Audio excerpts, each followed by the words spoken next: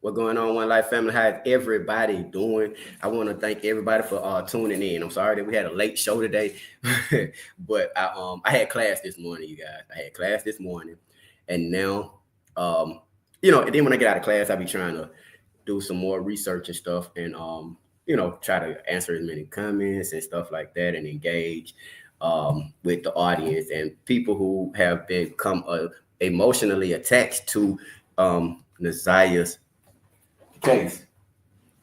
That has become emotionally attached to Ziyah's case. Before we get started, I want to encourage everybody to hit the like button on your way in. If you have not had a chance, please hit the like button for me. One Life family, we're getting ready to get into it. Man, hit the motherfucking button, nigga.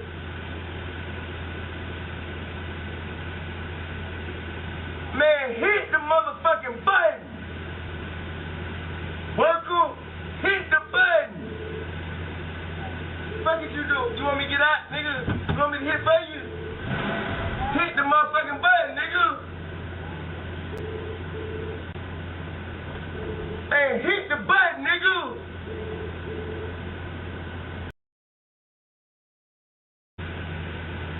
Man, hit the motherfucking button, nigga.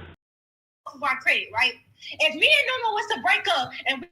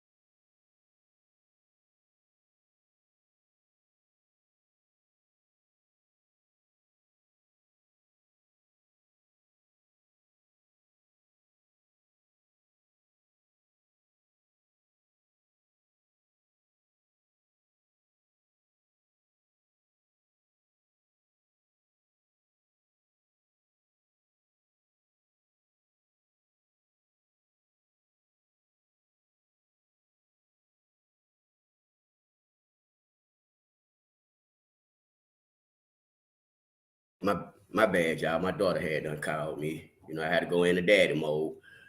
And yeah, that was my daughter real quick, y'all. I'm back with you. I'm sorry about that. Hit the like button. Yeah, me. Okay, so anyway, back on track. I'm sorry, y'all. It took me a little second. My daughter done called me. She always got something going on. But look, one thing. Yeah, that was my daughter. But okay, so look, before we get into anything and before we go any further, I want to address something. Okay. I see where a lot of people, okay, I'm going to address it. A lot of people like to come on YouTube and just argue. People like to just combat and say stuff, and they don't even think or research or barely read the information that is in front of them. Now, I done had a lot of people. What's going on, Tristan? What's going on, One Life family? How's everybody doing? What's going on, Miss Scorpio? What's going on, Lucretia? What's going on, Organic? What's going on, Blessed and Anointed? What's going on, Fit? Nah. What's going on, Brave One? What's going on, One Life family? How is everybody feeling, man? I missed y'all this morning, man. I couldn't wait to get my work done so I could get on live. You feel me? And see, a lot of people don't even know that I'm in school. I'm finna go into law school and get my law degree. You feel me? I'm a licensed private investigator. I know what I be talking about, y'all. But that's why I be saying I work for y'all. I got a license in legal. You feel me? I've been doing this. I've been in the judicial system. I done been to jail more times than anybody. I ain't never been to prison. I ain't never been convicted of no felony. And I know the law very well. You feel me? And so I want people got to understand and separate. I don't come on YouTube for clicks, likes, and views. I come up here and I share information with y'all. Information that I done looked up. And I know sometimes it'll get congested and it might get mixed up, but for the majority, you know what I'm saying? I'm really talking to y'all about stuff that um came from the horse's mouth, stuff that they said on the stand, stuff that they said specifically, stuff that the police reported on. Okay. So one of the things that I said, and I'm addressing this because a lot of people, oh, you need to stop it. You talking about when I was talking about the human remains that were found. Now, first of all, if y'all, and I'm talking to the people who just slow, I guess. If you read, okay, thank you. But if you take time to read, then you will. That's why people have so much misinformation, because they don't read. You got people that listen, then you got people that hear. You got people that read, then you got people that observe. You feel me? You can observe. I can observe on screen. I can see it, but I ain't read it in its entirety. I see what you said, but I ain't really read it. You know what I'm saying? I can glance at my phone and see a text message. But when I see that actually read it, I might get a different understanding. You know how somebody could text you something and mean it one way, and then you take it a whole nother way. Hey, mama, cousins, what's going on? You know what I'm saying? And you can take it another way. So I said that the Detroit police said that they found human remains. That's exactly what they said. I said, that's what the title said. The thumbnail said, could be Ziyah Harris. Okay. The reason why I said that is because all this is happening in the same vicinity. Okay. It's not far-fetched. They still haven't identified the body. And one of the things they said in the beginning was, we don't know if it's male or female. And then they said it was that of a small person, a child. So that very well fits the criteria, because people are like, well, they said a child. Is Ziyah Harris not a child? Is this not a child we've been talking about the whole time? You dig that? What's going on, Rita? But even furthermore, I encourage everybody to do their own research. When I come up here and I explain stuff to y'all, I try to show y'all the receipts, where I got it from, and how I came up with my conclusion or with my theory. You feel me? And I relate it back to what we've seen and what we heard, what I've done my research on. Okay. And I try to show it to y'all. And a lot of times, most people who following it and that read One Life Family, y'all be right there on point. Y'all pretty much know what I'm talking about. And even if y'all have a difference of opinion, it's much respected, because a lot of the people on the One Life Family in the chat, y'all opinions don't be off. Or you know what I'm saying? Y'all there, it don't be off. It make very much sense. I have people say stuff to me, and I be like, dang, you know what? That's a good point. Because we all trying to come together and really figure out what happened to Ziyah Harris. So for people that say, okay, so then with the human remains that were found, I want to break something down for y'all. When they said they found these human remains, right? Y'all hit the like button if you're in the building. Hit the like button for me if you're in the building. When they said they found these human remains, the only thing why people started, I mean, and I don't care. It really don't make me no difference. I'm gonna still, I don't know if it's her or not. I was just bringing the information. And I knew when I said it, it was going to go. Now, mind you, everybody talking about the human remains. Now, whether you believe it's her or not. But this story was out for a whole week, and then nobody say nothing about it. But the time One Life said something about it, everybody got their opinion. But the story was out a whole week, and nobody said one thing about it. You feel? So now, when they said that they found these human remains, people heard. They didn't listen. They heard one thing, and that was it was a family that stayed there, and they said it was a family stayed there, and the lady had, I think they said the lady had a son, and they just packed up and moved, right? Just because a person packed up and moved, you feel me? That don't mean they committed a crime. I pack up and move. I don't pack up. Well, I got houses I own, and then I get kind of, I might want to stay in Florida for a couple months, then move to Seattle, New York. I done stayed a lot of places. It wasn't because I unalive my damn kids.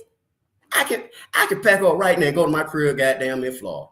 Leave Florida, come back. I ain't did no crime. So people start saying, oh, well, the lady had a son. Okay, if the lady that stayed there at that house, mind you guys, the last person that stayed there, hey, y'all, what's going on? Or that one dope black lady, Tandra, Felicia, Fee, mama, cousin, what's going on, One Life? But if Okay, they said that the lady moved out of the house in November. Okay, she packed up and she moved. Mind you, November is like wintertime. So it's gonna be a body would be frozen. It ain't gonna decompose. It's frozen. It's what they call it, preserved in a way. Because even if you take a body to the morgue, they're gonna freeze the body. They're gonna embalm it really. But before that, they're gonna freeze it. When it's at the morgue, so they put it in that freezer so they can preserve the body. It's not gonna smell. It's not gonna woo. And everybody said they found I kept telling them no, they found it a week ago. Thank you, but 9 days ago. It was 9 days ago. So the reason why I say that is because if it was the lady who had a son, they left in November, the body would have been frozen and preserved. It wouldn't have been decomposed by January. You see what I'm saying? November, December, 2 months. You mean to tell me this body was partially decomposed and it's frozen outside? Come on, y'all. Come on. So now it go back to people they don't think. They don't think, they don't read, they just want to argue, they just want to go back and forth. But one thing about it, I ain't gonna go back and forth with you. It takes a little time to thaw out. You talking about they left in November. You talking 60 days. You mean to tell me this body that they found last week was partially decomposed and it's only been up for 2 months? Shut the front door. Shut the front door. Now, and then I'm gonna tell you this too. Y'all had a warm November. Was it cold in December? What I'm saying is, even then, right, the body is not decomposing it. A decomposed body is there for a minute. Decomposition? Do you know how long a body got to be there to decompose? That's how I know people ain't never, man, listen to me. I'm telling y'all something. I done changed my life a lot. But I done did it all. And see, people can't even tell you what a body smell like. You got people, if you ain't never smelled a dead body, you won't even know that's a body. I had a jacket in was it a Royal Red jacket? They had, my bad, y'all scratched that from the rubber. But over here, we logical thinkers, we realists. I don't follow no trend. I set my trend. Just like now, everybody want to talk about their body being found because Star said something about it. Facts. You feel?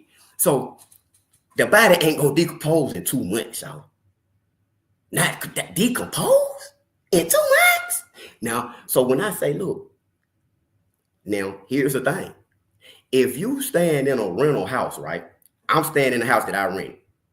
Come mind you, the body they talking about they found went behind the house. It went in the garage. It was in a shallow grave behind a garage. You feel? So then they say, well, look, if my son 6 years old outside playing, he outside playing with Woo, and he come up on the body, and he, mama, dad, it's a body back here. You don't think I would pack up and get the hell on? Pack this shit up, let's go. Dead body. Come on. Because that ain't my business. I'm not finna implicate myself if somebody got nothing to do with me. Hey, landowner, you got a little situation going on over here. If they said that, maybe she didn't see it. You feel? But just because a person ups and leaves, because going back to the part, if that's true, if that's true, right? Then why they ain't lock up the mama who was staying there? If the neighbors and everybody said, look, well, the lady stayed there had a little boy. I mean, what that mean? Was the little boy reported missing? Do they have any kind of woo? Because mind you, they said they were already working with the FBI. What going on, Sierra? They said they were already working with the FBI and missing person. So they already know that this is a person that was reported missing. Why else you gonna be working with missing person in the FBI? You can find a body to, hey, what going on, Jenny? Not from the block. How you feeling? My surgery was put off for 2 months. We was asking about you yesterday. So yeah, congratulations. I mean, well, okay, cool. We was asking about you yesterday to see was you still in surgery, and I was messing with you about something. I was talking about you drinking that Hennessy. But okay, shouts out to me, Jenny, not from the block in the building. But if that's the case, then they would have went and questioned the mama. Where your son at? Oh, you ain't got your son. So now you got somebody in custody. They don't even got nobody in custody. Because like they said, and again, I'm not saying it's her, but I'm not going to say, I'm not saying either or, but I'm not going to be oblivious to the fact and just act like it can't be her, because it very well could be. But again, I encourage any and everybody to do their own research. Okay? Do their own research, do your own reading, and come up with your own opinions. You feel me? What's going on, Black Butterfly, and Kia in the building? You know, I'm glad I did. Thank you. Shouts out to Miss Fifth Flow. What's happening? Miss Fifth Flow in the building. Thank you and welcome to the channel. But so all I say is, in life, you got to keep an open mind. Don't, you feel me? And that's just how I feel. You know, keep an open mind, research and read. Because even if that's not Ziyah, or if it is, either way it go, Detroit got a major problem on their hands, in my opinion. And see, and I don't know if y'all heard about the man who just got arrested in Detroit, a security guard who worked at the school. He just got arrested for SAing kids at the school. See, Detroit got a major problem. Bodies is coming up. Those that are being identified as children. This is a child that we're talking about. Okay? So I'm not trying to lead no narrative. I'm just reporting the news. And I'm reporting the stuff that makes sense. If they found a body on 8 Mile and this young lady live around, the AutoZone store and all that stuff was like on 7 Mile, 8 Mile, 7 Mile, 9 Mile, 10 Mile. The kids at the school. Come on, black lady. You know what I'm talking about. Y'all but got attacked by other inmates in jail yesterday. Oh, really? Yesterday? I'm going to play the interview today with the cousin.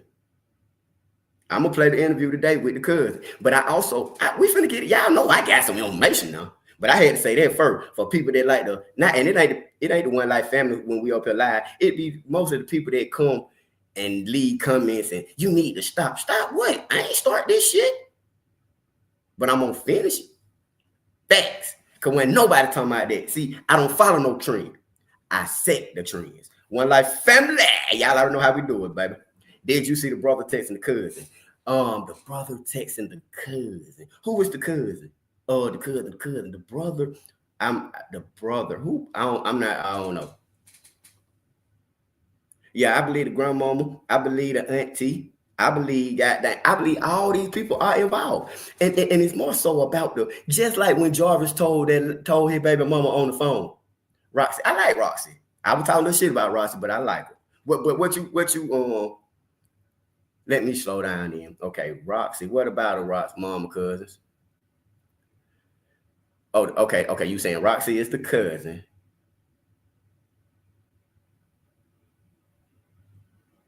Detroit. Dang, they're going too fast. Vary text Roxy. Okay, Vary text Roxy about to go fund money. What she say? I did see what Roxy said. Something about to go fund. Shouts out to Roxy who was blessed me yesterday and just even talked to me. You know what I'm saying? I'll be back on TikTok tonight. They had them banned me for 2 days, man. Y'all know I be doing my thing on TikTok. Time I say something on TikTok, they be like, strike them.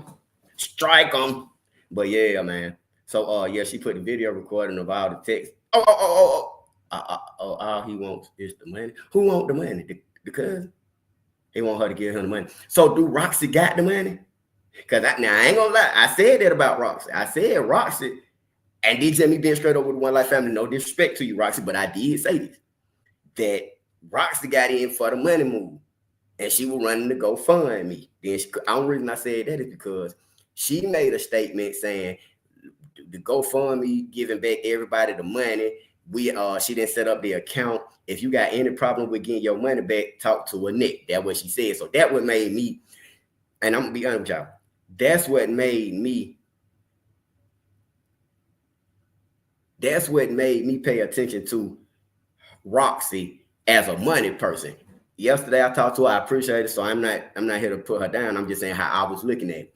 In this YouTube game, I've worked on, a lot of people are just now tuning in to me and just now finding my channel. I went viral on YouTube like 2 years ago. I've been putting on numbers on YouTube, but I had fell back from YouTube because it became a little congested. You feel me? And not to mention I was locked up. So, but anyway, I start in the YouTube game. This is a fact. I have seen more families run the GoFundMe play behind the scene than anywhere else. If y'all really think about it, you only hear about GoFundMe's on YouTube. You feel? That I see every family that has come on, and it started back with Shanquilla Robinson. When I got on the Shanquilla Robinson case, the girl that lost her life in Mexico, them folks started falling out about that GoFundMe the time Kyrie Irving dropped $60,000 on her. They ran it up to $250,000. Shanquilla Robinson daddy, Bernard Robinson, said he did not want Tamika Mallory doing no GoFundMe in his daughter's name. He paid for, this is what he said, he paid for the funeral, he paid for all this stuff. He ain't seen one dime from the $250,000 that they raised. That's what the daddy said. That's why Tamir, like I was telling y'all yesterday, Samaria Rice, Tamar Rice mama was saying that people don't do nothing but make money off the blood of their children. The time you go get these attorneys like Ben Crump and all these civil rights attorneys and people that's trying to whoop Breonna Taylor, Trayvon Martin, all the folks, they families ain't seen no justice. I'm surprised Benjamin Crump ain't came and got on this case. You know why? You know why he got on? Because people done caught on to that movement. It's not a black versus white thing. This is in the black community. So a lot of people coming into YouTube and a lot of people get caught up in their GoFundMe and the families end up falling out even more because the money is the root of all evil. And them facts. So today I am gonna play. I got it right here. Thank you right here. Let me make sure. I gotta pull it up because I am gonna be watching this. Oh, and it's another thing I'm gonna watch with y'all too. Hold on. I got some stuff I'm finna share with y'all today. One like y'all know how we do it over here. We different over here, y'all. We way different over here, baby. We don't do that. We don't do that regular, and we don't do no arguing. You feel? I do a thorough research, and I come up here and talk to y'all, and some of the stuff like I say, it is what it is. You feel? So I want to talk to y'all about something too. Before we go in, so that was the one thing I just wanted to clear that up and address that with people that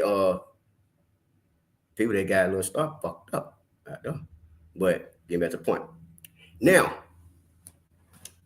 Detroiters are different. They are careful when they go to the city. I got my snake. Oh, hold on, y'all. Man, don't forget. Now, if y'all got it, y'all hit my cash out. Now I'm working for y'all. And I want to explain to y'all this. When I say I'm working for, shouts out to Miss Tracy in the building. Thank you so much, Miss Tracy. Thank you. I really appreciate that. And like I say, man, y'all people who be donating to the channel and stuff, I ain't forgot you.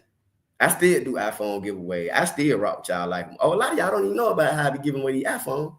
But thank you so much for your support. Thank you, Miss Tracy in the building for the support. But like I say, this is facts. I swear to God, I wouldn't even lie to y'all. I'm a licensed private investigator. I just look like this. I work for myself, but I come up here, I'm working on the case so I can bring y'all good information. You feel me? It ain't nothing I made up. Okay, now with the trial, let me explain what happened. Now, the court system that I deal with, which is normally Georgia court system, is different. I see their court system is different. Georgia, Florida. I work out of Georgia, Florida, Tennessee, Mississippi. You feel me? Idaho. I'm licensed in Idaho, but I only did that in Idaho because of they had that situation going on with them college kids. But I say that because everybody's court system is a little different. So with Jarvis Butts, okay. He just had his preliminary hearing last week. Okay, I'll put it up for y'all. I'll show it to y'all. He just had his preliminary hearing last week. And that's when they filed, before I start moving that work, I get out. My cash app is right here at the bottom, Star One Life. $ Star One Life. I'll drop it in the thing. But with Jarvis Butts, what he ended up doing was they didn't file they filed for his speedy trial recently. I thought they had already filed for the 90-day speedy trial because normally in the Georgia system, you're going to go to your preliminary in like 3 weeks. So if we want a speedy trial, we're going to file for it right then. We're gonna have our attorney go on file for it because that's gonna put the press in Fulton County. It's gonna put the press on because Fulton County got so many backed up cases. Broward County got so many backed up cases that we can goddamn get in and get out before they get a chance to really put their investigation together. You feel me? Right. So I was thinking he had already filed his speedy trial. They just recently filed it. So today, what's today? Today the 16th. Now they going through the motions. Because that's what we were talking about the other day. I was like, they ain't filed no motions. They ain't filed nothing to suppress this or to start that. Because mind you, they're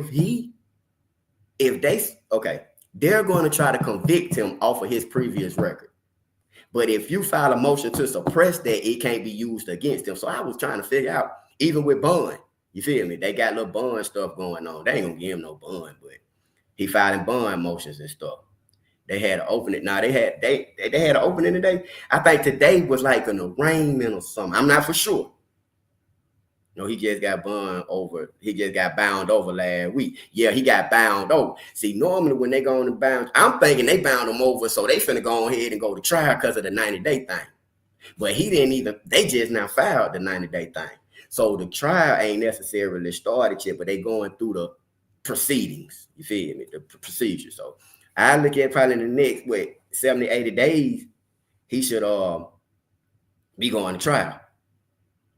So what I'm going to do is I'm going to go up there. You feel me? Now, if y'all want to donate to the channel too for me to go up there, I'm going up there. I had already called Delta and stuff today.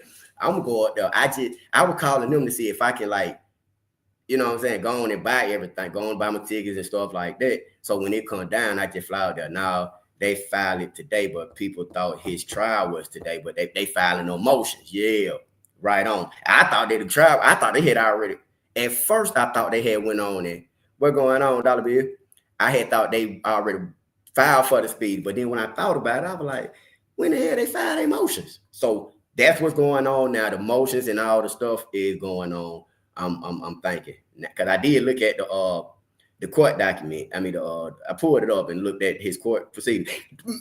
Man, did y'all know he had got a charge when he was 17?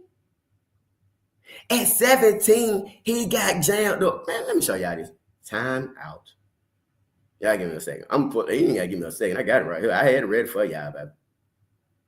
Y'all, you was quiet. Y'all, you know, boom. I'm going to Detroit and I'm gonna be there, feet on the ground for y'all. That's why I say I work for y'all. I ain't playing. I got into the criminal justice system to help. I don't work with the police. I ain't no police dude. You feel me? I do this. I'm getting my law degree, and I got my investigative license to help families where the police ain't trying to help them. Police, you know what I'm saying? They ain't out here looking for the side. They ain't putting it together. Did y'all started with them messing with Shannon when he was 16 years old? Did y'all know he started messing with Shannon when she was 16 years old? I didn't know that. Y'all hit the like button if you're in the building. Please hit the like button. And we doing good. We got 105 watching. We got 53 likes. Let's get up 50 more likes. If you haven't had a chance to hit the like button, please hit it for me. But yeah, I'm let me pull this up real quick. I heard they found damaging evidence. Supposedly this is what I heard.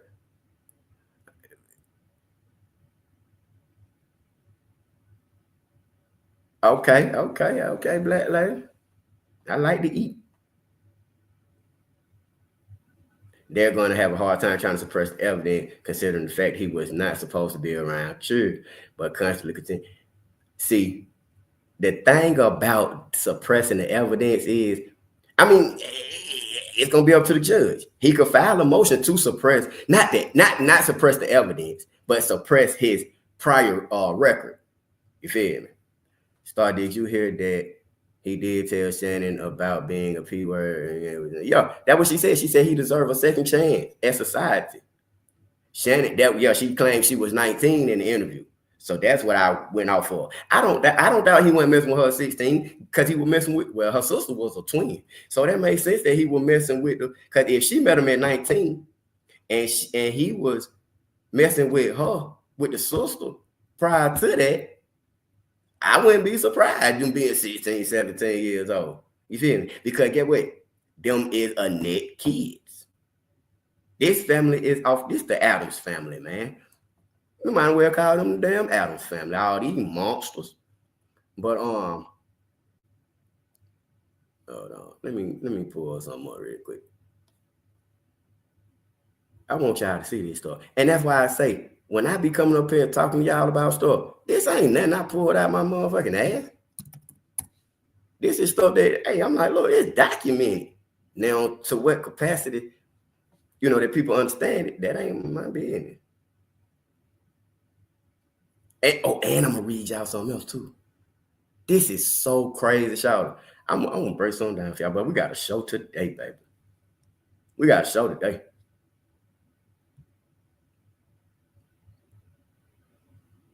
I'm finna be playing with these folks, man. People be coming to, man, they come to One Life to get the sauce, man. Now, my channel might not be big as someone, but we getting up.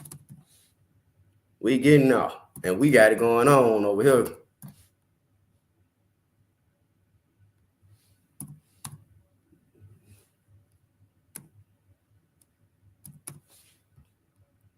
Let me pull this up. I'm pulling it up now. Now, look. What that one at? Hold on. I'm gonna close this.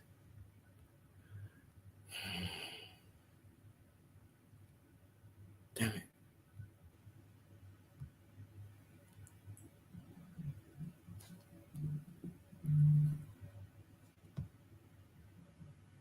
Take that one.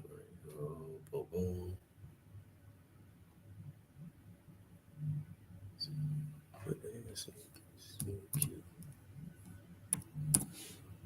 I'm coming, y'all. I'm coming.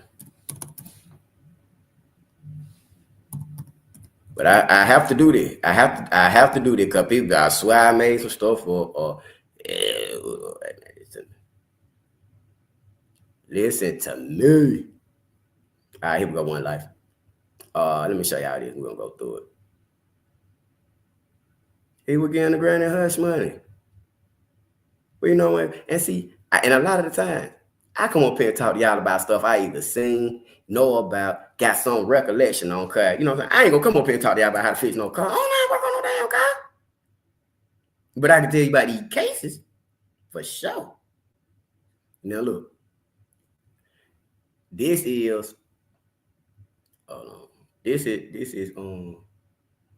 Jarvis little stuff, right? So now I went up here and I clicked on, I think it would do. Now, okay, let's start with this right here so y'all see what's going on. So right here, this all the little stuff that happened, okay? So, this is on the 4th, the bond, you know what I'm saying? So where we at is, as of tomorrow, 117, arraignment on information. I think that's supposed to be answering to another thing. Today, 116, they did amended information with notice of intent to enhance. What? Enhance? What they trying to give them more time? Proof of service, you know what I'm saying? So this is, now I got the court documents to see exactly goddamn what's going on and when it's going on. Okay. Now, these are his charges. And they're not charged. Hold on, what is that? This is charges. I mean, the proceedings right here. Everything that been going on, the plea. They were offering the pleas and stuff like that. Then they came with other events. 926. They recommended a warrant. Case needs to be extracted. You know what I'm saying? It just tell you everything what's going on right here. So now I got a better understanding of how their court system works, which is completely. I mean, everybody got their own court system. And so, I wanted y'all to see that, right? So now, I think it was this one.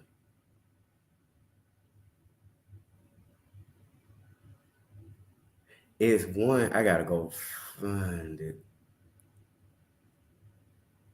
Okay, that's the weapons charge. It was one on here that said this man had did something to a 13-year-old girl when he was 17. Here you go right here. Look, what this say right here? Butts Jarvis Ramon. First degree, person under 13, defended 17 years. Hold on. I'm thinking 17 years. Because it was in 2012. 17 years, second degree person under 13 defended 17. I'm thinking they saying that the person's 17 years old. Cause he ain't did no 17 years. But it cut off right there though. But it clearly say criminal conduct, first degree person under 13. This is his record. This was the attorney he had, Kendrick L. Reggins. I don't know who Tina is. Tina. Oh, Tina must be the mama. She's the plaintiff. She filed the complaint because you were messing. That's the lady right now. Come on, one like y'all see how we break it down. There go the mama right there. Tina Hoop Wrigley. He did this to a 13-year-old girl. Now this, I don't get this though, because it say 2012. So what must have happened was she found out about it after he went to prison or something maybe, and she went down there and filed their paperwork. Because that part concerns me. How did he get sentenced to 9 years in 2015 and then get out 2014? Now somebody did say, well, Star, he could have got out early. Now the paperwork that I put up said that he was released on 1/4/2014. That's what I went by. Now, if he got out on parole or he got out early, then it would make sense that he was able to make a baby and violate more children. You feel me? He was 30 in 2012. But what I'm thinking is this is when the mama filed the paperwork in 2012. He was 30 in 2012. Possibly. Because when he got out, he got sent back. I can see that. He went in and out of jail because he kept getting out doing these charges. He should have been under the prison. All he get locked up for is misconduct. He gets out on parole, catches another misconduct charge, go back in there, they keep letting him out. They keep releasing the monster to the streets. But again, I have not looked at this in its entirety. This is, hey, call him and ask him. You ain't got to listen to me. You can call him and ask him. There go the phone number right there if it's still the same number. You feel me? I know I would. Hey, yeah, look, you the lady. Yo, what you got going on? I would ask. Okay, but I'm showing y'all this because these are the case numbers I pulled it on. Prior to this, I hadn't really pulled it up and looked at it.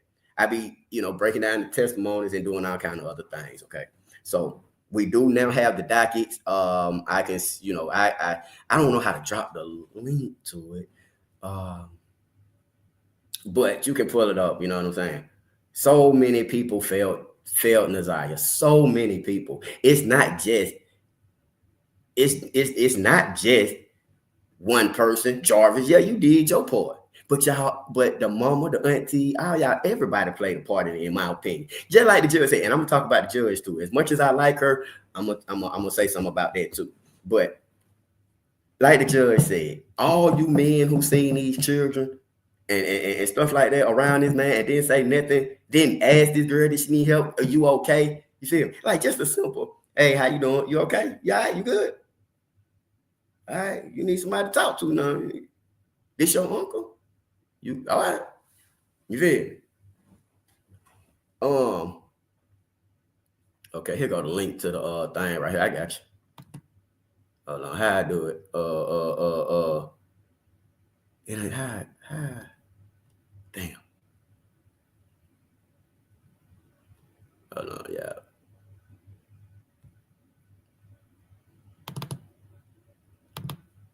Okay, I got y'all. Hold on, dude. I'm finna drop it. Damn. I'm gonna come back and drop the link, man. Y'all just pull it up. And then you can go down and see everything that's going on. Who knew that Ziyah was having a baby? Ooh, I didn't know she was having no girl. Who? What you mean? What face? I don't know. Who said somebody's face? The aunties knew. What you mean her face? I said somebody's face.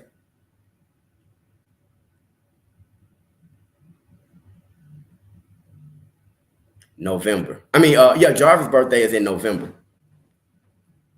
You feel me? Jarvis' birthday is in November. 82. He was born November of 82. But what I was trying to say was, okay, cool.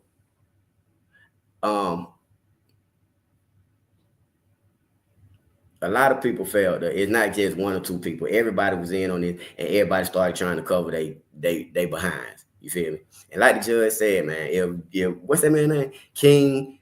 And that, oh my God, we got so much to talk about today.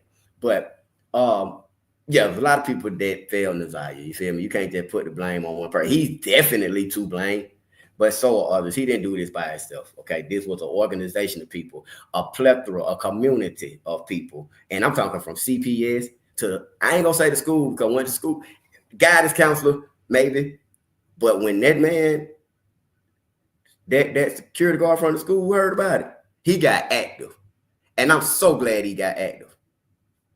You feel me? I'm so glad he got active, because if he had not got active, they probably would have never told the police. It ain't no telling how long they would have let it go on and on. So shouts out to him for goddamn getting involved, man. Okay, so now look, moving on to the next thing, what I want to talk to y'all about. Although I love how the judge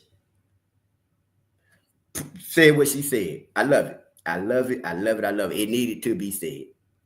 However, as I thought about it, I don't think she should have said that on record. Because now, to me, if I would have my law degree, I would file for a mistrial.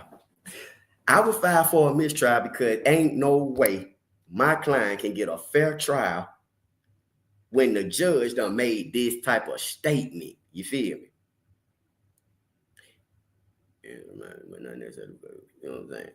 She was biased. You can't show your biasness. You can't do that. That's pretty much illegal. As a judge, you ain't even supposed to say how you. I ain't gonna say what you can and can't say. But when you got up there and you call that man a monster, you call that man the pedo. You know what I'm saying?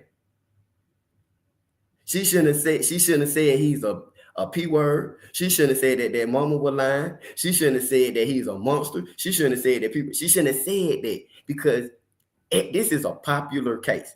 It's not a jury in the world that's going to get this man a fair trial. Because no matter who you pick, yeah, he was asleep over there with her.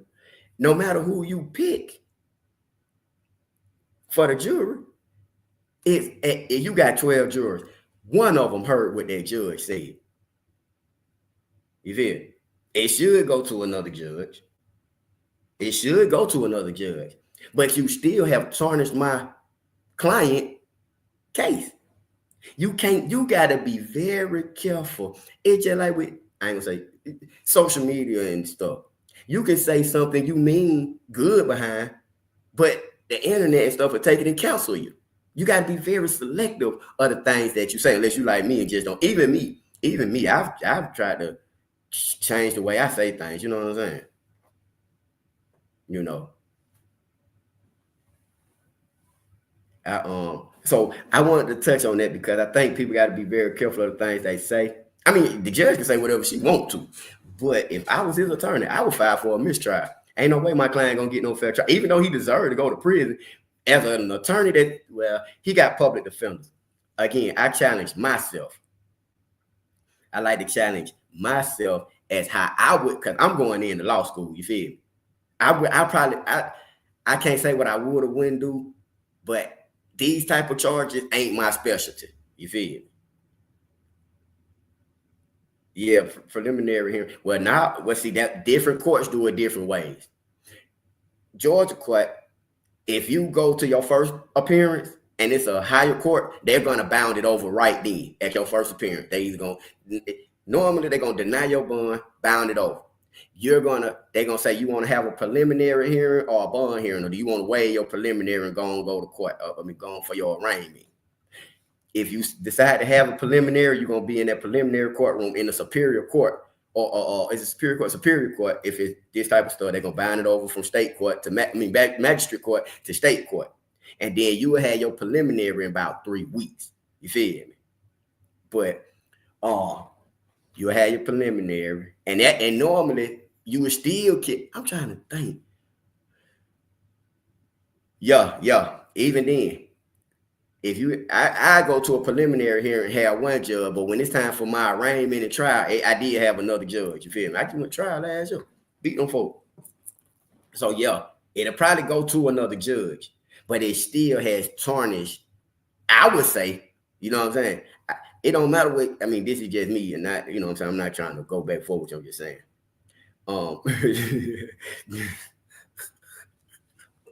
Man, fit nana is funny, but you're right.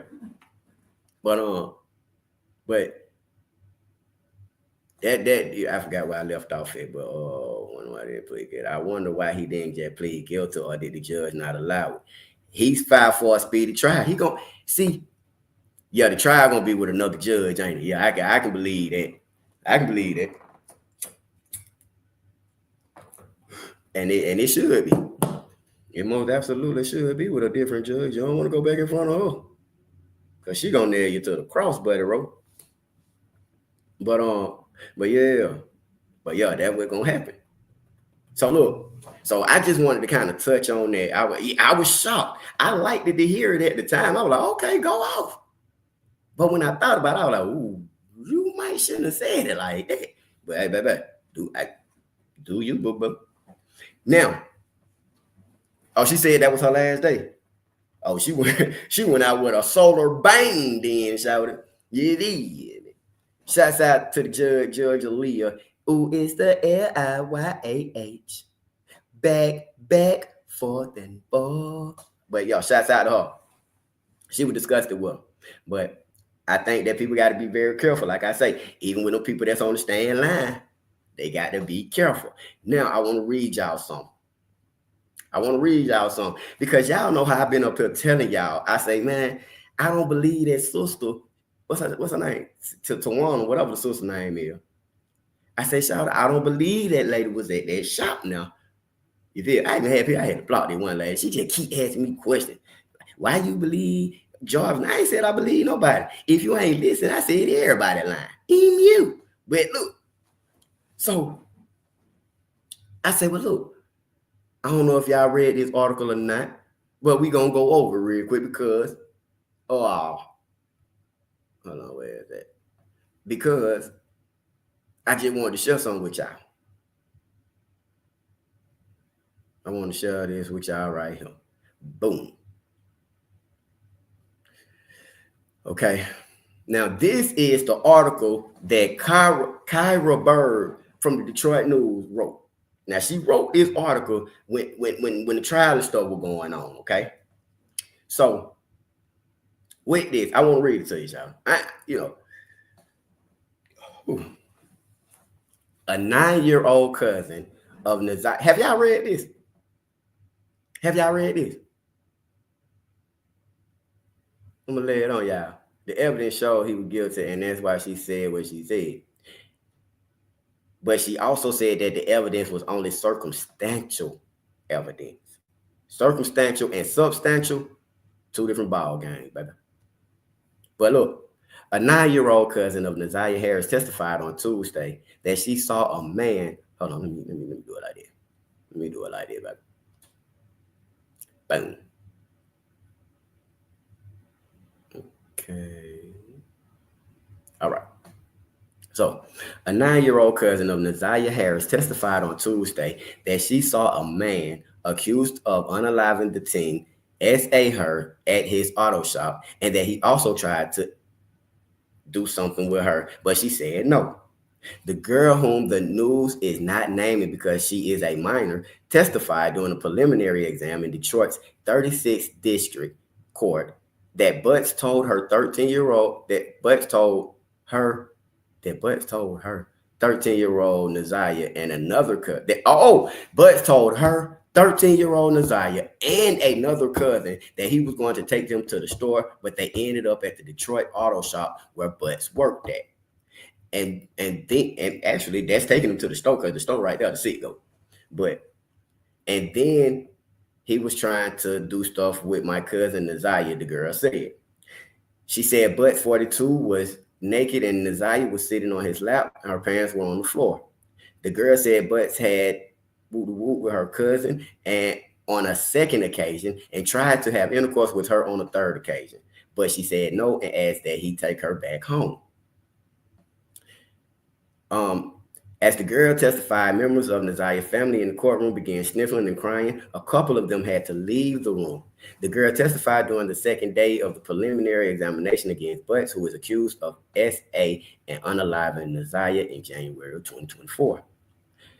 Now, more. Sister of man accused of unaliving Naziah, Harris 13, says she saw her at the auto shop. All right. After the hearing, District Judge Aaliyah Sabri will have to determine if there is probable cause for Butts to stand trial for the assault and unaliving of Naziah, who was last seen January 2024 after getting off the school bus. He's charged with first degree and second degree assault charges and one count of child abuse material. Oh wow. The third and final day of the hearing will be continued Wednesday morning. Naziah was last seen getting off of the school bus January the 9th near Cornwell Street and 3 Mile. Now, mind you, they found them remains over there on 8 Mile. I don't know how far that is. I think what they say about it.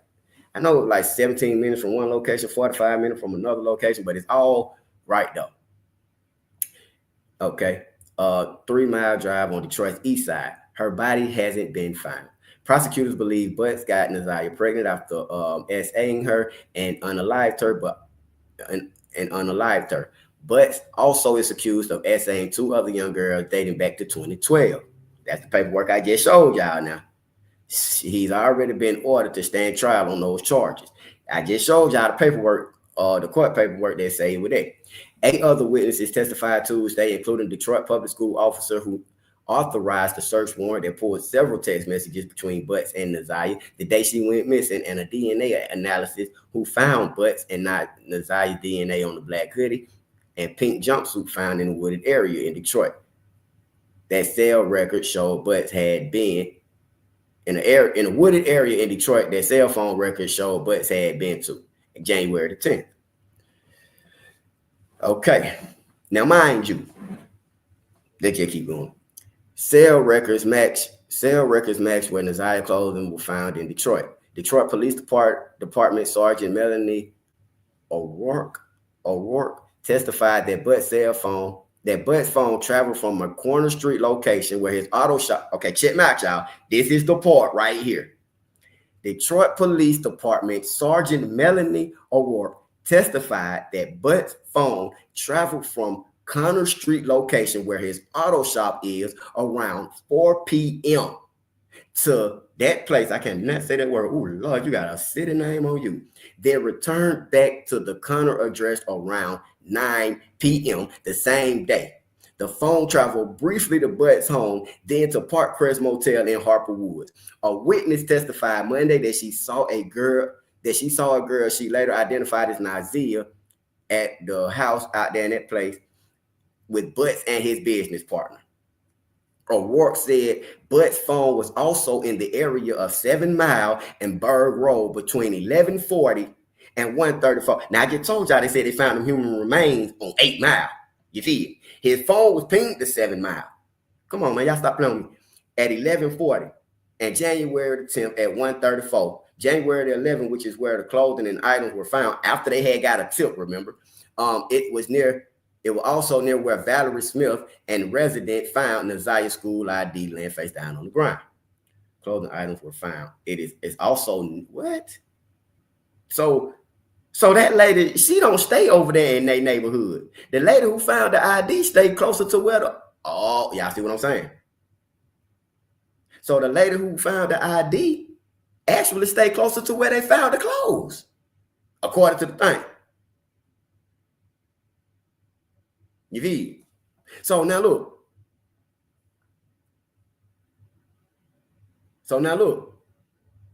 I just read it to y'all. They just said they tracked the man's phone. He left his shop at 4 o'clock and then come back to 9. That's what the police said. So how did this lady see Naziah and the man at the barbershop, at the auto shop from 4 to 6? How? I keep telling y'all this lady lying. Now, I'm going off of what's in the report, what's being reported from the Detroit News. that the reporter got out the courtroom. She didn't see them folks. That's why I keep telling y'all, man. Y'all get ready, right? Y'all get ready. The police said the man left the shop at 4 o'clock. He didn't come back to 9 o'clock. What going on, Nina? What going on? Where you been at? How you been? Shouts out to Nina in the building, man. Nina been down with One Life since day 1 too now. So shouts out to Nina in the building. It's good to see you, sister. But y'all see what I'm saying? How these lies, and then people got the audacity to try to add me. Why you don't believe the sister? Why you don't believe the sister? Because I know a liar when I'm listening. Fine, remain. They said they don't know if it's a girl or a boy. You feel me? They don't know if it's a girl or a boy. So that's why I say you can't rule out everything. People just be so quick to want to argue. Shout out, feel how you want to feel. But read, research. People go off of, like I said, I put that video on yesterday and I brought awareness to it. People just took and ran with it. They ain't go and look up the law. They ain't go and look up the perimeters. They ain't go and look up the map. They didn't go and say, they didn't do all that. They just said, it can't be, it ain't Ziyah. How the fuck you know? Unless you put the body up. But anyway, hey, what going on, Chelsea in the building? But yeah, so you know what I'm saying? You can't tell me I don't know what I'm talking about when I'm showing it to you. The body found remains in bed, so I would get it's a small thing. They actually, it was found and wrapped up in a tarp. And most people that got garages and stuff like that, pools and stuff, that's what a tarp is. So this would have had to be somebody who had access to a tarp. You feel me? Now Ziyah ain't but went but what, 12, 13 years old? She wasn't that big. I mean, height-wise. You feel me? You got folk 15, 16, be short as hell. What going on, Sherry White? You feel me? But again, these human remains were found on 8 Mile. They just told y'all the man phone pinged to 7 Mile. Come on. And I told y'all that too. I told y'all, I said, look, that AutoZone they be going to is over there on 7 Mile. See, I be looking at maps. I be on Google Earth. I go far and beyond. I ain't just sitting up here. I don't know, no, baby. That ain't one life. That ain't one life, baby. We're going to go get to the nitty gritty. Now, how do y'all feel? When I used to, when I first started doing YouTube, it was this lady. She used to do spirit boxes. Okay. And I mean, not that you got to believe in it, but it is a different perspective. See, I like to educate myself on a lot of different levels. I don't limit myself to just this particular resource. Yeah, the distance to the AutoZone was like, it was like 4 minutes, maybe. It was like, it might was 7 minutes, but it wasn't far at all. It was not more than 10 minutes. I think the furthest destination would have been from her house to the shop. Everything else was like right there. You feel me? Okay, I'm gonna play it for y'all. Do y'all mind if I play this spirit box? I'm not trying to put no spiritual stuff on her, but she did a spiritual box and talked to Ziyah Harris allegedly. But she's been doing this a long time, and I ain't gonna lie. When this lady did Shanquilla Robinson case, Shanquilla Robinson actually was telling her about One Life. I can go and play it for you. I recorded it, and she was like, One Life, because One Life, we was on there really on it, like how I'm on this.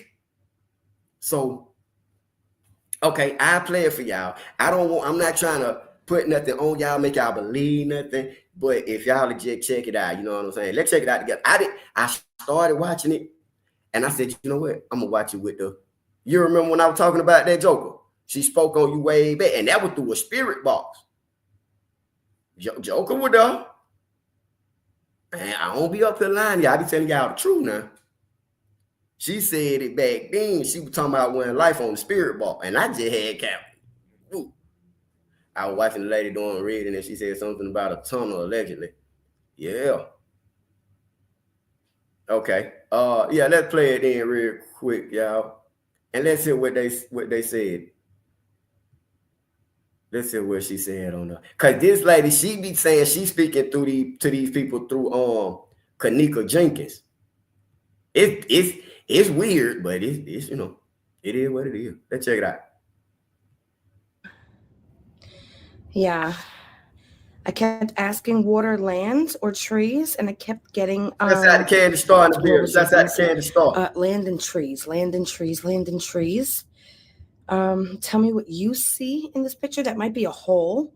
I don't know if there's a hole in the tree. I'm not 100% sure, but I will try to do this again. I just didn't feel confident because I was super tired and I felt like I rushed it. So I'm going to do a spirit box again, and then we'll go from there.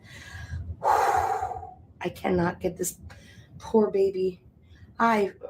Listen. Okay, here we go. Just jump into it. Today's actually a really exciting day because we got to unfold one of these units right in front. I have my computer turned all the way down. Yep, that's what it is. Smart move. Follow me. Okay. Is that what he said to you? He was a king.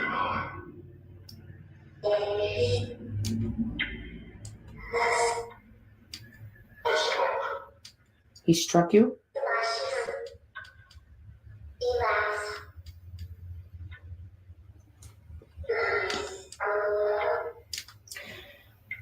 Am I speaking with Ziyah?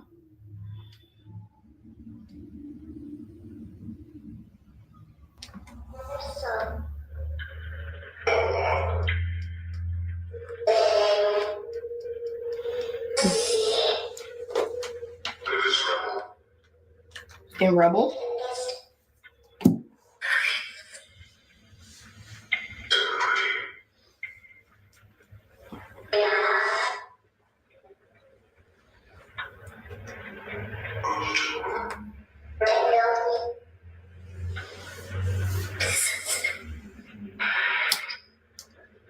Vinay Kanika?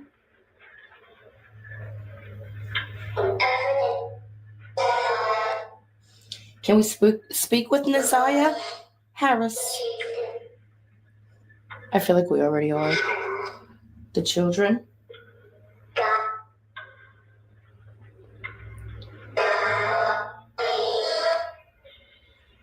You know, your angels?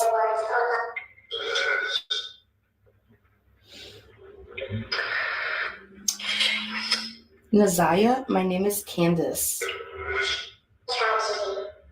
I know, baby. Can I ask you a few questions? All right. So my first question is, I know what he did to you. All right. But how many other people, it's not your fault, how many other people did he do this to?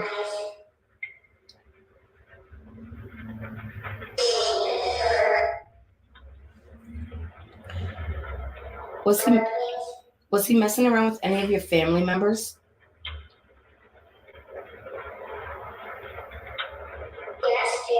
Yes. Well,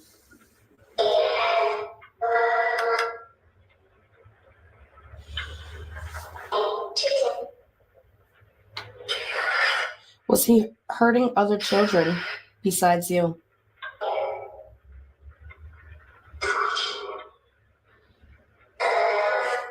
Friends of hers.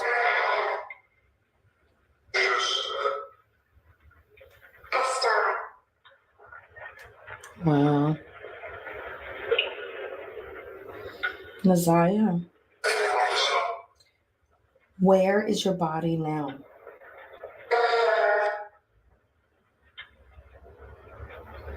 Are you in water?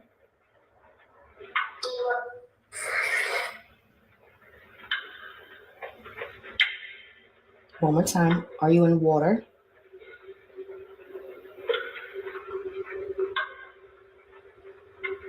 Are you on land? Yes. Are you near trees?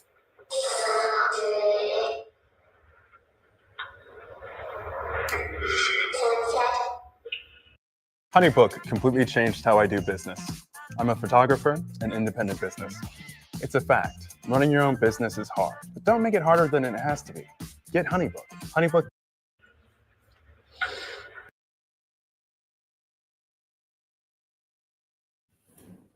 Just real quick, I want to tell y'all something. Look, don't take it as, you know what I'm saying? Like I say, y'all do y'all own research. But like I say, I inform myself on all kind of levels. I'm listening to what she's saying. Whether I believe it or not, I'm listening for what may be true. This young girl said she was starved. That coincide with them having them chains on the refrigerator. You feel me? It's stuff that she's saying that is like we know for ourselves to be true. So I'm just listening. I don't think nothing is I mean, we know crazy when we hear crazy. You know what I'm saying? We're like, hey, now that don't make sense.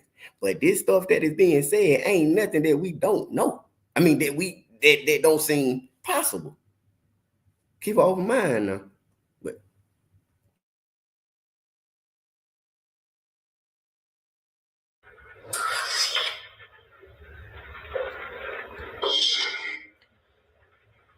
It's stinky.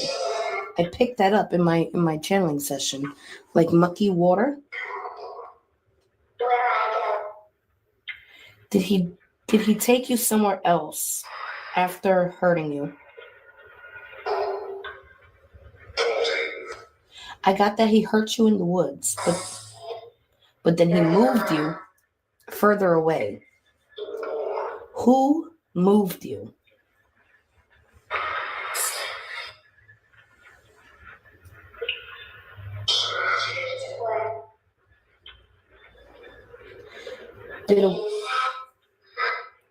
After he hurt you, stinky, yeah. Did a woman drop you somewhere? Or did a man drop you somewhere? A woman, yeah, that's what I thought. Okay. Where they put your clothes? Were you actually there?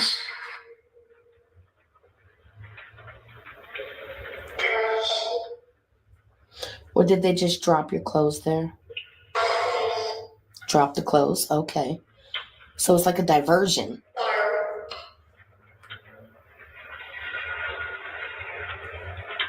Did anybody in your family know that you were being abused?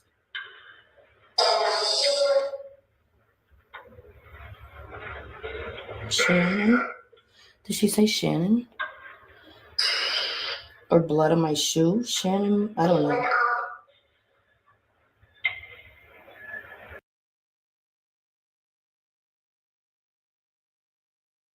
yeah, shout I'm saying, y'all hear this?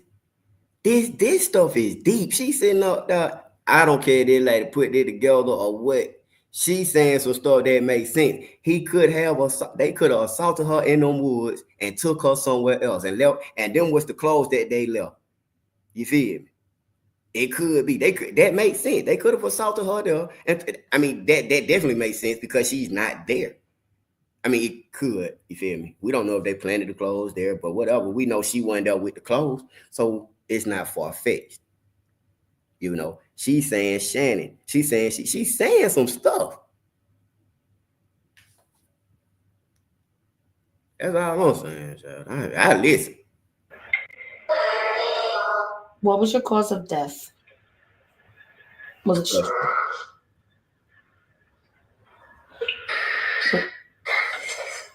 were you strangled? Were you shot?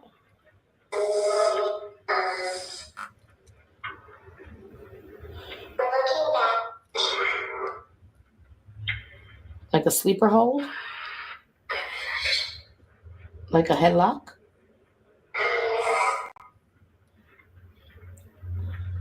Are there trees near you?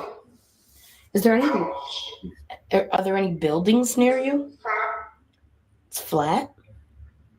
It's far. She said it's far. Are there any buildings near your body?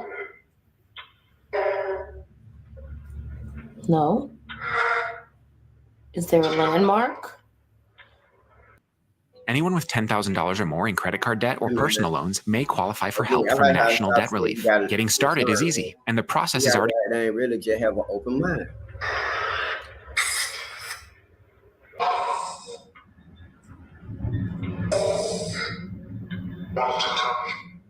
I know. You died? Where? Next to the truck. They keep talking about these truck. Silence her. Yeah, I know, baby. I'm so Keep talking sorry about this these happened truck. to you. Well, I know. This is really heartbreaking. Those two women I saw that did not cry, did they know you were being hurt? I think did your grandma know you were being hurt? What about that other lady? I don't know who she is to you. Yeah. I think her name was Shannon and somebody else.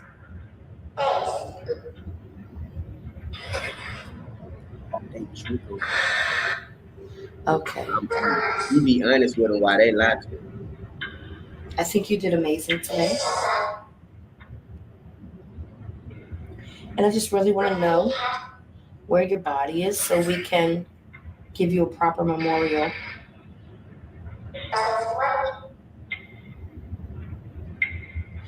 Did that other guy, just another question, the other guy in the what's it called? Oh, she called it a pedo ring. At his shop. She said Did the he hurt stuff you is too? a pedo ring. Did they both hurt you? Makes her Whoa. with both. They make Janaya Okay. do it with both. They make them do it with both. It's yeah. Okay. Thank you so much. Vinny, Kanika, Ziyah, thank you guys so much. Hey, she just told y'all. I'll be back, okay?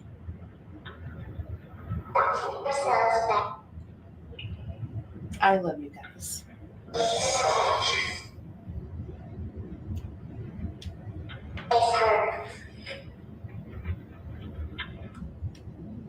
Okay. Love you, babes. Oh no, Shaw. Y'all see what I'm saying? Say what you want, think what you want.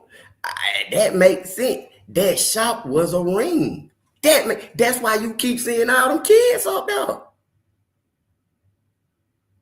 That's why you keep seeing all them kids up there, man. She just told y'all. That's why I say, now I ain't saying it came from her. I don't know. I say, I don't know where it came from. But it makes sense, though. That don't make sense that that shop is a ring. Where else would he do his work at? He can't do it at the house. Where else would he work out of? Don't you normally go get you a building to work out of? That's why I told y'all yesterday, they don't know nothing about fixing no damn cars.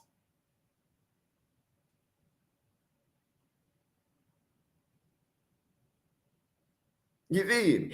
But what I'm saying is, you can put your twist with that twist. Whatever y'all thinking, what I'm saying is that exactly. Everything that we pretty much know, Shouty just said it, but with a look, with your own swag. You can say that, look, this was, they had kids. So people been saying that ever since we've been talking about it.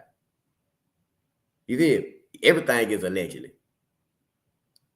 Everything is allegedly. But we know that he had kids up there cleaning the shop. She just sat there and told you. It was a ring. And that makes sense. That's where they were running the operation out of. They had clients coming in that motherfucker. You feel me? They had clients that were coming in there for young girls, y'all. That's where he was running out that shop, man, allegedly. But that's what I'm saying, when you can think and you like, dang, okay, I can see that. That's why he said we had 3 clients that day. Hey, man. Yes, because King is a part of the operation. He part of it. That's why he said they had 3 clients that day, man. And Jarvis got to fight with that man. Man, listen, man. Known clients. We letting it go over our heads, shout it, filling in the gaps. If people are just boom, boom. You be. And I ain't saying, I'm not saying that people weren't already saying this. I'm not saying that, y'all. I'm just saying how it all tied in. This was underage prostitution. That's what we talk. That's what we looking at. And Jarvis, no, shout it. See, that's what I'm saying. They ain't putting it out there like that. They ain't putting it out there like it was. Them boys were running a underage a ring, just like she said. An underage operation at their shop. That whole shop should have been busted by the feds. And that's why they up there lying, trying to cover their butts up. Shout out, man, stop playing with me, man. We too smart over here. And like I say, I don't believe in spirits and all that. That ain't nothing I chase behind. But I do chase behind information, education, and knowledge. And I don't reject any kind of information. I know I'm smart enough to distinguish from real from fake. You feel me? Smart enough to distinguish the two. But that what she just said was very informative. Believe what you want to believe. And I ain't hear nan lie. Yeah, she was groomed. That's why he got the other 2 cases. Them same kids that he got the other 2 cases on. I bet you they used to be at the shop. They just told you they used to be at the shop. They just said it. In the news thing that I just read that Cara Bird wrote from the Detroit News, it say that they was in the shop when it happened. They said they were gonna take him to the store. He took him up there to the shop. I wonder who else was at that shop. Hello. Detroit is definitely known for pushing P. And they push underage P. That's what he is, shouting. I seen a lot of P's go to jail for that. That underage P. Oh, yeah, that's for real. Underage, they do that. And they go to prison for it. That's what he is. That's what he was doing. That's exactly why the feds is involved. And when they can't do nothing else, you know what? It's probably other bodies that's gonna come up. This is just an eye opener. They probably been doing it for years. Like that lady said, the last 40 years. And y'all got a nerve try to act like I don't know what I'm talking about. All you gotta do is listen and pay attention. 1 + 1 always been 2. 1 minus 1 always left you with nothing. So we got to stay on track. I like what I heard. It made sense that they could have assaulted her in this place and moved her somewhere else. And all 3 of them, Shannon, King, and Jarvis. It ain't never for Shannon to meet them over there. They already got the car. I don't know why they would have took her out there and assaulted her in the woods. But it's all gonna come out. But shoot, like I say, we still got time to put our case together. Cause if DJ going through all the ins and outs, hey, we put it together over here. Shoot, by the time it's time for trial, I'm going there and represent my case to the jury. Hey, I got everything you need right here. Hold on, sit down, prosecutor. I got it. There. Exactly. That's exactly what y'all looking at. But he was doing this out of a auto shop. Man, please. Hey, that's why I say, I love when we get together over here one life. Y'all give me one second. Cause we be we be talking about it, baby.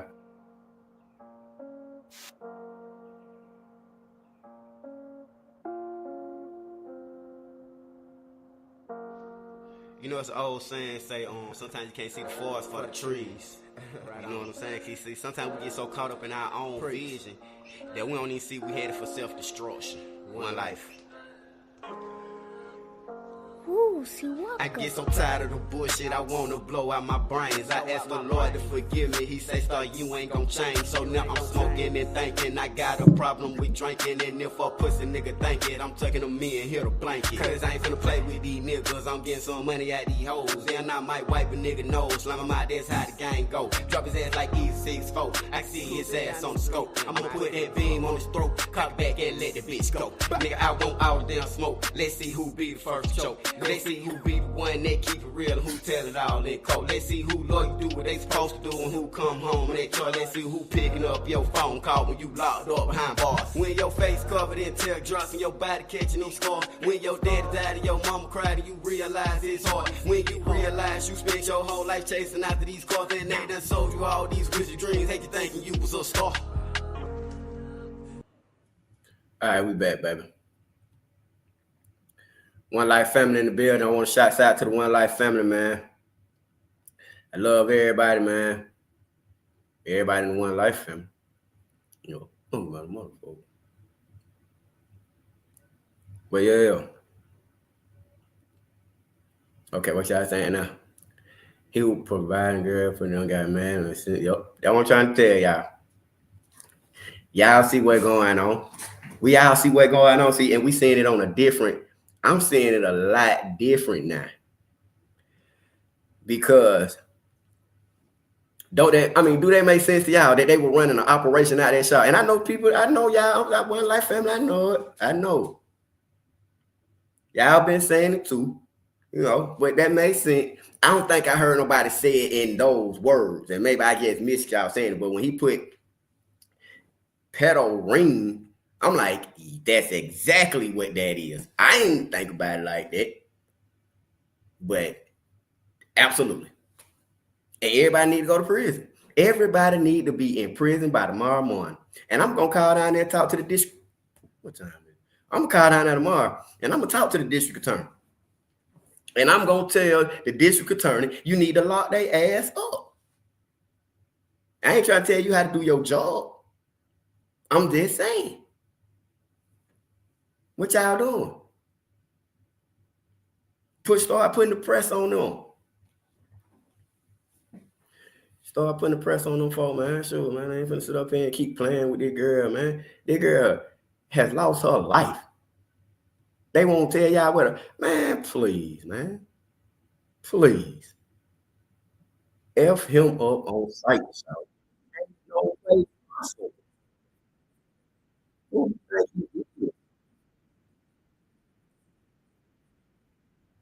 Who do you think he is?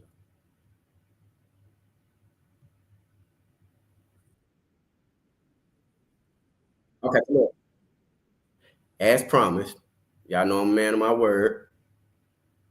Hold on real quick. Because I got sidetracked yesterday.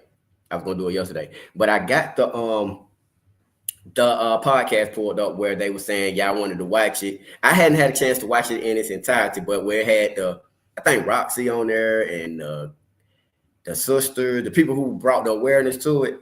I got that pulled up and we can watch it if y'all want to watch it. What's the number you gonna call to? I ain't got the number in my pocket. But nah, for real. You got to call them folk, man. We got to tell them, y'all. Look, lock them folks up. This was a ring. They gonna say, well, what evidence you got? Nigga. Don't you got evidence? I got my evidence came from y'all. You said this man had 15 kids at the shop. Okay, let's just be realistic. That's too much. It don't matter how many kids you had up there at that regular shop. You weren't supposed to be around no kid, and he had not registered. He's an offender that hadn't even been that didn't register. You feel me? So boom, you don't need 2 kids up there to clean up no shop. So now you show pattern. You show goddamn. See, this is what me. You know what? I've been sitting up here talking from that perspective. Let me talk from the prosecutor side. You feel me? Let me talk from that side. A nigga that's trying to lock your ass up. I don't. No. But in this case, I'll make an exception for the One Life family. Because they need to be putting the press on them about another They need to be putting the press on them about coming at them for real. Y'all is involved in an operation. Shannon going to jail. Marquito going to jail. Annette going to jail. Everybody going to jail. Charles, Jarvis, Kenyatta. I mean, not Kenyatta, I don't know about them. But that girl who Jaguars is getting banned. And anybody I see driving a Jaguar, especially if that motherfucker red, you going to jail. Jarvis, everybody. This is an operation. And you sitting there with 11 kids in the house so that you can pimp them out. Can I say that? Because you sitting up there putting them out. That's what you're doing. And it's plain to see. I'm telling you, just that little listening opened my eyes. Y'all hit the like button. Open my eyes to a different. It really opened my eyes. I was looking at it like they monsters in their line. They going on the stand line. But now I'm seeing it for what it is. I'm seeing the operation. I've seen stuff like this. Tell me. Operation Jarvis. Operation, yes, that's good operation. You are absolutely right. She just want the check. That's a form of pen. You feel me? That's a form of push P right there. Get me 2 of these. I'm getting this little check coming in. One gonna goddamn cover it. And then she on Section 8, so she ain't paying no rent. Shout out. They need the reason why I say we got to get the feds involved, because they need to go get the rest of them kids. That's serious. They need to go get them. Y'all talking about, listen, you got Ziyah Harris still missing. Y'all have considered her unalive. Y'all consider her pregnant. You got a man going to trial fighting SA charges and unaliving charges. And you got the same house that he was contaminating. You still got the kids sitting over there. I ain't never in my life seen no shit like this. I ain't never in my life. CPS should have been over there, goddamn it. Jay, wherever. Shout listen to me, guy. She brought the police to herself. She went and tried to put the man on child support.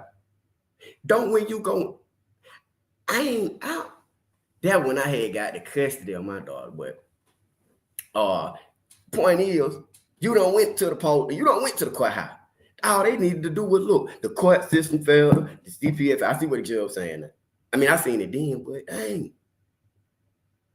What is I need to reach? I got to connect down there in the FBI, but I don't know what state this is in, Detroit. They would be working with the FBI probably out of Washington. Hey, look. Honestly speaking, it's definitely a federal case. And the reason why I say that, because we seen yesterday where the evidence was presented as FBI evidence. So for it to be a fair case, you damn right. I forgot who said it. What Michael Tristan, a couple of y'all done said it, I ain't gonna lie. But somebody just said it though when they were talking about the traffic lights. You feel? It's definitely a form of that. And I'm trying to think. And you know what it is? It's between Michigan and Ohio. But we definitely know they doing this. They running a big operation.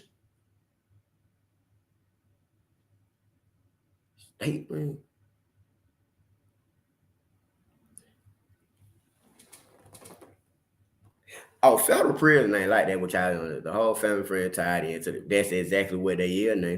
They all tied into it. They said that Shawty was paying the Shannon was paying the rent on the shop. That's what I heard. So I'm paying the rent on something. I can't remember. It was a shop.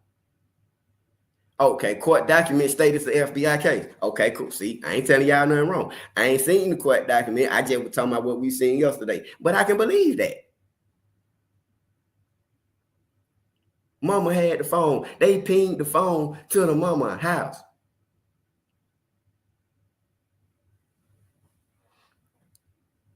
When she saw it, she told her they had no tape. And her father got, they shouldn't be able to foster a fraud. Exactly. We got to see, even with that. Okay. How y'all feel about that one, like? How y'all feel about that? It was over 22 reports filed with CPS. I mean, filed, let's just say period. CPS, DPS, however you want to put it. Filed. You got the man on trial. The man that they was telling y'all was a monster is on trial now, fighting monstrous charges. And CPS still ain't went and got them kids.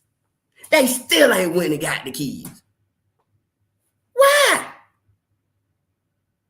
Can anybody help me understand why y'all still ain't? So what y'all gonna wait for another tragedy? Even when we go back to talking about that body that they did find, okay? It's clear that they found a body of a child that they said they don't know if it's a boy or girl. This is a problem in Detroit. Kids. So don't try to come on the internet, on YouTube and all that, and try to make it about this, that, and third, when people just bringing awareness. Because regardless of who was found, they said it was a child.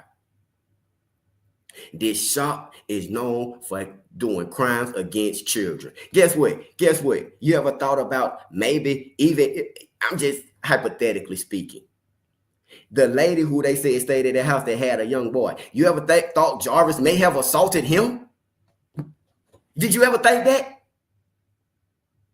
I'm just asking a question. Because this is an operation that's running. Did you ever see people don't stop and think that far? People just, I ain't talking about the One Life family. Y'all know how we do over here. But you got people that only see what's in front of. Y'all heard what I said on my song when it come in. Sometimes you can't see the forest for the trees. Hello. Y'all better listen when I be talking to y'all. Should I be telling y'all what's going on? Hit that cash app if you want to. Cause I be telling y'all really what's going on. Like I say, 80% of what I say 90%. I'm on point. That little 10 piece, I still be trying to figure it out. You understand what I'm saying? But y'all ever thought about that? He could have been a victim. His mama could have found out some stuff. We don't know much about this lady. I know she ain't arrested. If it was her child that was missing, the one that they keep trying to say stayed there and left in November. All right. See, people gotta know. It's like a quarterback, a private investigator like we quarterback. We gotta look. We gotta weigh every option. Tell you a little bit of who go, okay, oh boom, I can go that way, I can go that way. You feel me? I can hand the ball off. Cause I know how to play the game. I know how to read the field. So I don't just, but anyway, point is, people have to start using more resources and common sense. It is. Why you got people up here that just want to come on YouTube and talk and try to, you know what I'm saying? Shout out, I ain't worried about none of y'all folk. None of y'all new folk. I'm talking about them bloggers that be trying to make it seem like we be there third. I know what I be talking about. I know what I be talking about. Now, I'm going to play this thing and then we're going to get into some calls, baby. Did y'all want me to play this? I had a chance to watch it. But it was saying that, they was up there talking, they were saying some good stuff. Again, shouts out to Miss Roxy. Y'all let Miss Roxy know I appreciate her. Everybody go hit Miss Roxy. No, don't do it right now when we get off. Hit Miss Roxy on her Facebook. Everybody hit Miss Roxy and tell Miss Roxy to do an interview with me, but a professional one, because she threw me off yesterday. Ask her to do an interview with One Life. Y'all love what y'all saw. And goddamn, you feel me? And then that way, I can sit down and have a conversation with her, you feel me, on our own platform. Bring her to the One Life family, you feel me? Let her goddamn talk to the family. We'll do it like that.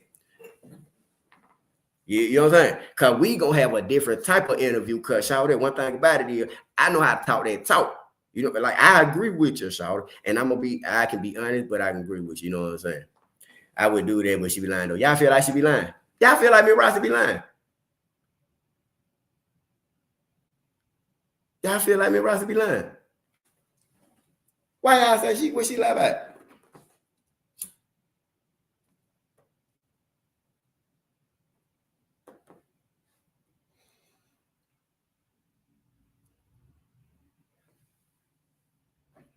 Yeah. Oh, okay.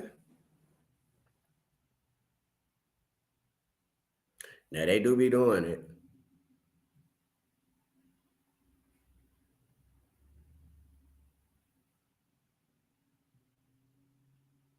Yeah. See, he had that child support. She went and filed it. But when she filed it, he was on the street. She had his ass served.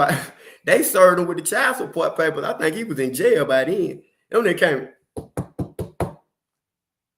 hell, man, you been served. You got them inmate already. Mm-hmm. But see, I'm gonna play it. I don't know. I ain't seen it. I want to see what they said or the. Cause get what? I'm gonna do an interview with I have to watch stuff for myself. Cause look, let me tell you something. I go and do an interview with one of these aunties or something like that. You mean? With not listen, I keep telling y'all I work for y'all. Who y'all want me to interview? Y'all don't want to hear from Roxy. We had her come up real quick. That was spare moment. Who should I talk? I want to talk to that kid. That's why I gotta go and watch the stuff so I can see who these people are. He went and got that hotel room. But see, now we don't know if he showed up to the hotel room with Ziyah. But so that means the hotel, the timing ain't timing, shawty. The timing ain't timing. If y'all did get back at 8:45, King counted up the money and did all that within 15 minutes. Listen, if his ankle monitor, he supposed to be at home. So I keep telling y'all, so I've been on ankle monitor for goddamn 4 years, y'all. They been on ankle monitor. I got off for a minute, man. I got some motion. They put their ass back on the ankle monitor. I don't care about that shit. I go wherever I want to, whenever I want to.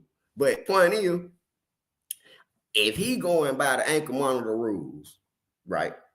You got to be in the house at 9 o'clock. You said you got back to the barbershop, back to the auto shop at 8:45. You counted up the money and you did all that and headed home. Ain't no way you did all that in 15 minutes. Counted up the money and headed home. First of all, I don't even trust you count no money, nigga. Hell no. Who? Hey, you ain't finna count that money. And if you is, I'm finna watch you. Talking about we had 3 clients. What kind of clients? Command you. You don't know how to work on no car. The man said he had to Google how to change a water pump. Whew. I ain't got to say allegedly. That for real. I've been on that monitor for 4 years. Hey, allegedly. But shit. So how far he stay from the shop? Who? Jarvis? Oh yeah, how far do King stay from the shop? We ain't got no tether. I don't know. When they went to talking about tether, I was like, what the fuck is a tether? You talking about house arrest? You on house arrest, nigga? Well, you need to say what it is. Say what you want. You holler. You know, I can leave the house and say, you too old, nigga. I leave whenever I want to. I leave right now. I'm not gonna tell me to stay in no damn house. Whoo! Yeah, I'm fucked up. But anyway, that's just me. I don't encourage nobody to go out there. If you're on an ankle monitor, abide by the rules. Don't let me get you locked up, because they will lock my ass up. I be in jail. Y'all be like, where's Star at? I'm not gonna do that. Shit for real, though. But anyway. Oh, yeah. When the hell is a teller? Yeah. But anyway, so I don't know how far he stayed from the shop, but he couldn't have been home by 9 o'clock. See, that's why they got to pull them ankle. They not giving us the information that we really desire. You feel me? Because look, what time do the ankle monitor say he got home? He got a tracking device on the ankle monitor, don't he? Now, the ankle monitor gonna tell you where your ass was at. If it was charged and it was on, you got someone that got even the GPS on it. Come on, y'all. That's what I'm saying. People can't come up here and talk to y'all about certain stuff like that because they ain't been on it. They don't know nothing about it. But you got ankle monitors that got GPS tracking devices on there. So I don't think King would have lied if he on an ankle monitor knowing he being tracked. Come on now. What y'all think? He on an ankle monitor for sure. You see? Y'all see this big ass ankle monitor? Y'all see this big ass ankle monitor? I don't give a fuck. I'm telling y'all the truth. I know about ankle. That's why I keep telling y'all. I ain't coming up here talking to y'all about something I ain't been through or they ain't peep game. These folks want to come up here and try to tell y'all about how this thing ain't not been on no ankle monitor.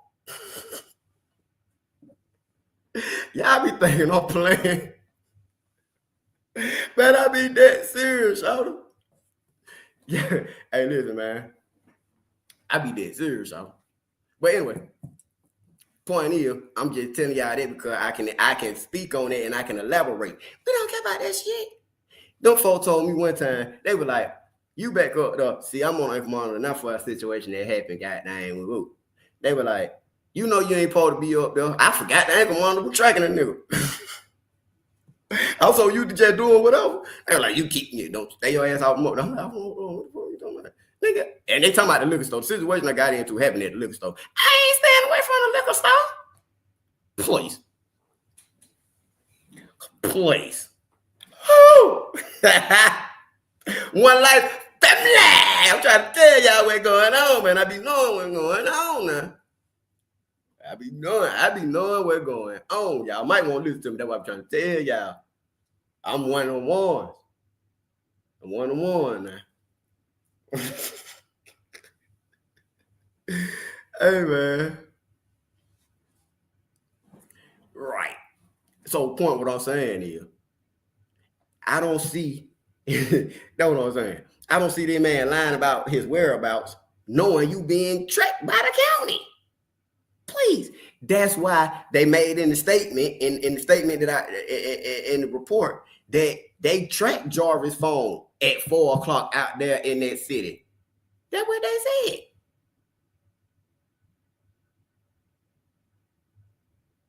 That's what they said. They pinpoint the phone out there. They said the man was out there. That way he was at.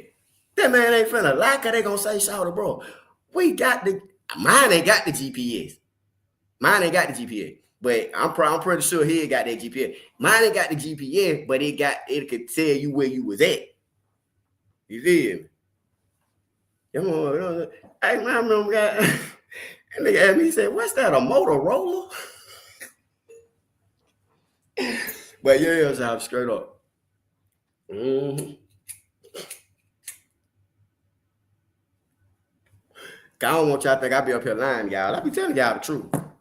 Y'all think I just be playing, man. Y'all gonna get me. Y'all hit my cash out. Y'all see I'm a real. I can't even leave the house and get nothing to eat, man. Y'all give me something to eat. Why y'all think I be up here talking about goddamn give me some Zaxby's? Because I can't go. Woo!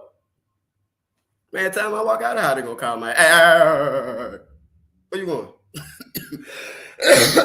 To the store. I be telling y'all what's going on. I'm just different. I'm still rough around the edges. You be. Why does that King? Everybody, yeah, that King help with that. King is part of the ring. King rhyme with ring. That rhymes with sting. You be. I believe. I'm just saying though, for real. Y'all see what we're looking at now. This is our race. And this need to be talked about. Because hopefully, they'll take this as a serious message. Because even if those human remain, whoever the remains are, it belongs to a child. Detroit has a crisis, in my opinion. If you got bodies of kids and women and kids and stuff coming up like that, SAs and stuff like that, it's deeper than what goddamn, you know what I'm saying? It's deeper than what we see. You read. Yep. Okay, all right, Fit. We'll catch you later on your LA Fitness. I wish I could go to LA Fitness. Where you going? Oh, LA Fitness. You better get your ass back in the LA goddamn house. Hey. Woo. Got you. But yeah, okay. So look, let me go over this. Let me get some more information. You see what I'm saying? Cause when I be listening to these interviews and I be educating myself, I know y'all may have seen it. Y'all don't call me and say, "Spot, let's watch this together." I be hearing y'all. I be like, y'all want to mind this? Hey, what y'all think about this? I already seen it. Well, motherfucker, I ain't seen it. Y'all know how y'all be doing. But so let me check it out. I'm gonna put together a good interview for y'all. You feel me? Know what I'm saying? That's what they doing. Big block, the big way, I keep telling y'all, hey, listen, get off of that. I'll be telling y'all this so y'all know. I'll be really, yeah, he telling the truth. He is for real. Let's watch this. One Life Family.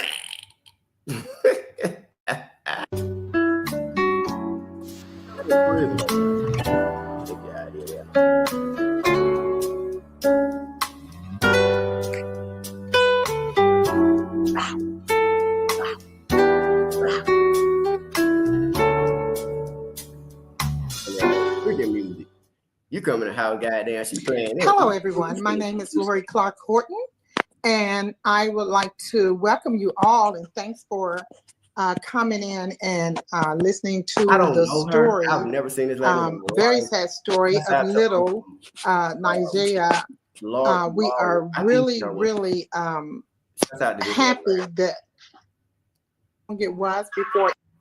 If a man really hated ads, here's what he would do. Day one, he would install Pi on his computer without spending a dime because it's 100% free. Before anyone realized that she was not home, she did not come home or get off the bus to come home, to go home. Yeah. You know, honestly, I think it was too long before anyone in the house realized that she didn't get off the bus and come home, because I would have realized right away that my child wasn't walking in the door at the normal time that they usually walk through the door. Okay, what was that time frame? Could you share with the audience the time frame before they really realized that she wasn't home? Well, from what I read in like news reports and things like that, and the police that I talked to, she should have been arriving home a little bit after 3 o'clock. I even went over there and sat on the corner of Cornwall and Auto Drive and watched the buses come. I wasn't exactly sure which bus she was on, but all the buses came within 2 to 3 minutes of each other and were gone by 3:10. So she should have been home between 3 and 3:15, because the house is right around the corner from the bus stop. Not even a 5-minute walk. Literally. So again, has anyone figured out the amount of time what was the time frame? That she became missing? We know they said that she went missing after getting y'all off. Let me know something real quick. That's all we know. We haven't watched stuff. We just this the lady who was on who I talked to on the phone yesterday. Kiwana, is that Roxy? Or is I'm tripping? I might be tripping. Cause I do know that she said she was Shawty's cousin. Is that Roxy right here? No, that's not Roxy. Okay, all right. It's two different people. Right now, Janelle is talking. Okay, my bad. I know I've seen this face. Roxy's a different cousin. Okay, thank y'all. See, if I don't know, I'm an ass now.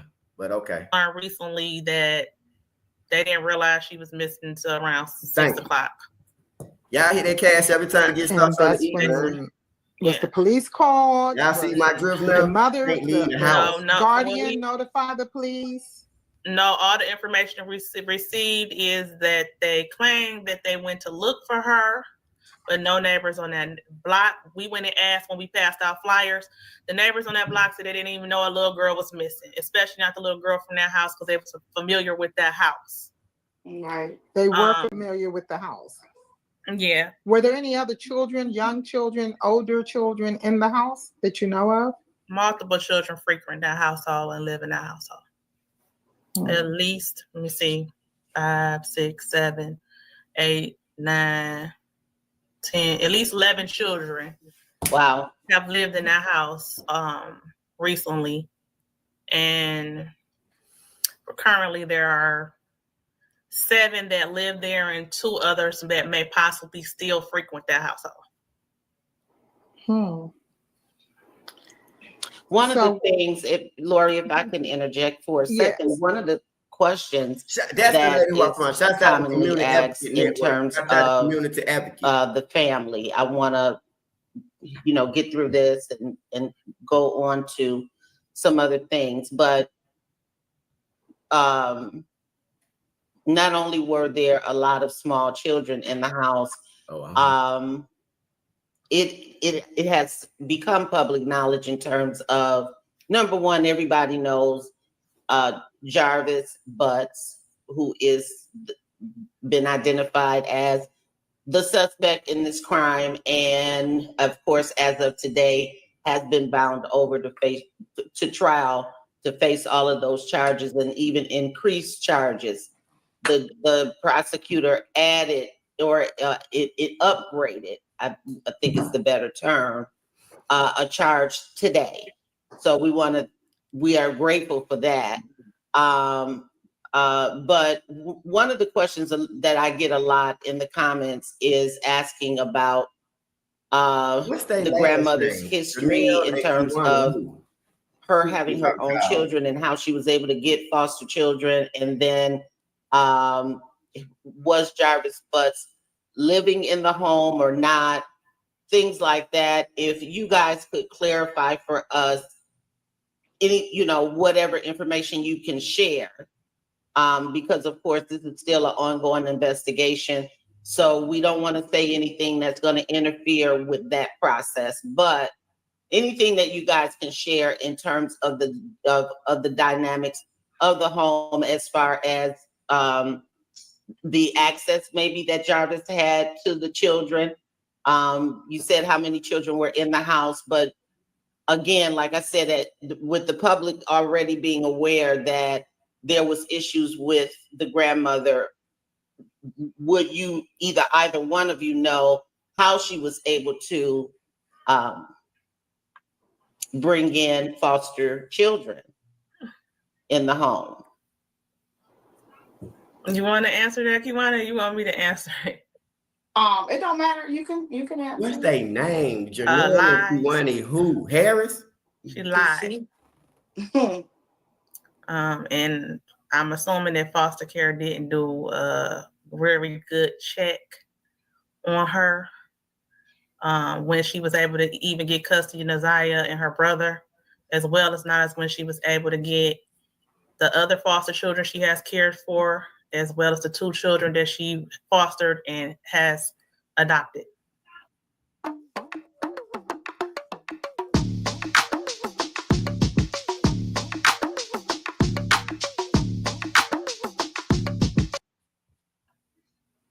And also, I would like to add, we found that she had only made them aware that she had 2 children, and she has more than 2 children.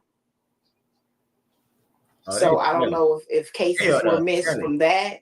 I'm not sure. They doing the police job. She has 7 children, and from what I understand, I have people I know who work in foster care and things like that. They ask you about your children. They want to interview your children, see how your children are, how they turned out, where they life with, what type of upbringing they had. Well, unfortunately, out of her 7 children, the first one ran away at a very young age. The second one, he stayed home to 18 and went to school. Then Ziyah's mother, she has had some difficulties in life and ran away at 13. Then the next child ran away at 16. Then the next child left at 17 or 18. And they just all have been going through some triumphs in their life that we feel they would have never had to go through if they had better parenting. This is one reason why my father, like what? My father and my grandmother tried to help Annette when she was young. Okay. What happened? And she wasn't receptive to the help that she received. My grandmother and father got her 11 years old. She was pregnant. My grandmother helped her get a HUD home, pay for attorneys to help her get her baby because he ended up becoming a ward of the state because she was so young. And Annette just continued to be promiscuous and things like that. But she was a victim of a lot of trauma herself. Yeah. They've been going on. So her children, they have some issues too.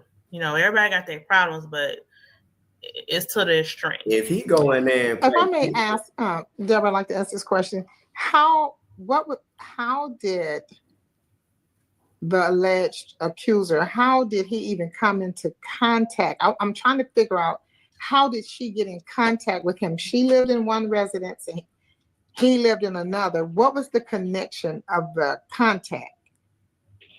As far as Ziyah? Yes. Her aunt, my niece, her aunt Shannon, that was her boyfriend, the father of her children. Wherever Shannon was, he was. Okay. So I guess a lot of the people, I'm getting some people are dinging me on the other end, but they're trying to understand. They thought that the child lived with the aunt. No, Ziyah was living with her grandmother, Annette. But Shannon was always over Annette's house prior to moving back in with her. I think she moved back in maybe August or something of 2023. She was living in a townhome that I let her go live in. She was living in a townhome. It was a Section 8 townhome. I incomed out of it when I graduated from nursing school. I signed it over to her thinking it would be a stepping stone to help her and her children. And we would keep it in the family, and maybe the next person who needed a stepping stone to go finish school or whatever to use it. Well, Shannon got evicted from that townhome because of her and her shenanigans with Jarvis. Okay. So she ended up having to move back in with Annette sometime in August or September of 2023. That's how she got back in the home with Annette. But prior to that, Ziyah was with Shannon all the time at her home. And Jarvis was where Shannon was when he was with Shannon and not the others that he was with. Does anybody know how he was able to stay in the house with minors, being that he had been a sex offender, even imprisoned? We were told that he was no longer on parole and that he could be around children. But I thought the law was that you can't even live in the vicinity of school. So how is it that you can live in a house with children that are not yours, which it really didn't matter if they was his or not? He violated them. So, but that's what we were told. Kids ain't his? Most recently, when all this stuff happened, they said that's why. So go ahead, Kiwana. We were told that most recently, and also I was told that upon me calling Protective Services while Shannon was living in Clinton Township, my question to them was just that: why and how is he allowed to be around the children? Because we kept constantly being told that they're not finding any signs of abuse. And so that was one of my questions. Well, there's a pedophile in and out the home, basically living there, on a regular basis. Isn't that enough? And that's what they told me, that it wasn't. I want to get off into that too, in terms of the CPS cases. I want to cover that. The Clinton Township. My question to them was just that. No matter if they was his or not, he violated them, whatever, could use it. Well, Shannon got evicted from that townhome because of her and her shenanigans with Jarvis. So she ended up having to move back in with Annette sometime in August or September of 2023. That's how she got back in the home with the net. But prior to that, Ziyah was with Shannon all the time in her home. And Jarvis was where Shannon was when he was with Shannon and not the others that he was with. Does anybody know how he was able to stay in the house with minors, being that he had been a sex offender, even imprisoned? How? We were told that he was no longer on parole. Bullshit. And that he could be around children. This man was staying at Shannon's house. But I thought the law was that you can't even live in the vicinity of school. So how is it that you can live in a house with children that are not yours, which it really didn't matter if they was his or not. He violated them. So, allegedly. But that's what we were told. Most recently, when all this stuff happened, they said that's why. Yeah. So, yeah, go ahead, Kiwana. We were told that most recently, and also I was told that upon me calling Protective Services while Shannon was living in Clinton Township, my question to them was just that: why and how is he allowed to be around the children? Because we kept constantly being told that they're not finding any signs of abuse, and so that was one of my questions. Well, there's a pedophile in and out the home. Basically living there, on a regular basis. Isn't that enough? And that's what they told me. But Shannon tried to say, hold on. That it wasn't. Are we finna get I want to get off. I'm glad we watching this together. I hadn't watched it in its entirety. But listen, Shannon tried to say that he will pull up outside and he would come to her, but she did say he would come to her house and he would come to her mama's house. But he would come to your house because he was living there with you. And just like Shawty just said, Ziyah was there too. Now, I probably shouldn't have said a statement about them having threesomes, but when you got sickos like this, I don't put it past. You feel me? I mean, one thing they say in the streets, a bullet ain't got no name. You dig that? So I don't see you picking and choosing when you a monster. You feel me? When you a predator. A predator don't necessarily have a you know what I'm saying? They don't have a certain pick, I want to say. You know what I'm saying? It ain't like a predator in the woods say, oh, I'm gonna leave you alone because goddamn whoop whoop. You feel me? They normally just go for whatever. Shannon been lying since day one. That sister Charles is lying. You feel me? They pinged the man phone somewhere else. You trying to say you seen this man at the shop? That man shot, I'm sick of it. I'm sick of it.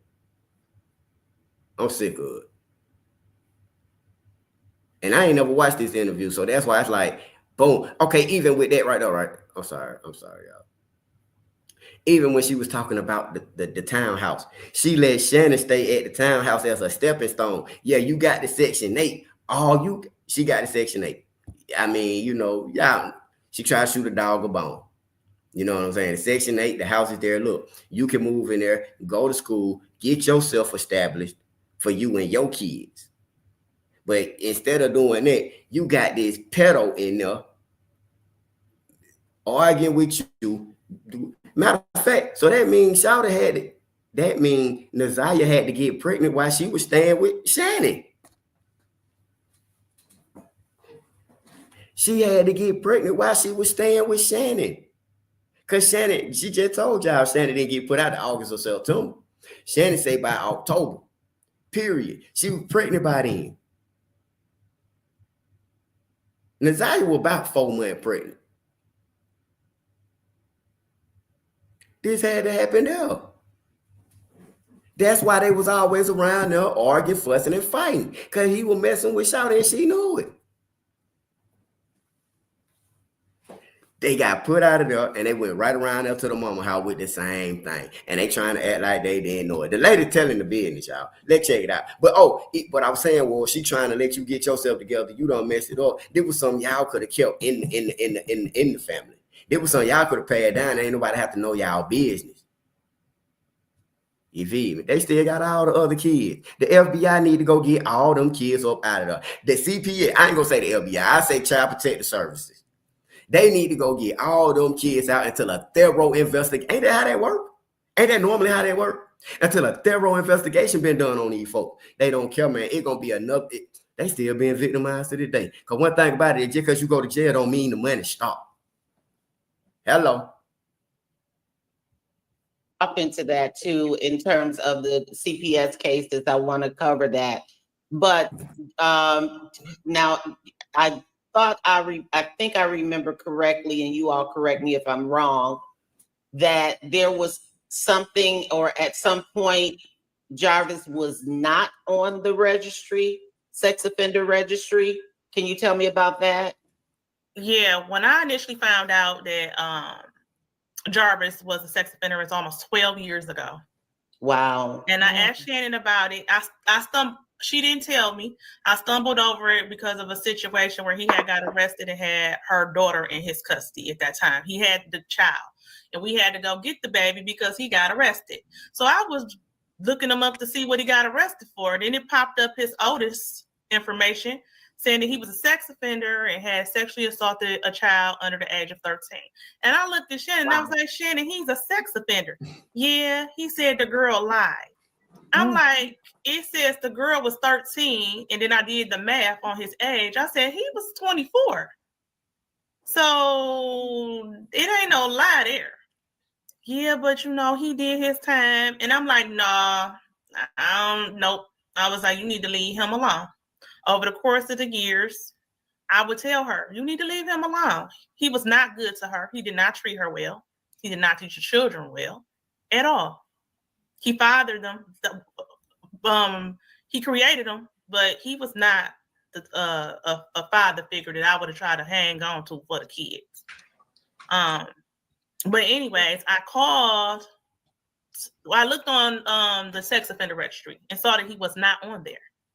So I called, and that's when they went after him. And eventually, maybe about 6 months later, he had to report. They register him, and he ended up on the sex offender registry.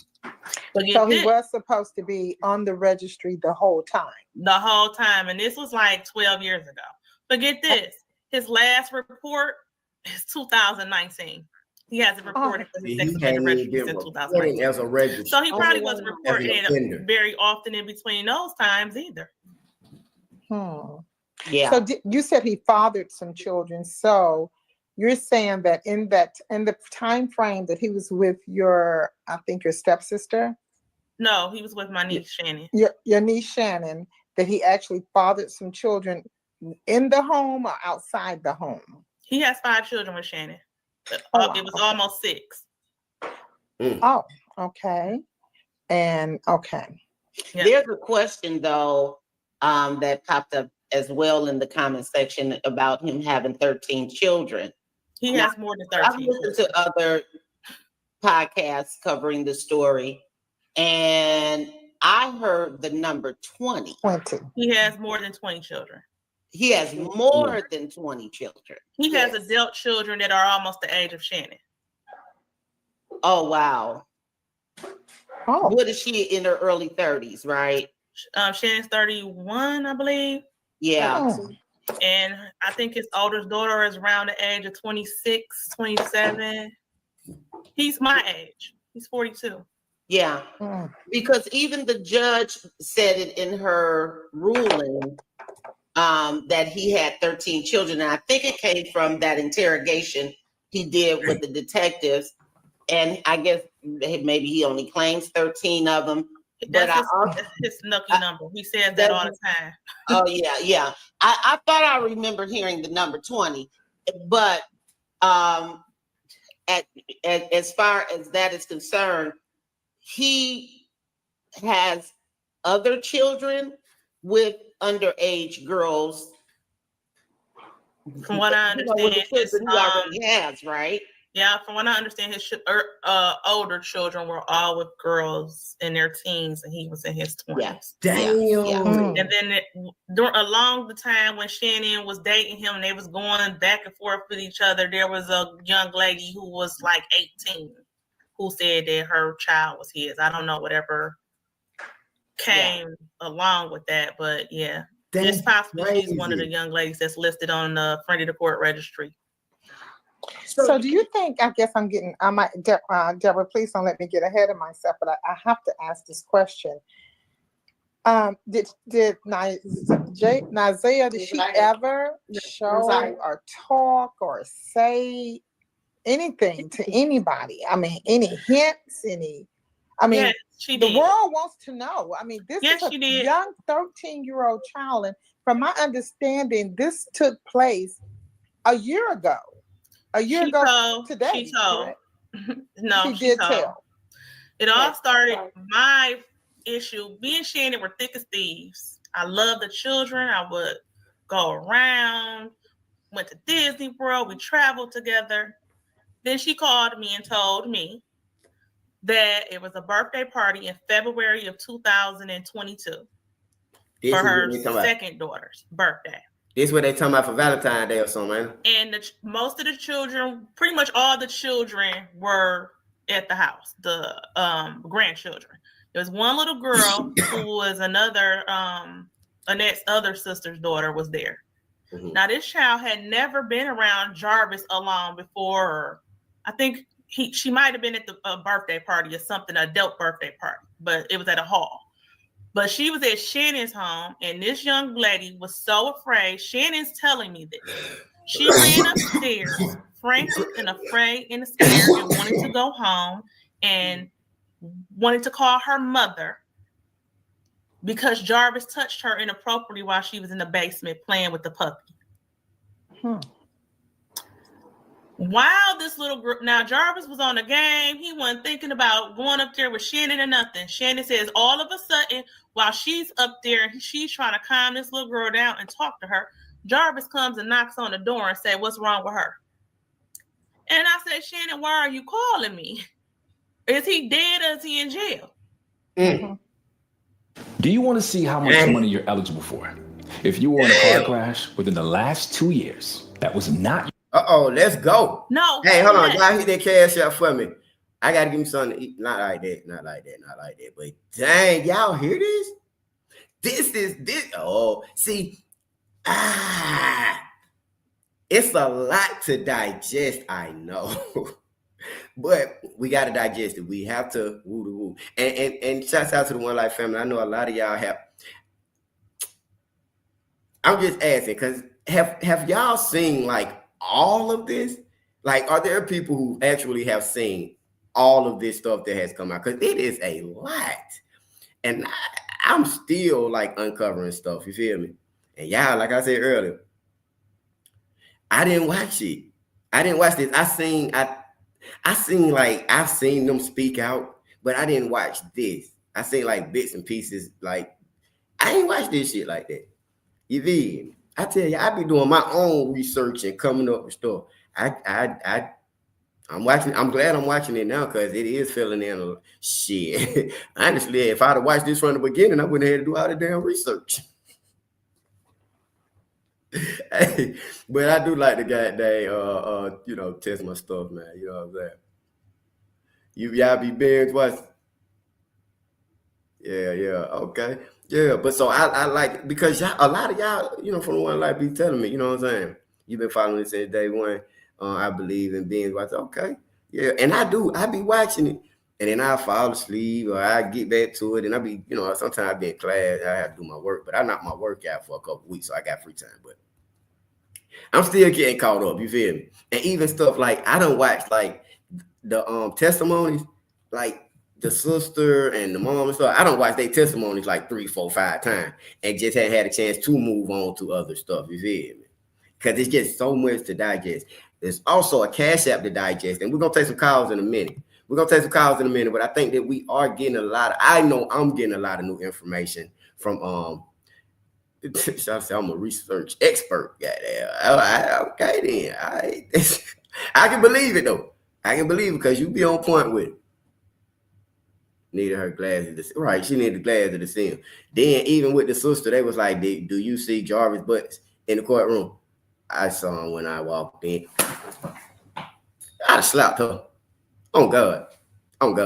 They be like, "Put your hands behind your back. Fuck it. I go to jail, slap the shit out of her. I take that. Slap your stupid ass." What you mean he left? Call the police. Let them know where he's going, what car he's in. Right. Well, I'm about to take her home, then I'm going to call my mama. What? So I called her back like maybe 30 minutes later. Like, did you call the police? No, my mama said bring the kids home tomorrow morning. She gonna talk to them.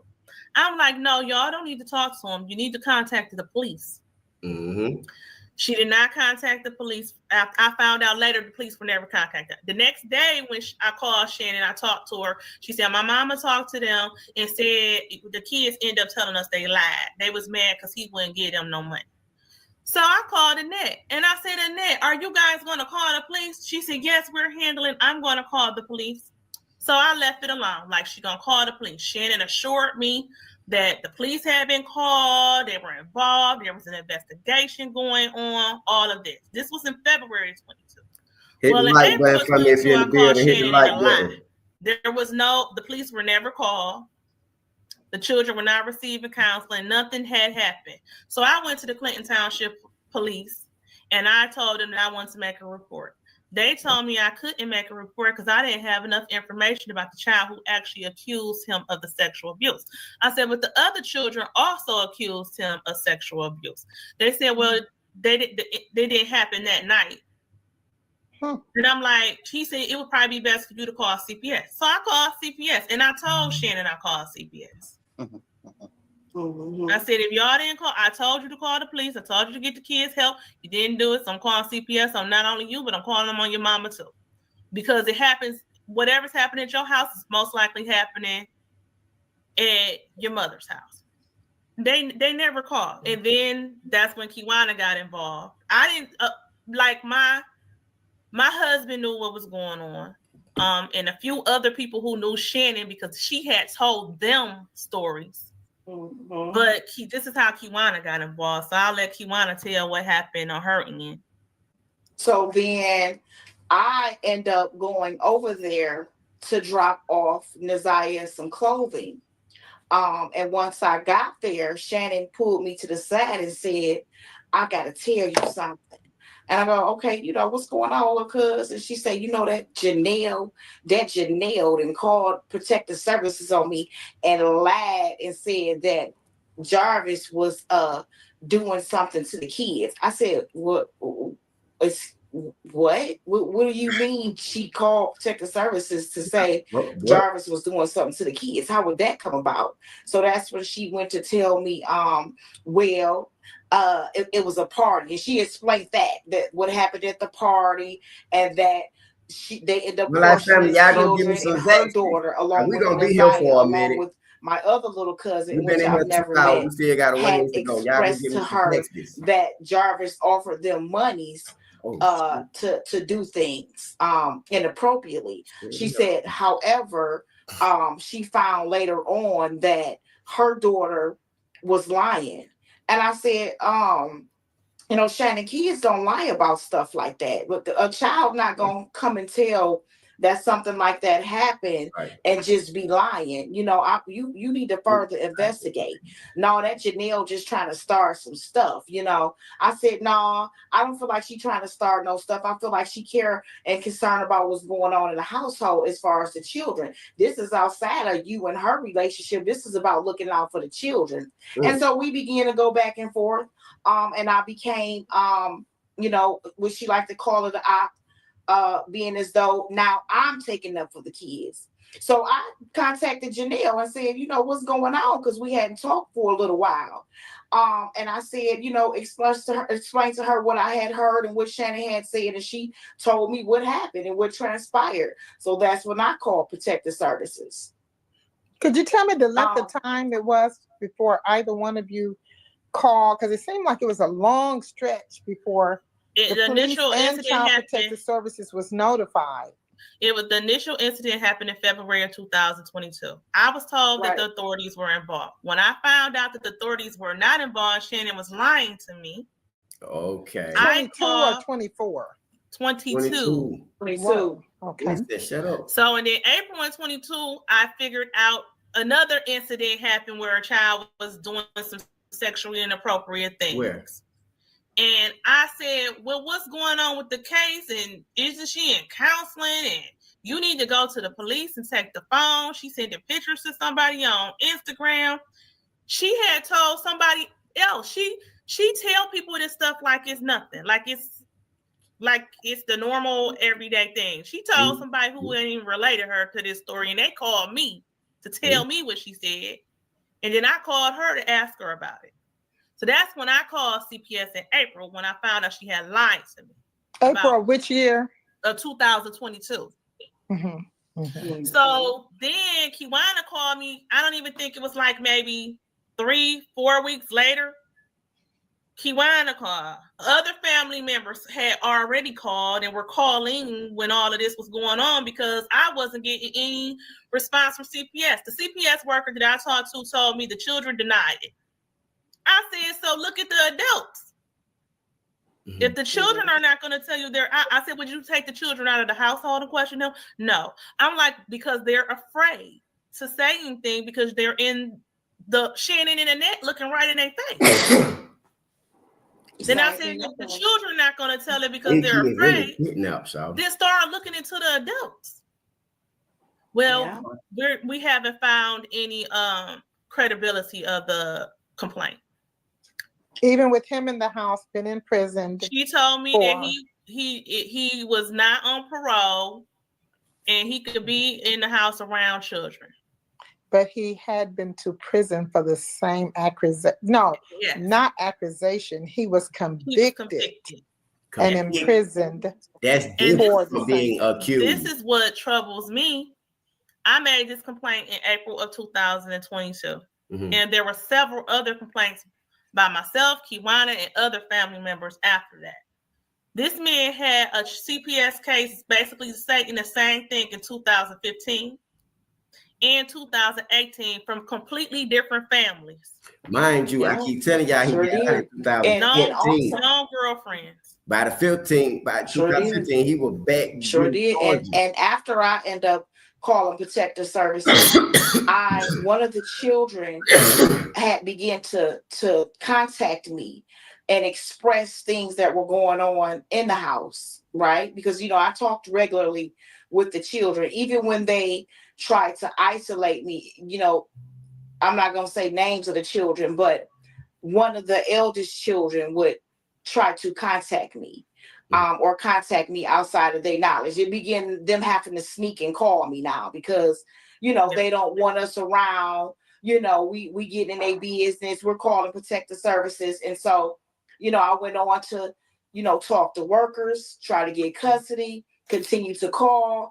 I made calls not just in Wayne County, but again in Clinton Township. So there was calls, Clinton Township, Wayne County. The Clinton Township calls was against Shannon. Wayne County was against Auntie Annette household, and then both stories were being told to both Protective Services, that city and in that city. And we did get a little bit of action.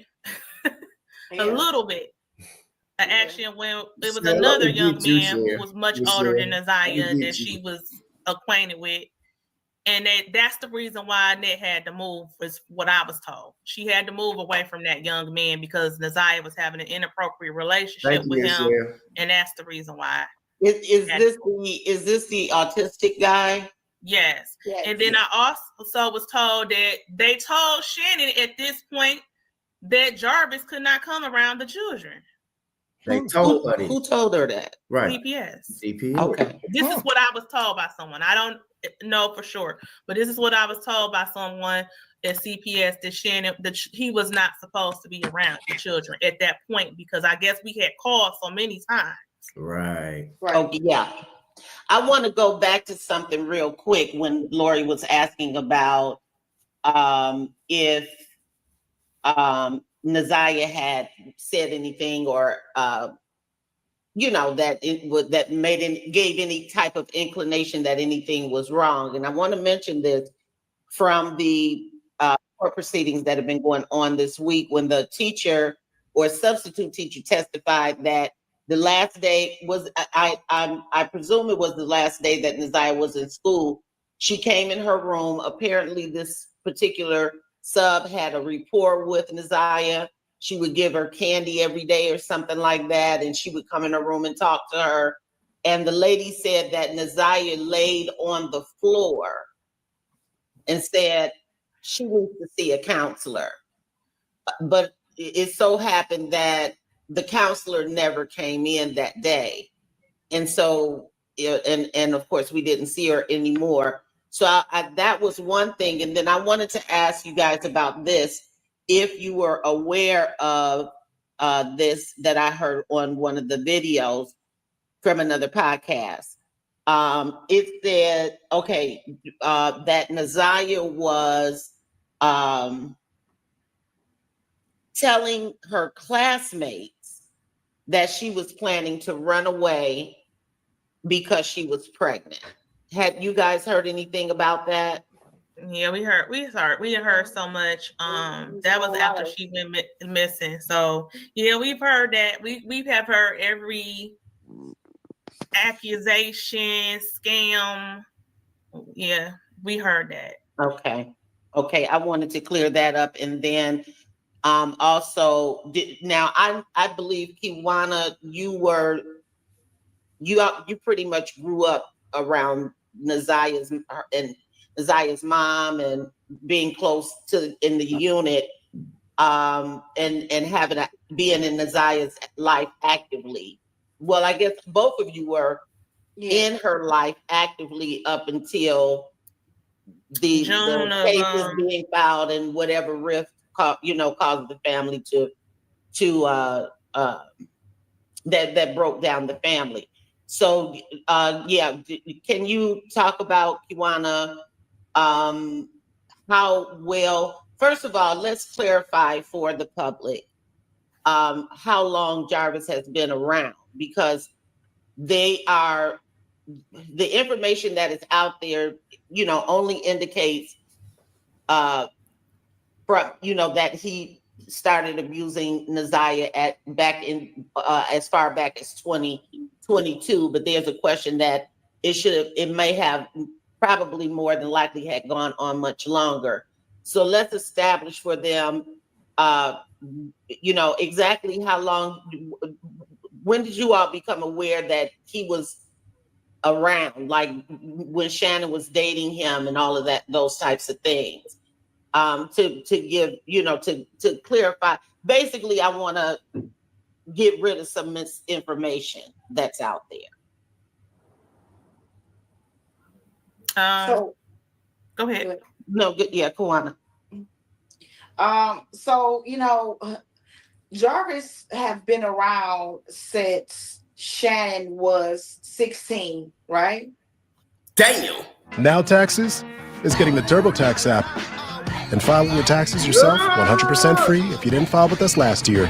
Now this is taxes. File free in the app by 2/18 when you switch to TurboTax. Do it yourself. Man, y'all know I'll be up here about 8, 9. Yeah, we didn't know about it until later. But hold on, wait a minute. After she had. They say this man been around since Shawty was 16, cause he did mess with her sister first, the twin Marquita. Now you done tried Marquita's daughter down. Now Marquita's daughter done went and told on your shoulder. That's crazy. Then she gonna talk about so she met him when what she said. So how did she meet him at 16 if he was in prison? Let me finish listening. Hold on, let me finish. Y'all gonna give me some Zaxby's. Did y'all eat today? Cause we listening now. And we be putting it together. We still early in the game. We still got a long time to go, y'all. We gonna pull us an all-nighter because we got some things to talk about. Hold on. I got to grab me some more Zaxby's though, y'all. But let me get back to this, man. This is it's a lot going on. It's a lot. This is a lot. And her daughter, he had been. We found out during this whole ordeal that she had been acquainted with him since she was about 16. Right. And we had no clue, not just that he was the age that he was, but no clue that he had a record, Right. Yeah, but and I think that's a record of being a pedophile. Let me say that. Right. Yeah, because that's a lot of the thing is, where was the family? Oh, and the other thing is, let's clarify And we don't have to go into extensive details about her mom, but can we please clarify, just a general idea of her mother and the father? We know that the father did pass away last year, but if you guys can share with us just a little bit, just to put that to rest so that people understand what the dynamics are. I'll speak on her mother because I really didn't have a relationship with her father. Kiwana knows him better than I do. Her mother loved her. She loved her children. She just had, like I said, she grew up with Annette in a household, and she went through the same thing at 13 as Ziyah. So, she had a lot on her, and no one ever got her help. So, and she loved her children. She just couldn't fight those demons that were chasing her.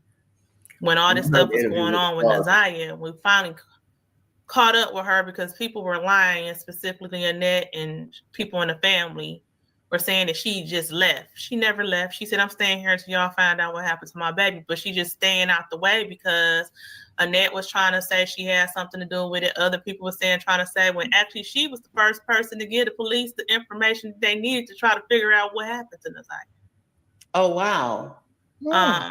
But when we found her just talking to her, she said, this stuff just keep on falling, this sex stuff.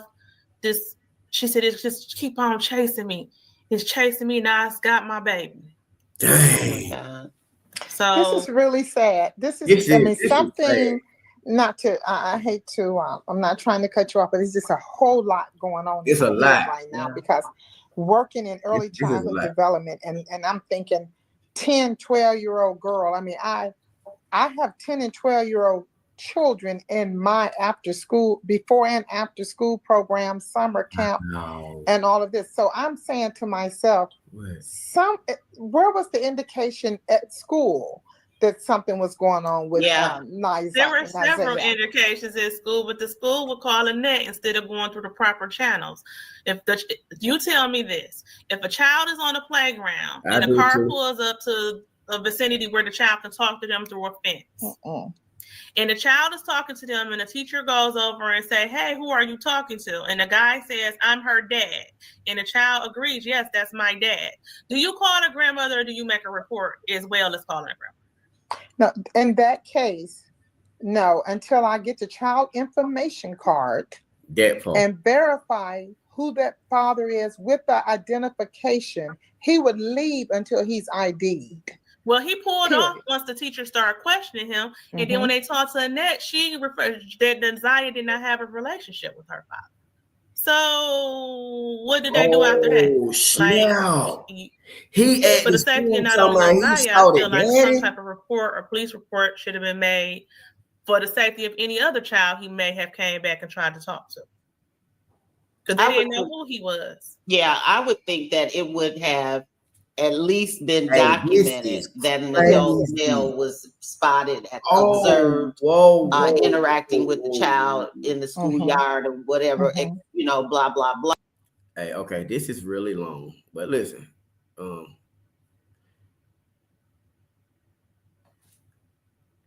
This man was up at the school talking to her through a fence.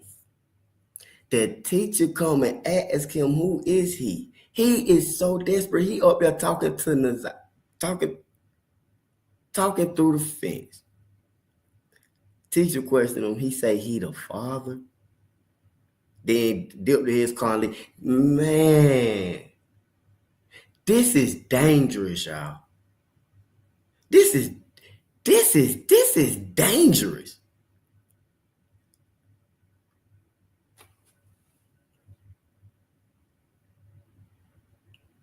Let me see.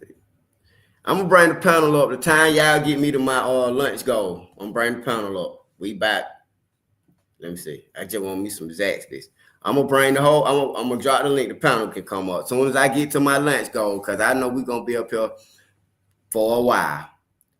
At 5:27. Golly, by time be flying. But I do want the panel to come up and talk But we got to get me to my lunch goal, so I'm gonna let y'all take control while I, do my thing. One Life family. This is a lot of information we hearing today. Well, I know I'm coming across it, but even with the digging deeper into it, is very important information. I think that the school. I hit that cash out so we can get it's clear that the school just didn't follow proper protocol. I want to hear they weren't paying attention at all. It's unbelievable the amount of callousness between these social institutions, CPS, the police department, and the CPS, the police department, and the school as well, to the point, callousness to the point of liability, as far as I can see. I don't think that, and I don't anticipate there being any type of lawsuits or anything like that filed, but they certainly, everybody, dropped the ball on this one. So there's go ahead, a lot of accountability. Go ahead, a lot of accountability. I mean, there's a lot of people that need to be held, from me listening to this, accountable. And to the point where cell phone messages on cell phone, who don't check a 13-year-old cell phone? Messages on the school who's laptop. paying for the cell phone? Right. Messages on the school laptop. Yeah. Messages on us. Go ahead, Kiwana. The second half is about her dad. Well, he is deceased. So I want to respect that, but I can say that this started out a working relationship with him and my cousin. We met him together, actually. He spoke to me and we were having a conversation. And I went on to my vehicle and him and my cousin continued to converse and they exchanged numbers. They were talking about, business. My lady works on houses. Kenyetta, her nickname is Lady. She works on houses and she's really good at it. And so he needed some help as far as, his business. And that's how they met. And so they met a business relationship. She was with him regularly, like every day. And I wasn't with them on a daily basis, but I do know when she became pregnant with Ziyah. At first, her, being a mother and, dealing with a man in which, he has a family and so on. Shannon was torn between, now. Was she gonna, keep her child or not keep her child? And so she made a decision of keeping her child, with the expectation that they would parent her together.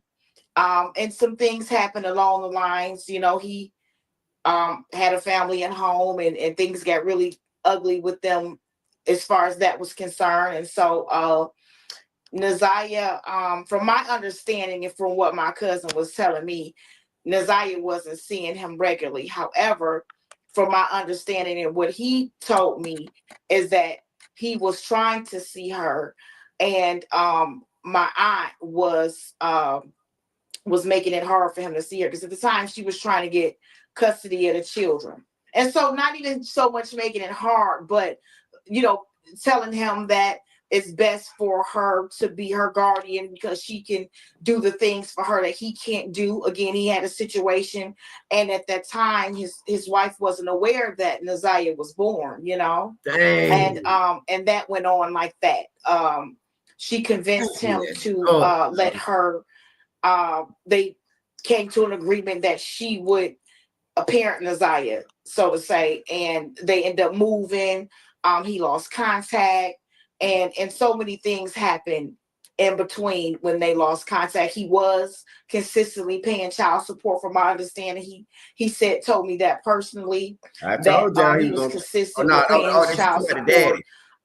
Whether that child support was being spent on Ziyah or not, there were many times where she needed things, which was one of the reasons why I would take her clothes, some new, some, I have 2 daughters, and my daughters, they like, nice things like any young person. And so Naziah is smaller than them, and we will pass it down. And not just me, they have 2 other cousins. I won't say their name. And, the mother of one of my aunt's children, she, same thing, her daughters. So, we were looking out for Naziah as far as clothing and such.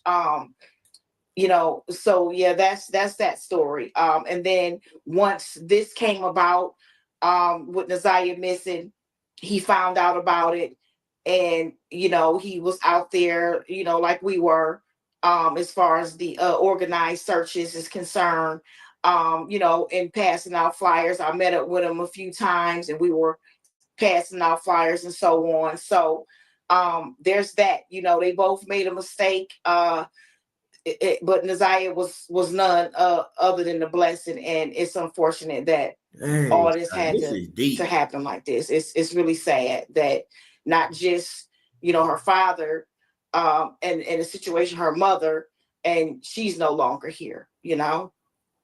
Can I ask a question? Did anyone know she was pregnant? I mean, at 13, I'm going to keep saying a young girl at 13.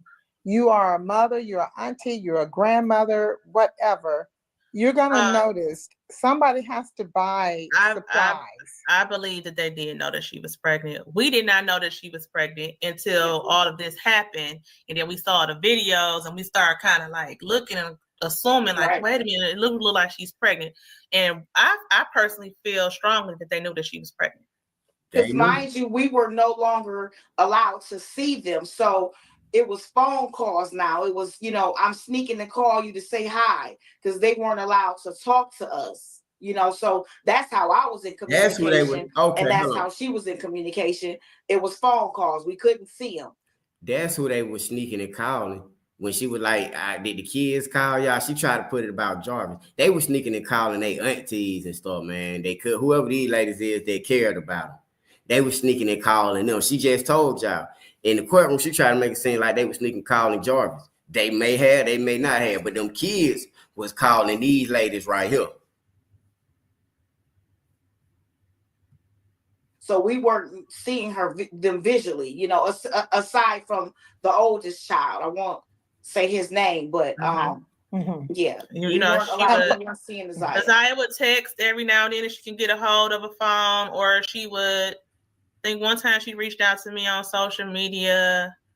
The last time I saw Naziah was June of 2022, because I saw CPS in April, and I saw her June of 2022, and I was taking one of the other children with me because I have a son that's close to age with one of the other children. They're very close, and I was taking them on a trip. It was like a Father's Day football trip or something, and I saw her that day, and she wanted to go, and I'm like, I'm gonna come back when I get back in town. We're gonna make plans. So I'm gonna come and get you. Well, I tried to get her like a week and a half later, take her to lunch, let her spend the night, get her nails done, do something fun with her, and they told me that she could not go. Continuously tried to, to do things for the children, reach out to the children, spend time with the children, be around the children, and they wouldn't let us be around. I showed Deborah the text message where I tried to offer to pay for cheer, like the boys, 2 of the older boys in the household were allowed to go and play football.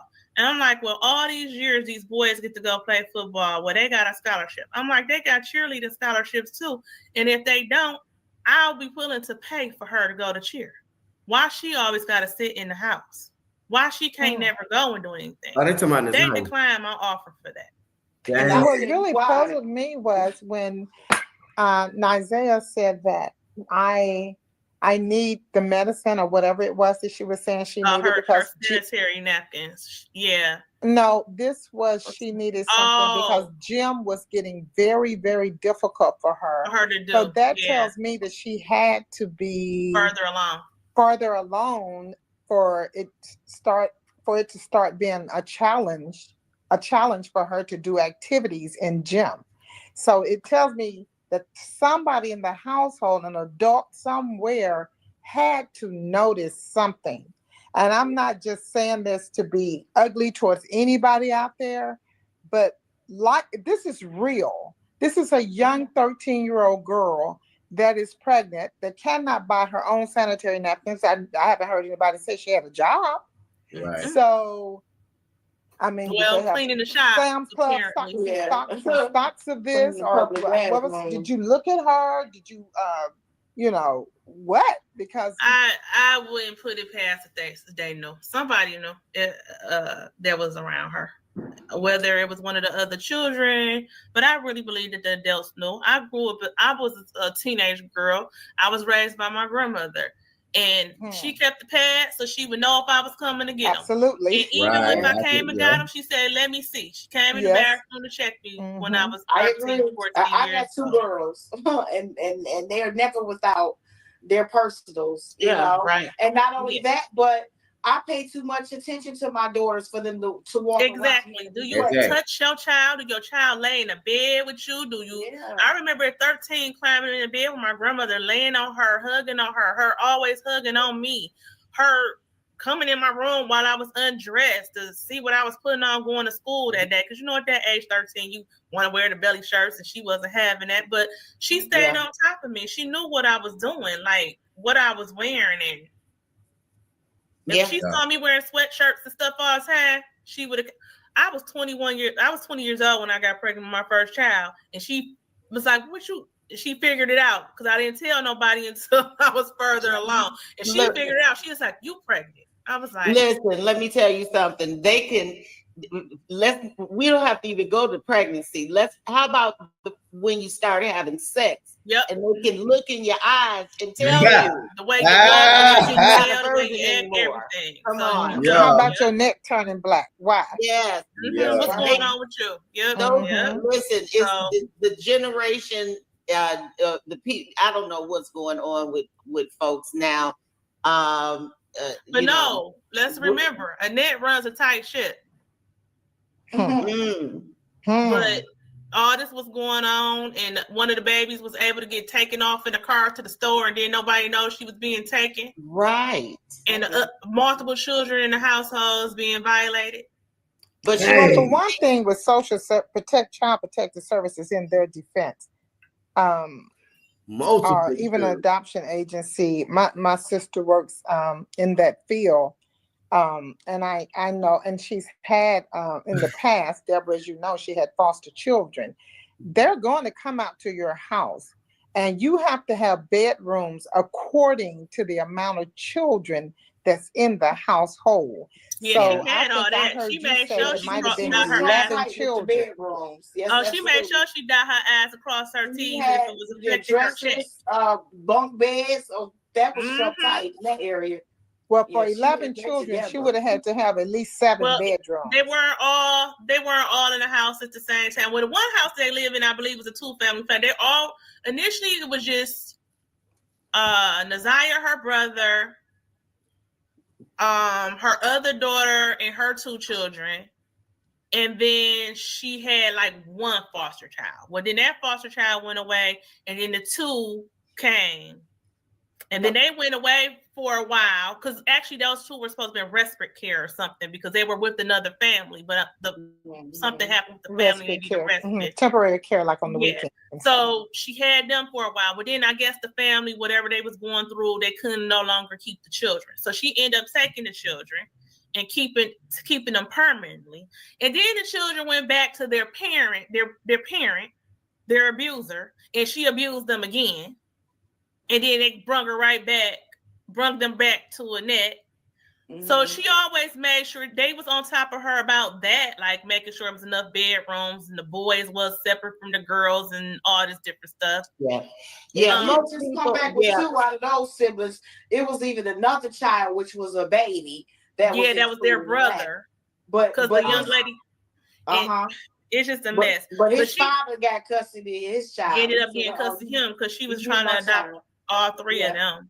Yeah. But she crossed her eyes and crossed her T's and dotted her I's for all that type of stuff. But other than that, no.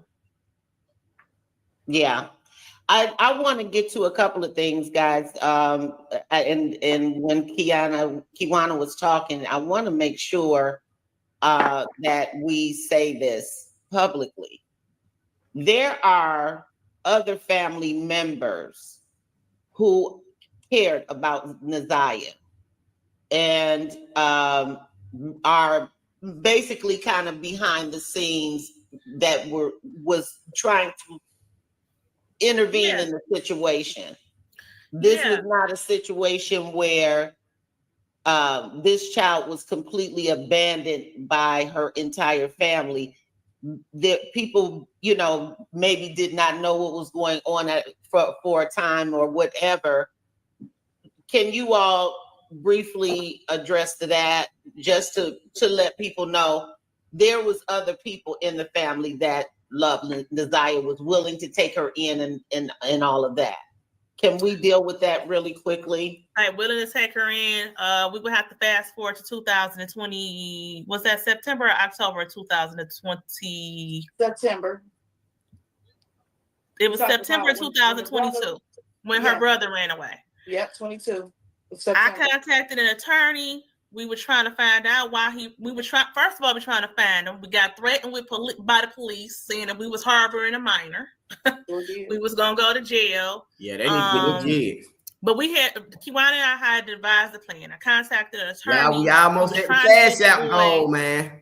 To tell them what was going on. The attorney even told him, hey, all you got to do is say you're not safe, and I'm going to file for emergency guardianship. He refused to say that because he didn't want to go against his nana. So we were telling him, your nana is threatening to put us in jail. Mm-hmm. We had devised the plan. I was gonna take the brother. She was gonna take y'all the truth. Ziyah. Hey man, y'all hear that cash out, man? So because I have boys, so I was like, I'll bring him up here. Familiar with my boys. Ziyah was very close with Kiwana's girl. We had to devise a plan because those children wanted to go. He didn't want to tell on his nana because he was afraid that his sister would end up or her grandmother would retaliate against her or keep her from him if he was to tell. Right. Wow. So we couldn't devise it. I tried to do it, but he didn't want to tell. And the lawyer advised me. He was like, "It's nothing we can do about it." I mean, he said you can make another report of the abuse, which I did with the police officer who contacted us, threatening us with harboring a minor. Mm-hmm. We told him what was going on and why he was afraid. They didn't investigate. I ain't believe nothing nobody else said, but I believe make sure the minor went back home. Absolutely. And to add to that, not only did we, try to talk to the workers and get custody of the children, we made preparations. I did with where I was living. I lived in a duplex apartment. Wasn't as much room enough. However, the manager was willing to, let me bring her there. She said, whatever you need to do for those children, we won't violate you. Don't worry about it. Do what you got to do. Because I explained the situation to her. And she told me, listen, whatever you need to do, just say the word, because that's a very serious situation. Right. So, yeah, we actually, I made preparations. I got the kids ready for this to happen. But as she said, it was, her brother, he was afraid that his sister will go into custody, and not just that, he was afraid of what would happen at home. I mean, they had already been out there multiple times, and you just never know in the mind of a child or someone that young. He was actually experiencing what was going on because he did go back, and then he contacted Kiwana and said that he was punished after he went back and ended up leaving again and pretty much never really went back. He's been there, but he has not lived there since he ran away those 2 times. He's basically been out here on his own. Yeah. Jumping from house to house. Sure did. And once that situation occurred, that was actually the agreement amongst him and my auntie. You go wherever the hell you going. And we're gonna keep it like that. I'm not gonna let them know that you're not here. Because she was receiving funds. And so that's how that went. He was in the street, pillar to post, regularly. We were called because he needed help, cash apps and so on. we would send them and do as much as we could, being mothers of our own children. My thing with him was, listen, I want to do this the right way. And if this is what I need you to do so that her or I, can do it the right way. Yeah. We can get you in school, get the help you needed, get you in programs. We can't help you like we want to help you with you being in the street. Okay. I even pleaded. Appreciate we even pleaded. Well, I pleaded with that's why they call you clutch. Shannon and her twin to maybe talk. I see you. Thank you. He said something about he was afraid of you. We were pleading like basically like just let us take the kids. They're not happy there. You obviously stressed out because you're snapping at them and stuff. My bad. I was talking over the thing. I was saying, shouts out to Clutch Kid. I appreciate that, man. That's why they call you Clutch. You be coming through in the clutch. Shouts out to the One Life family. I wanted to say thank you. That was it. I wasn't trying to overtalk the video. But we are learning some things. Shouts out to Clutch Kid. I really appreciate that. They said and I was saying earlier, this lady right here, Janelle, she really cared about them kids. Kiwana too. These is the first people that I have heard speak out that not only I believe, but I believe care about them. And the people that tried to protect her, these ladies here, they kept being denied, and it pisses me off. I ain't gonna lie, y'all. It pissed me off because you had people that was trying to goddamn get Ziyah up out of there. Just like CJ said, you had people that had room for Ziyah. You had people that was like shouting, I'll take, man. Ooh. See, I hadn't heard this interview. She said she told Annette, let me calm down for a second, because I hadn't heard this. But she said she told Annette, look, why do she got to sit in the house all the time? You letting the boys go play football and do stuff like that. She needs to get out of the house and be able to do stuff. I'll pay for her to go and cheer. What little girl don't want to chill? What little girl don't want to chill? You don't want her to be a little girl, but you will let her run up and down the street with Jarvis. You let her do that. Because being a cheerleader, being a child, wasn't putting no money in your pocket, huh? It didn't benefit you, Annette. It's sad. This is sad, man. Every time these ladies here tried to help Ziyah, going to the police, going to Child Protective Service, they giving them the runaround. This could have been so many people let her down. Do you know the type of fight that these ladies had to do?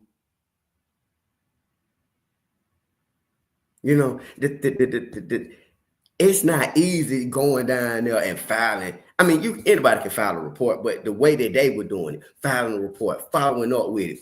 I go down here and I talk to this person and I'm trying to save this young lady. I'm trying to save her because, people like us, you can see stuff before it happened. You ain't got to wait till when it happened, it's too late. She had people that seen this before it happened. They don't care nothing about it. This gonna only end bad. They're letting him do this. And guess what? It ain't gonna stop with just her. They telling y'all this.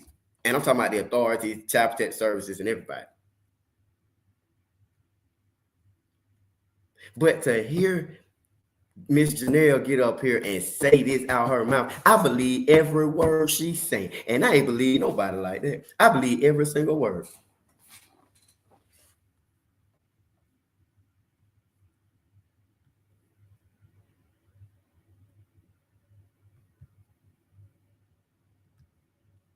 Mm-hmm.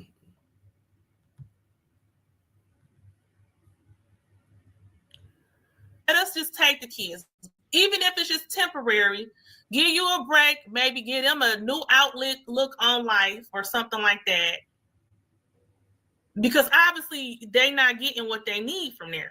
They rejected that offer as well. Sure did. She didn't even respond to my offer. Let's say that, but I took that as a rejection, as of no. Because if I was going to do it, the lawyer told me, don't just let her send him. We going to get temporary guardianship because she might set you up because she was threatening pretty much if you harboring him, you going to jail and all this different nasty, stuff. She said we have to do it by the book because this is a very sensitive situation.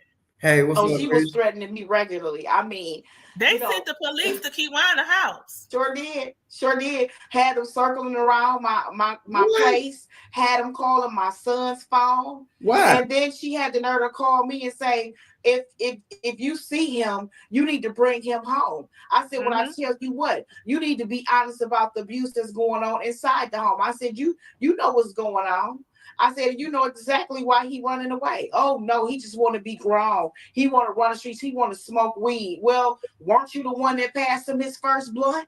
Weren't you the one that passed him his first breeze? Wow. He told me Right. Wow. because I was his favorite older cousin. Yeah. So he would tell me things, Slow down, baby. and he would expect for that to be between him and I. But let the truth be what it is. They were good with blaming the children and not taking accountability for themselves. Look, you passed them the weed. They would blame the children and say that they was this, that, and the other based on things that they had been taught.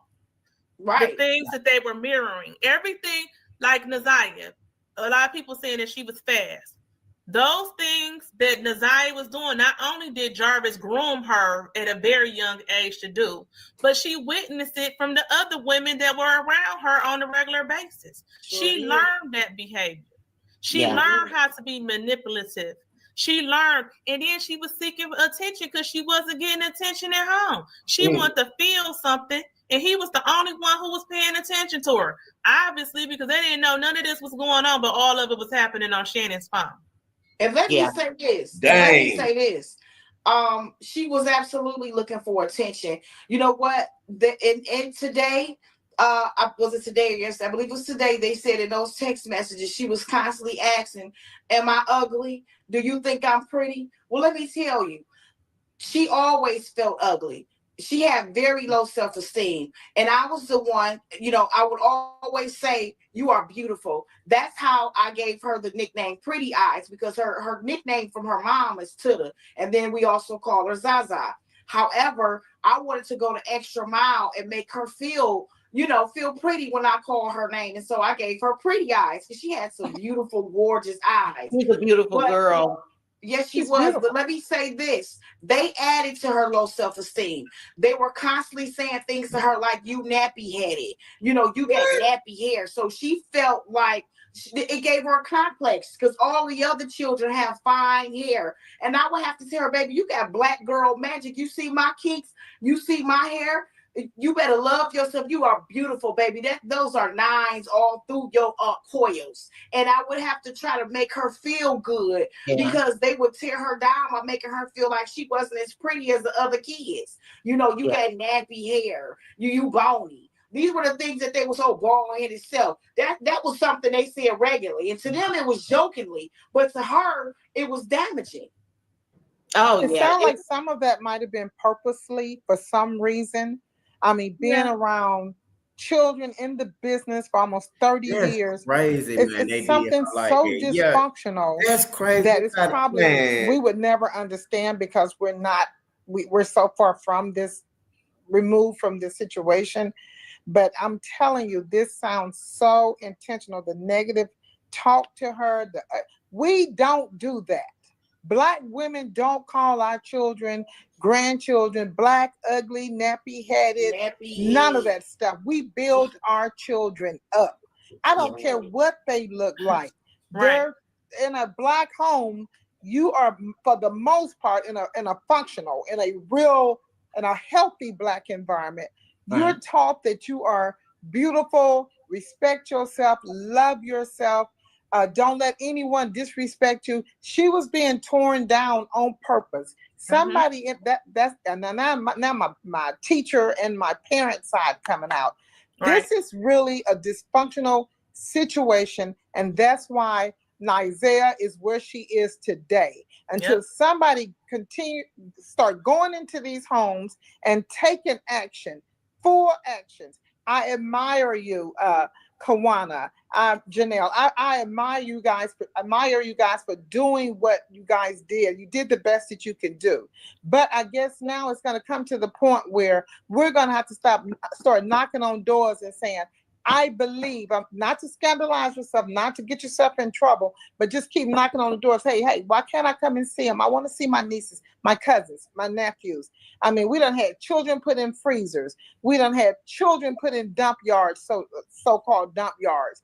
And now we have a child that God knows that we'll know where if her body ever be found, an impregnated child, young baby at 13 years old. We have got to put our foot down and go at it. Yeah. Because this is crazy. I have experienced lots of things at my early childhood development center. And guess what? If it don't look right to me, it's not right. And somebody has to make it right to me. I'm not going to buy blood coming down a child's leg because, she must have sit on a tricycle and hurt herself. Oh, no. We're going to do some investigating. And then, let the doctor tell me that. Then I'm okay. Right. So we have to start being, as the old people say back in the day, nosy. That's right. Yeah. And let me say this, if I may. I want to add to that. A lot of times, people will turn a blind eye. They'll know that these things are going on. A lot of women are so desperate to be with a man, because this man is making them feel whatever they need to feel, that they will turn a blind eye. And I know a lot of people, and I'll come back later on and talk about that. But I know a lot of people that know of sexual abuse in the home or pedophiles personally, and they're afraid to turn them loose. It's called Stockholm syndrome, if we will. It's called what? Stockholm syndrome. And they want, they'll still have these people around like their family. They'll protect their name. I mean, I've had people, go back and forth for me about their family members, and because I'm telling, why are you protecting this person? I've lost relationships because I've stood on that.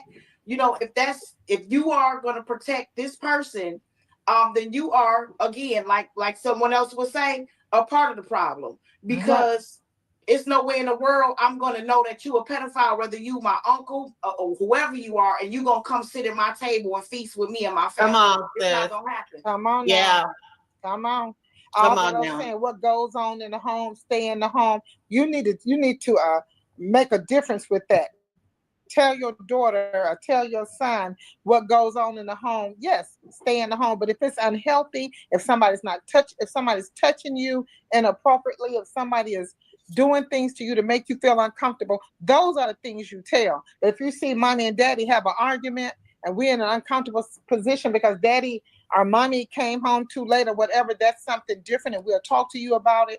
But all that, what go on at home, stay at home, and somebody's upstairs having sex with a 13-year-old or a 12-year-old or a 10-year-old. No, we're not going to hide that as Black families, and we shouldn't. No family of no race should hide that. Absolutely. And I hope and I pray that this person gets the justice that he deserved, because he's been to prison for this once. A lesson was not taught.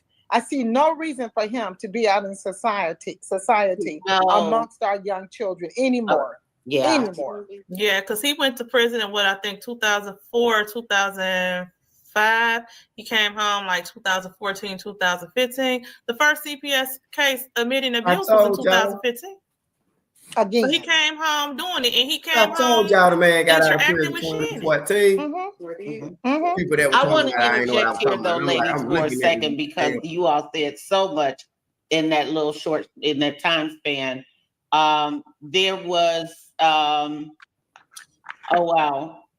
we were talking about how they were teasing her about her being nappy headed and all of that kind of thing.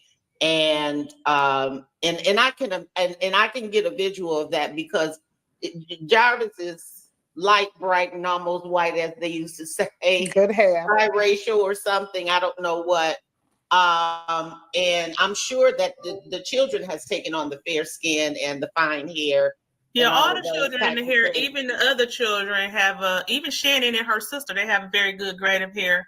Desire hair was just more kinkier, and she was very right. But I'm just imagining, just trying to get a visual of that environment that she was in.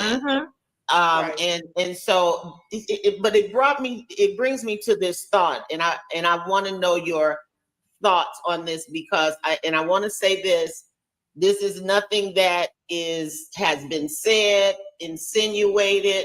Do I want to do this? So what I was going to say is, and I've been looking at a lot of comments and all of that all week long. And one of the things that came up a couple of times was that Shannon was jealous. Shannon, the aunt, was jealous of Ziyah, knowing that, the relationship between Ziyah and I hate to call it a relationship, but for lack of a better word, the relationship between Ziyah and Jarvis. Do you guys have any thought, any knowledge of that, if that's even true, or just any thoughts about, do you think that she would have been jealous of Ziyah? A lot of people have said that. A lot of people have said that.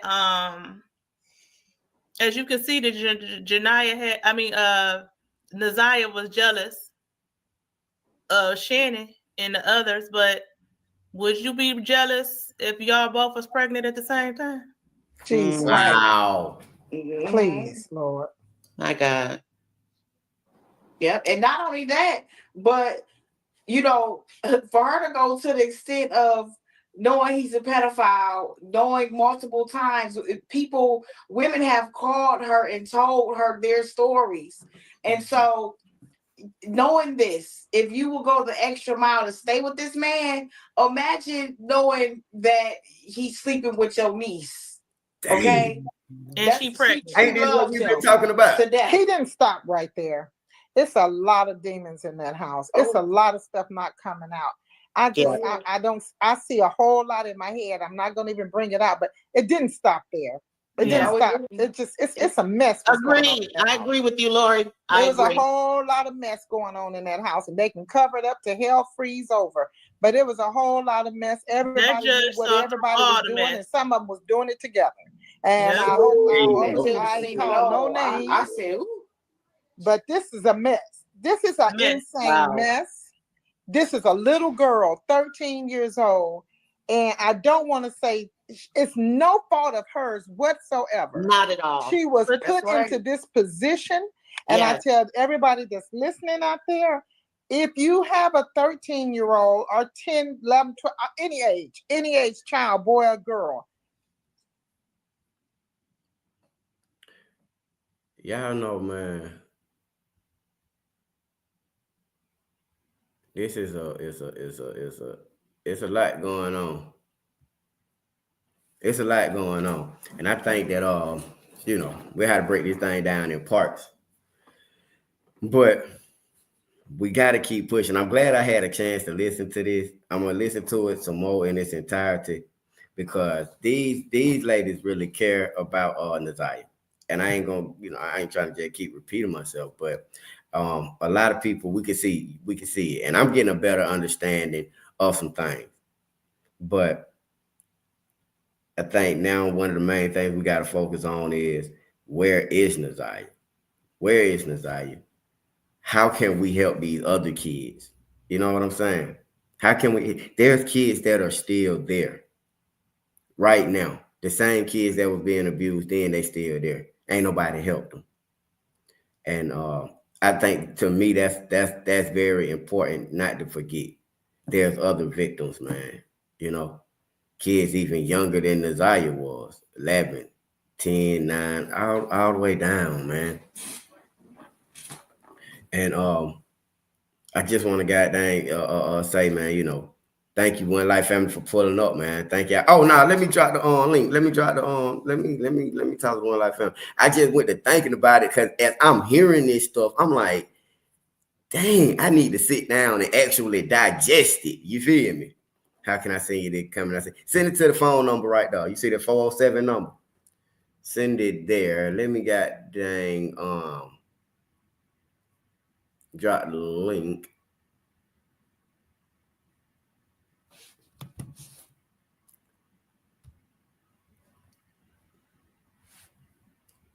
I can believe that. I'm not against anything. Anything of logic. You feel me? We should call for, yes. Like, we have to do stuff like that. We got to call CPS. We got to call and put the press on them folks. Because, hey, all jokes aside, so all we got to do, I mean, I'm just saying, because there are children that's still there. Y'all see what they did to Ziyah? You mean to tell me, now she might not, I ain't trying to sound messed up, but sometimes parents will have a favorite. They like this baby a little bit more or something like that. You know how it is. I like you know how it is. You deal with your kid different way, depending on how many kids you got. You know how it is. But I'm saying if she treated Ziyah like that, she definitely. I ain't gonna say she treat her kids like that, but she allowed Jarvis to treat them like that. If that makes sense. She let Jarvis treat them like that because she let Jarvis treat her any kind of way. She can't protect them kids when she can't protect. And she part of the problem. That's the thing. I believe Shawty would, man, that is shoulder. Wow. Oh shit. Oh Lord. Wow, man. Oh Lord, that shoulder be going out, goddamn. You know what I'm saying? But when Shannon and Ziyah, I think she knew this stuff was going on. Just like them ladies said, she knew it was going on. She was part of the problem. If she wasn't with it, she wouldn't have had that monster in her house. She allowed it. Period. She need to go to jail, and her mama do too. Period. I ain't gonna keep saying the same thing over and over. But as we sit here and we listen to this stuff, what the address is? The address 10100. What it was? 10100 Belford Drive. That's the address, I think. Allegedly. I don't know. So I'm saying they need to go get them kids. They know the address. Shit. They know the address. They done been over there.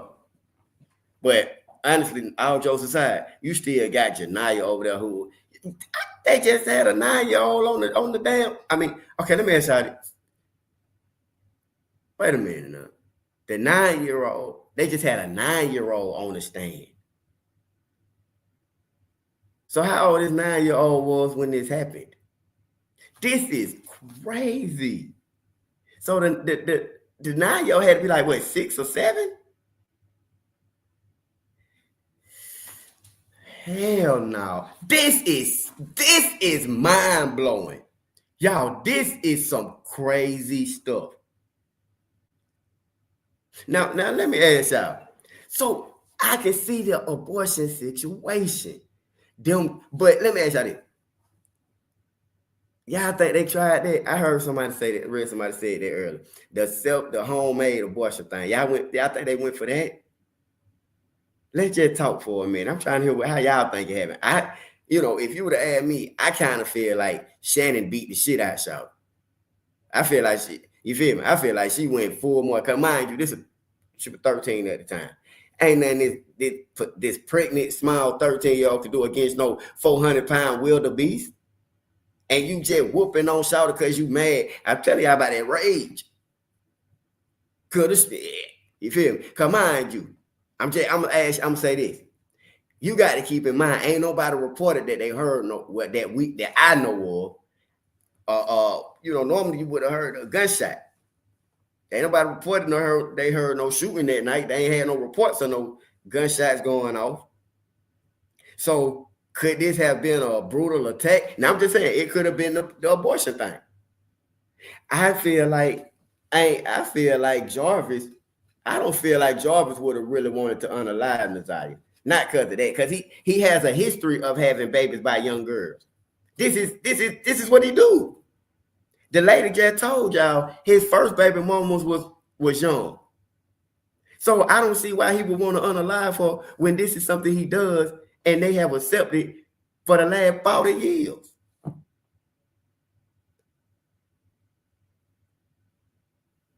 They used a hanger and she probably bled. Yo. Hey, how's it going? Hey, what's going on? Oh, how you doing? Listen, before I get into this, shout out to Wendy Williams, everybody, hashtag free Wendy. I am here today to really elaborate on pretty much what we discussed yesterday.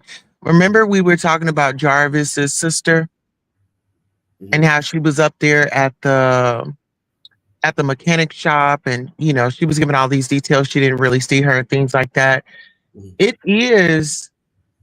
It's like they were on street code, like we're not going to snitch.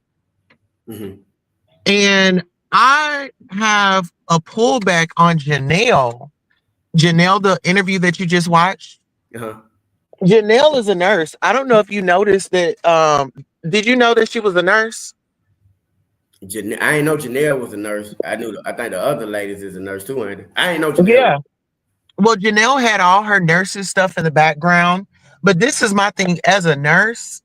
When somebody comes to the hospital, what would she have done?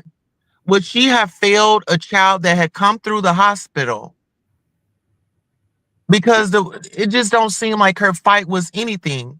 And see, I'm all about knucking when it counts. I feel like somebody should have went over there and beat their ass. And when the police came, okay, get locked up, but have your day in court. Right, there you go. I'm just saying, like, in all this mess and the drama, it's like, oh, I want the tea. Y'all, I'm kind of flustered, and my thoughts and my emotions are like all over the place. But this is ridiculous. I'll go on mute. I'll let Miss Dee Star go ahead, and I'll come back in. Okay, yeah. Hey, how you doing, Dee Star?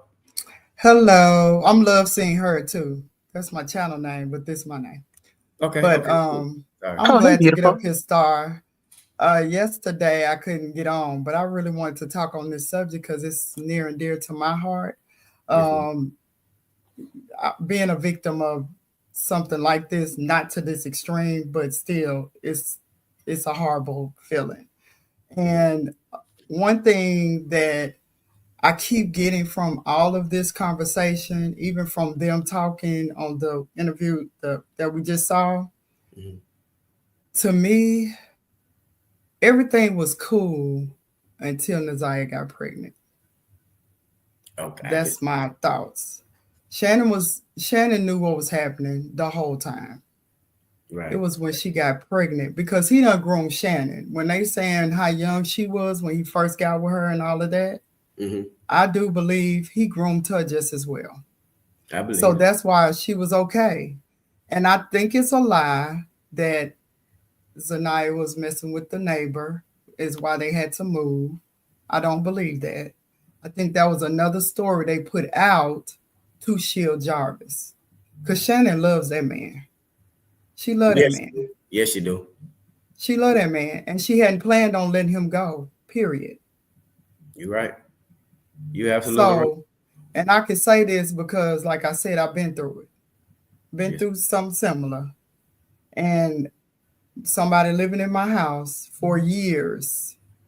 And when the person that found out, when they was told, they put them out, brought them back, and told me, let them know if it happened again. It happens. When they love that man, they're going to do for that man. So, in my opinion, they all need to go to jail. The grandmama, because she greedy, and all she worried about was her checks and keeping them intact. And the daughter, because she is accomplice in some way. And I'm almost thinking that she helped him in this situation, or either that other baby mama who he was driving her car that night. It's one of the two. Yep. Or it could be both, because I think they was cool too. That's my opinion. Let me slap y'all with this. Mhm. And trigger warning, we all seen the movie Precious, right? Yep. Who gonna Yep. love me? Yes. Who gonna be here for me? You sat up there and let that man do that thing to your child. And I'm speaking of the movie, but Yeah. I'm trying to bring context as to, I mean, we had the government checks. The grandma didn't want to lose her damn government money, just like Precious Mama wasn't trying to lose her government assistance. Right. And we have to look at this as some of our people utilize and lean on the government, and it becomes the thing. This is, oh, we're going to live off the system. Yep. Yep. Mm. It's sad. Do That's you, true. I agree. leading lady, you were saying earlier about with the sister, right? Do you believe that the sister was there and seeing this at the shop? Listen here, can I just really keep it 100 with you? Yeah. She seemed like a madam ass bitch. She seemed like a bitch that said, yeah, we gonna put this little bitch to work. Oh, she fucking? Oh shit. And that's what I feel like the mechanic shop was for. It was for motherfuckers to come through there and they was pimping her ass. Mm. I don't think that Jarvis was just fucking her. Somebody said that she ended up pregnant and they got her a plan B years ago. This is, Hey, I mean, some did people be did with the you fuck shit. Go ahead, I'm sorry. I think that I agree with you say she on was that. at the shop when this happened? Do you? I'm talking about. What's his name? Jarvis' sister.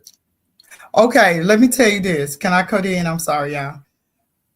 Yeah, Now, baby. at first, I really thought, I believed her. I'm not going to lie. I was about to cry with her until I came on your channel. Heard you talking about it. That's why I told you yesterday you made me change my mind.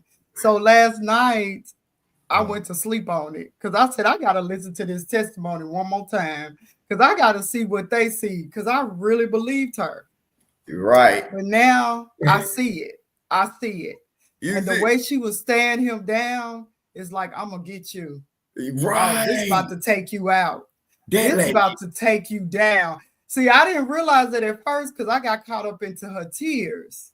Yeah, see that to throw But off. when you go back and look at how she was staring him down and the way she was talking to him, yeah, this was a whole separate issue that they got going on. Yeah, they're personal. And one of the things, what did the lawyer ask? Had they dealt with something similar? They asked her that. Why did they ask her that?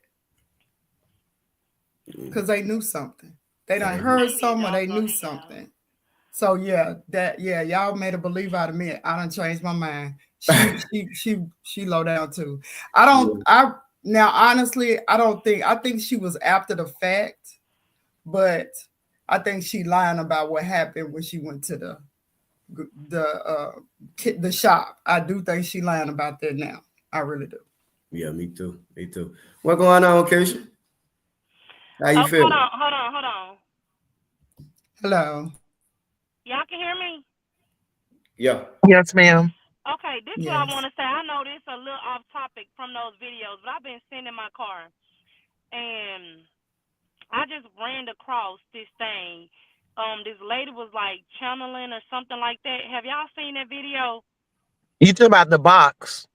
Yes, like that Yes. just freaked me out so bad. Like I'm sitting here in the rage, like, man, I'm scared to go to sleep tonight because I'm just like, it was like before the lady could even like get her questions out, Nazaya was just talking.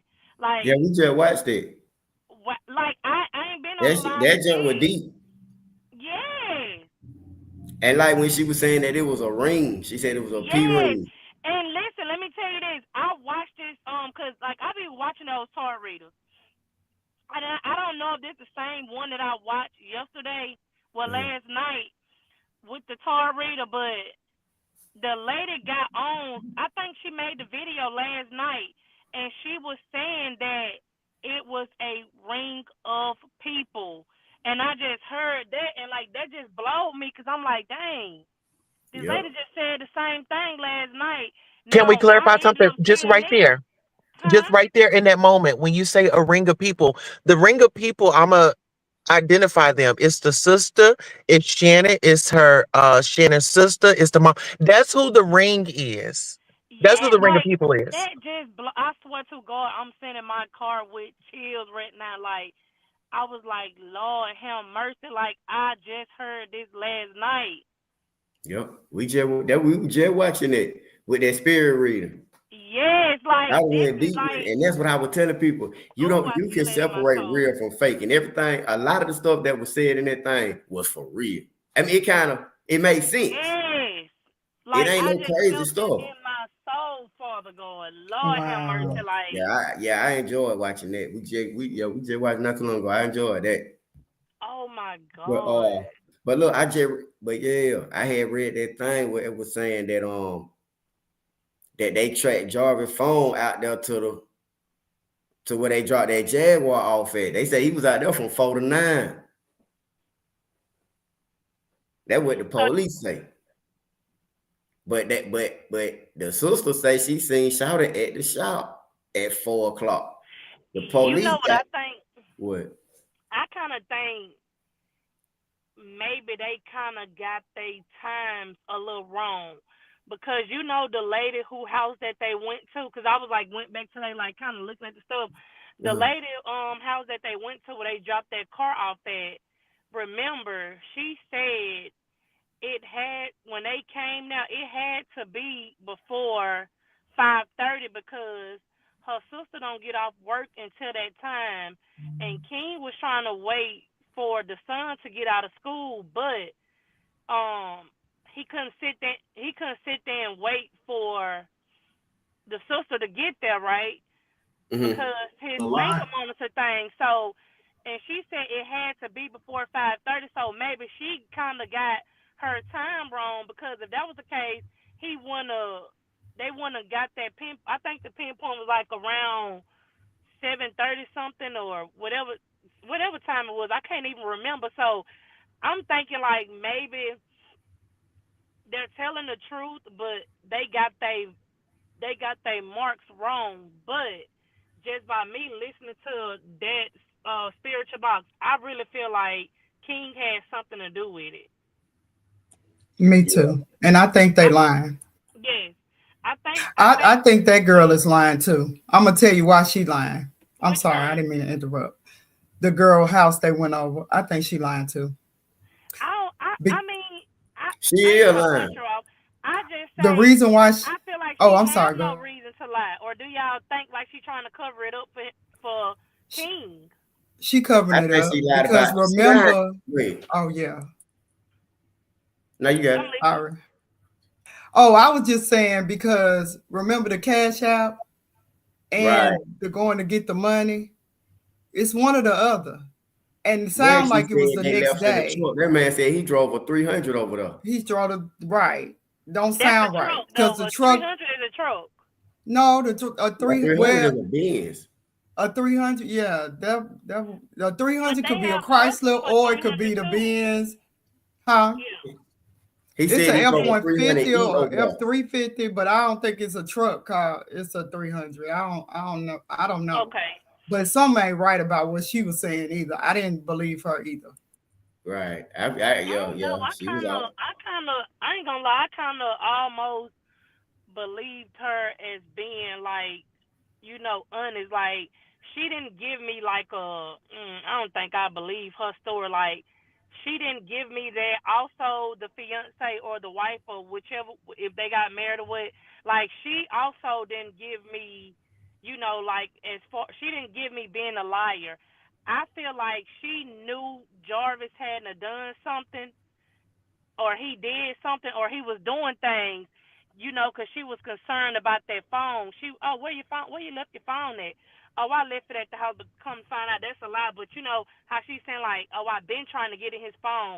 I've been doing stuff like not just Yeah. saying that, she suspected just, him with the Ziyah situation, but she probably suspected something like, other stuff. But then who's to say, like, you know, he didn't come to her house or something, like on some, you know, like on some being paranoid type stuff. And, you know, she just thinking like, I wonder what he done did, or, I mean, we don't know if he done called these people, you know, called or went around and, you know, he was just acting naughty and stuff like that. Like, I don't know, but I don't believe King no more. Like, I don't believe him. And people always say birds of a feather flock together. That is not the truth. Birds of a feather don't flock together. Like, people always saying that. That is not the truth. I done hung around people. They did a lot of stupid stuff that I didn't do. So, but I hung around them. So I don't. But sis, in that moment, let's take some accountability. Whether if you was doing it or not, you were complicit. You know what was going on. You did not go out and do the right thing. So I think that us as a people, and I think that's where we are today, because we had so many people around. They knew what was going on, but chose to, oh, I'm just gonna turn a blind cheek. I'm just gonna look the other way. I'm just gonna ignore it. But even ladies, let me ask y'all this since we are here. We've been in plenty of relationships in our life, right? Correct. Yes. Now, okay. So Yeah, plenty. yes, I mean, well, you know. Plenty. No, I got you though. I got But I'm just I mean, depending on how old you I'm are. just messing with you. My name's Queen Tulsa. We have, yes. I'm gonna say for me. I'm gonna speak for me. Yes, plenty. Oh, okay. So our intuition, when something went wrong in those relationships, we be like, oh damn, well, some told me to get out, or I knew I should have stopped this, or I knew, you know, damn, I should have did that before we got to this. But then it's always at the last minute after everything then fell down. It's like a tower moment. And it's like they are reaching, they are pulling for, you know, for help, but it's no help there. You should have been honest and help would have been available. And I think that they're all stuck right now. Yes. I was Yeah, and okay, go ahead. No, go, because I got to remember about what it was I was finna say. I know it's gonna be something about King. I was okay, so my issue with King and the girl, they both said two different things. Did you get a cash app for the rest of the money? Or did she have to go to teller for the money? Did she have to go to the ATM to get the money? Because if she had to go to the ATM and she was short when she came back, you knew that night. Why would she have the cash app? Yeah, she wouldn't have had the cash app. And she said she hung out with Jarvis before. Right. My other issue is with them, I would give King some grace if he didn't leave that other shop with him to start a new business. That's what I'm saying. What was going on at that other shop? I feel like it was a thing to where they was banging, like they was banging them. Not King Jarvis, and Ziyah probably wasn't the only young thing that he was talking to, bringing those kids around to that old shop. And I just feel like, you know, he had in on it too, because you got to think about it. That's anybody, like when you dealing with people, like when you dealing with people and you bringing people around, or you know you feel like this person is an easy target. That can just be like a man and a woman. A man and a woman, or two men and a woman. Like this woman coming around, like, you know, this woman is a freak, or you know she'll do this, she'll do that, and you know you thinking like, oh, he loved me, so I might as well do it. And you know, ain't no telling, like her mind was probably thinking like, oh, Jarvis loved me, and oh, this just probably something that he want to do, or I'm just going to do this to make him happy, or, you know, whatever the case may be. And, like, he probably had his dibs and dabs in it, you know, with Ziyah as well. And him just coming on and trying to make it seem like, oh, no, because I don't think he ever said, like, he ain't never even seen her before. That was my other point that I was going to make, and I got to go because I got class. But look, that was my other problem. Why was you okay with him pulling over and picking this girl up off the street? And you ain't never seen her before? No, you done seen her before. You done been around her before. That's why you was okay with her riding over to the other person's house. Because she done been over there plenty of times. Right. And let me tell you something about a child. And the thing about a child. And see, that's why I kept saying yesterday, Like, what was they talking about? What was the conversation? That's what I at was the finna shop? say. Like, what was they talking about? She 13. She can't hide her feelings like a grown woman.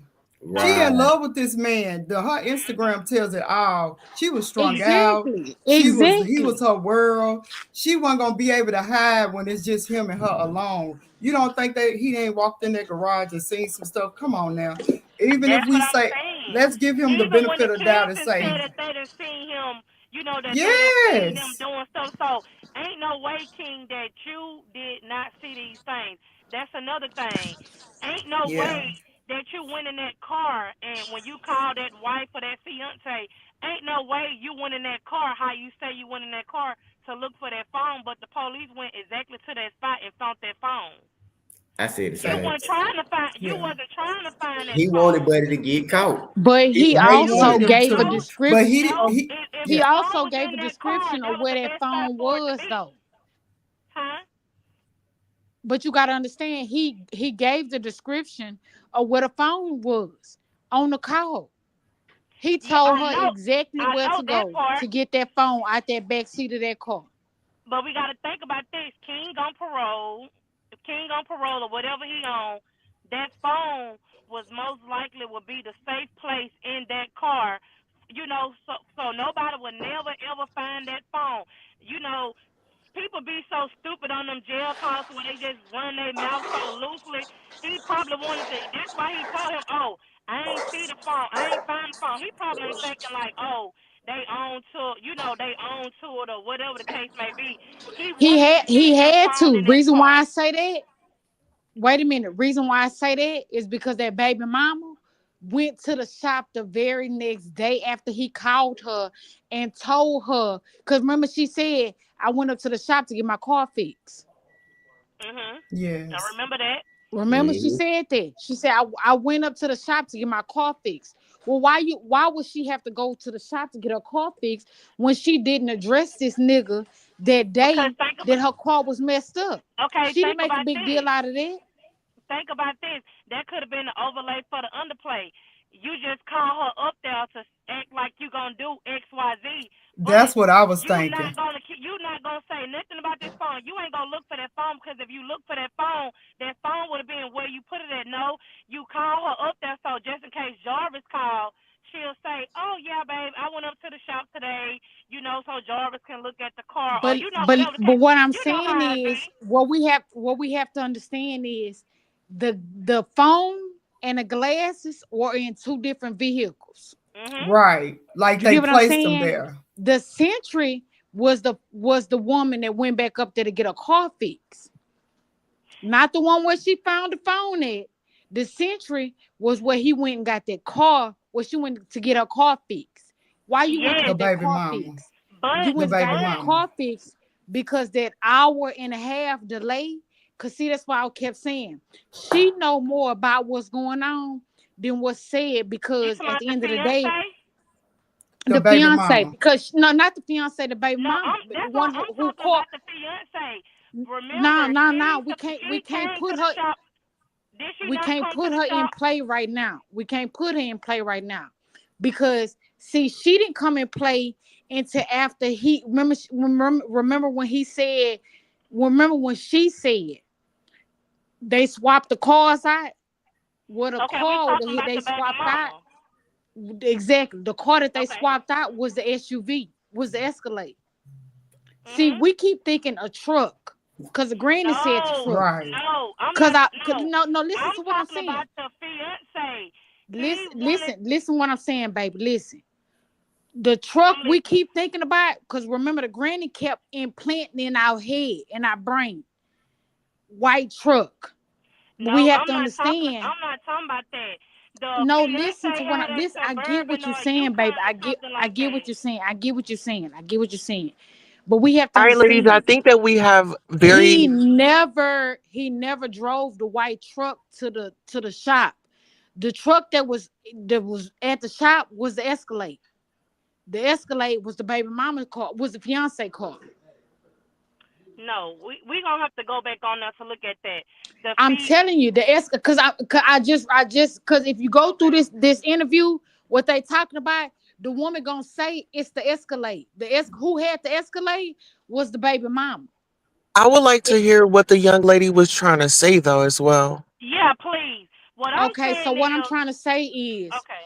the No, it was escalate. no, Remember, not you. remember the sister kept No, no, saying, no. Wait, ma'am. The other lady, because you. okay, I apologize. It's okay. Okay, what I'm saying is the fiance, the one with the dreadlocks, who Jarvis wanted King to call her up there to say that she left a tool or something in the car for him to find the phone.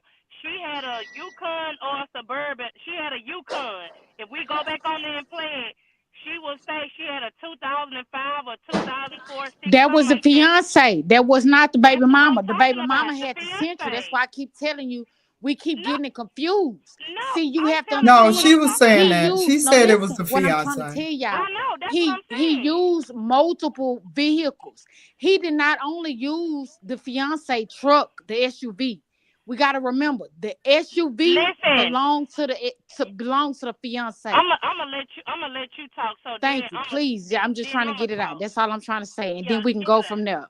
The Okay. SUV belonged to the fiance, not the baby mama. Not the fiance don't have no kids by him. That's I'm where the trying to figure out phone what's was the located at. disagreement though. Okay? That's where the Yeah, phone was located. I don't know. Now, the century is where the Can I call you? eyeglasses, Where you say the phone was located at? the phone was located in the fiance truck. Correct. That's what I'm. Okay, that's what I'm saying. Okay. So Okay. the truck that he actually used to dispose and get rid of evidence and The stuff like glasses that. was up in the Nissan Altima. The what the we central. get you the central Century whatever Nissan. it Yeah. was. Yeah. He used her car to get rid of the evidence. Remember, she said Yes. they swapped cars out, right? Correct. But I ain't trying to cut you off. But that is I was talking about the fiance. I was talking about the fiance truck, which is the Yukon, where the phone was Where the at, phone was discovered. and King called and King and Jarvis telling King to call her up there to the shop to make it seem like he left a tool so he can look for the phone. That's what I'm talking about. I'm talking about the phone situation. I understand Okay, what you're but talking about, but I'm talking about the phone. I get you. But what I'm saying is the phone, we gonna put the phone to the side. Let's put the phone to the side. Because the I real can't put the phone to the evidence, side But because we're I was talking about the phone. yeah, but listen, as we're conversating, we're breaking codes. So she's saying, breaking it okay, down. there was a code for the phone. They said a tool, Right. but we The know it's the full phone. the phone, exactly. Okay. But we have to understand the real evidence where the crime was committed, where her car was at his shop and at the hotel was the baby mama car who was around the corner from all where the evidence was being spread out. Those are two Okay. different people. I was not talking about evidence, and I was just only strictly talking about the phone. Me saying that I done really lost train of thought of what I was saying. All I was just saying was Mhm. King was probably trying to make it seem as if he looked for the phone and then looked for the phone, and he wanted that phone to stay up in that car. But they talk so loose on the phone to where the jail picks up everything that they saying. So of course we finna go find King, and we finna get him to tell us who this fiance is or whoever, so we can go get a search warrant so we can try to go and look for this phone. That's what I'm saying. King lied about that he looked for the phone. Yeah, true. That's That's what that's I'm and I talking and I, about. and, I, That's and all I'm I was talking I'm about. agreeing to disagree with you on that factor. Okay. King played a major part in what's going on. But what That's what I'm I'm saying saying. I is, think he did. That's what I'm saying. He didn't want to go look. He didn't want to. He didn't want to take that phone out because he didn't want to take possession of that phone. And that but and that but it didn't make a difference because the ping of the phone contacted him from 4 o'clock in the afternoon. Now we got to thinking about this. How long would it take for her to get from the school to his job? An hour and some change. Star looked that up and seen. We Yeah. looked it up and seen it's an hour and some change to get from the school to her to the for his job. hour. So that'll put her in a place of 3:45, maybe 4 o'clock, where she would be in the area where he picked her up at. You get what I'm saying? So that's what I'm trying to say is it was multiple vehicles used in this transaction. And one of the main ones that we not realizing is Shannon got her mama car. We started trying to figure out how did he get from one place to another place to another place to another place. That at the end of the day, okay, so hold on. I think Shannon was driving him. Ma'am. Yes, ma'am. Okay, so we're breaking codes. I think someone in the chat was saying it was not a phone. It was a code name for a pow pow. So, like I said, we're just breaking the codes as we go through. Oh, that makes sense. That does make sense because that's what I was just about to ask. Because they did have holes. That made sense. Because they were trying to identify why he had, why they were questioning him based on the gun. Yeah, you might need to play that. But you know, because my other question was, okay, the truck, because remember King also said the truck ran out of gas and all that, which kind of goes along with what the sister was saying. You when know, she said she had to move the she was in car. the car, right? She had and that the she girl had to was in and rearrange. out She the had to car. start her car so they could push the car in. I got you. Right, but I'm saying she's saying that she saw Ziyah getting in and out the car, and so when you thinking about that, okay, you can see her having the car on, turn it on and off, jumping in and out the car, and the battery ran down. The battery ran down. So that's why the battery cable. So come on now, because I'm glad you seeing this, because now it makes sense on why that battery charger was in the back seat of the baby mama car. Baby mama car. That's what I was just about to say. Because she came up there to give him a jump. To give him a jump on that car. Thank you. On that That's truck. a good point. Thank you. You know, it's so much to this, y'all. It's really so many layers to it that you have to really break it down piece by piece. Okay. And I keep going so back when and she watching did over that, and over. but listen what I'm saying. What she felt was she gave 2 different times. She said he arrived at her house at 8:30. Can't be, because in a sense, at 9, between 9 and 11 o'clock, he was at the river. Right. For a whole hour and 45 minutes. What was you doing at this river? 4 o'clock, they say he was at their house. That's what the news article. He was at the house. He brought her car. And she stated they exchanged cars.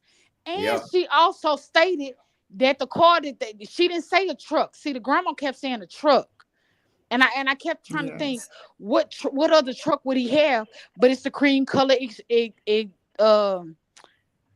it's the cream colored expedition or explorer or excursion or whatever. That's the truck he kept pulling up in. So now we're trying to figure out. Remember, I asked you the other day, I said, how did her car get damaged like that? Well, we know how the car got damaged like that now. Today we do. Because he was in that river for about an hour and 45 minutes trying to hide something. But I keep saying, I don't think that was him. I think that was Shannon. I think so too. I'm not gonna even lie. I think that was Shannon because you gotta understand, at the end of the day, he didn't call and start telling people what to do until he was locked up. He locked up. Right. He can't he can't do nothing, can't see nothing, he can't do nothing. So he gotta get the people to move the evidence around. The evidence, the main evidence was the phone. Pull that car up out of there? He had to, because he pulled it in there. That's how the car got effed up. And if we look at the picture on their driveway, you see that parking lot stump thing.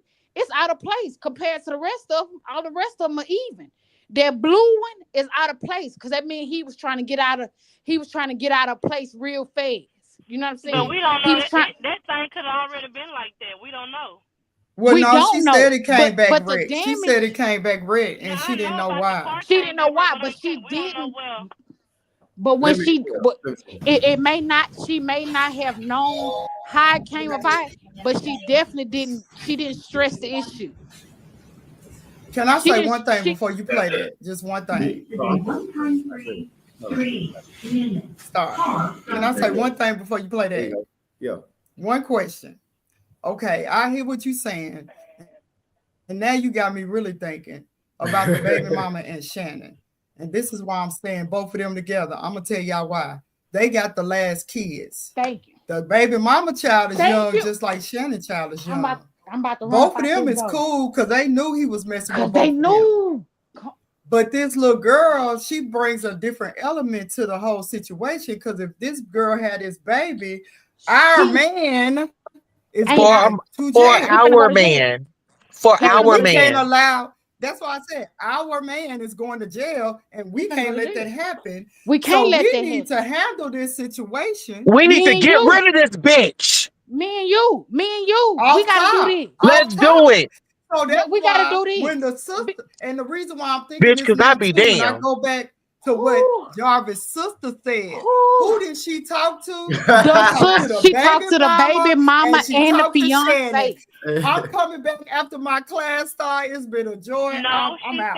She said she talked to the baby. She talked to Shannon and she talked to the other baby mama. She talked to the she said the she baby talked to the baby mama mama, and she talked to the fiance. The baby mama is the one with the youngest child. Thank you. Them the two that she probably cool with. We cooking. Let her cook. That's what it sounds like. That's why I keep saying. Y'all think I'm lying. That's why I keep saying Shannon had more to do with this because she had a motive. Yeah, but the other I gotta girl get rid of this girl. We pregnant at the same motherfucking time. What we doing? Listen to the clip real quick. I think this is the home clip right here. It is the home clip. Thank you for using. Here we go. Yes. My guy, what's up, man? Oh, I love you, girl. Nah, shit, man. How you feeling? My bad, I missed your call. I was working like a motherfucker. I figured they said you was up there banging, said something banging. Yeah, you know it. What's up, my nigga? What's up, buddy? You know it. Hey, shit. Man, I'm calling, man. These bitches, they put my money on my fucking books, bro. Oh, yeah, take a minute for them to put that shit on there. Even if you walk in with it, man, they be playing it crazy. Yeah, I swear to God. They do that with things and shit. You show you straight, you need something. I mean, I'm going to come out to that thing. Yeah, I had money on my books, nigga. I came in with money. Oh, yeah. Yeah, so they put this shit on my hookup. I was up on the tablet. I didn't come out $0. Getting his beat back then. That shit crazy. Yeah. How is it, though? Man, that's bullshit. I'm really going to be quarantined on this whole shit, bro. Oh, yeah, they got you on that quarantine club for how long? 3 days? I don't know how long, nigga. Shit, I'm about to be the only one in this bitch on my part. You say what happened? I said, shit, I'm about to be there. Remember me and you know, this is what I told you want these this bitch. Okay. Yeah, so. What you need? No, I was asking what that customer needs. Man, listen. You straight? Yeah, my nigga. Huh? So yeah, I'm good, oh shit, yeah. You got passion number, right? Yeah. So Dig, I need you to call her one day, nigga, and get that truck up there, nigga. Get my phone out there back seat, bro. Oh man. Alright. Well, I'm going to get the truck up there. What will tell her? Tell her you fuck around and lost your car that there too when we was moving the radio. Okay. On the seat. Now, it's We have 1 minute remaining for this call. Reach my hand that back seat. Yeah. So you reach behind that back seat, bro. The box right there. Straight behind the middle of that back seat, bro. Okay, under it or in the back or in the back thing? In the back, right in the back of the seat, bro. Okay. I'm not second row. You know you took the key. You took the key to the gate. It's the same key. I don't have that key to it. Yeah, you do. It's the same key to the lock and the door. Oh, okay. I didn't know that. All right. Yeah, it's the same key, bro. Now, you know I got to. I'll put the money on the phone later, man. When I get around, baby, I will put the credit card. You? I told my wife and have her break up the tea. No, I don't need it though. If you send the same one, I got it. So I don't need it right now anyway. Just when I get the scrap out of there. Okay.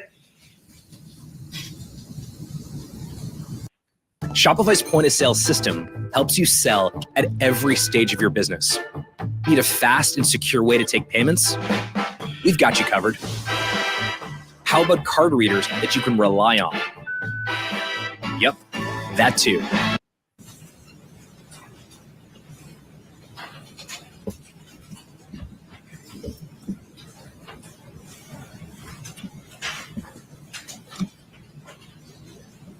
And Mr. Wright, were you successful in getting that cell phone from the vehicle like Mr. Bud asked you to?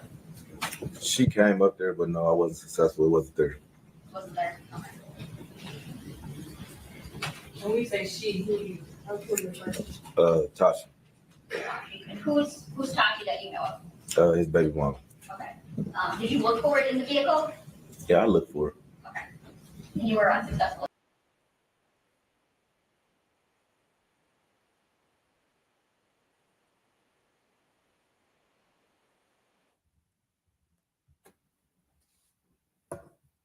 This is real. This is real crazy.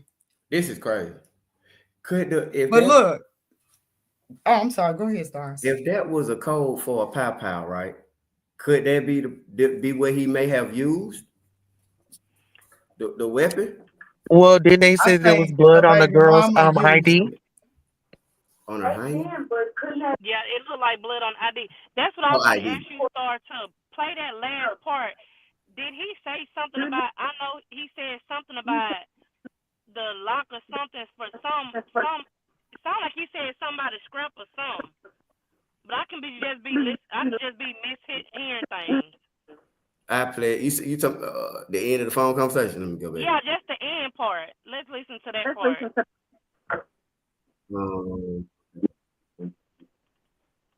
But didn't Shannon tell him Tudor was gone? Right. And this is the thing. Somebody mentioned, You said the end. Yeah. Introducing Iron Beam, the best choice for futures trading. Iron Beam is the industry-leading broker. The end part. This is the same one I got it, so I don't need it right now anyway. Just when I get the strap out of there. Get the strap out of there. That's what he said. That's okay. Get the strap out of there. That's what he said. The phone was the pow. That's why That's he got on stand and said no, he didn't say it because Hell no, the strap is the strap. The strap is the heat. Get the gun out of there. Exactly. But they tried to be coded at first. For the phone, but they But found he snuck up. phones and stuff inside of the house. They never said that they found the phone inside of the car. They said they found guns and other stuff and the pows in the house and phone devices and stuff like that. But King just incriminated. I mean, I don't say incriminated, but he just said, "Yeah, I got to get the scrap and stuff up out of there." So, I mean, the pow out of there. Y'all gotta get the strap out of there. Yeah. It was them who he putting them up on game. Like y'all done did what y'all did, but y'all gotta clean up. Because they coming for y'all next. So this is what it sounds like.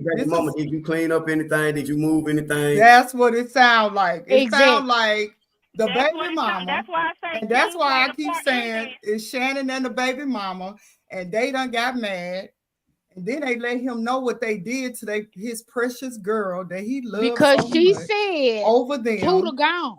She let him know. Told him. She let him And know. so that's when he knew they had to do something. They had to do something. Because that's why he said so in the event. Did you wipe down everything? Did you do what you had to do? That's why I keep saying Shannon used her mama car when she made it home.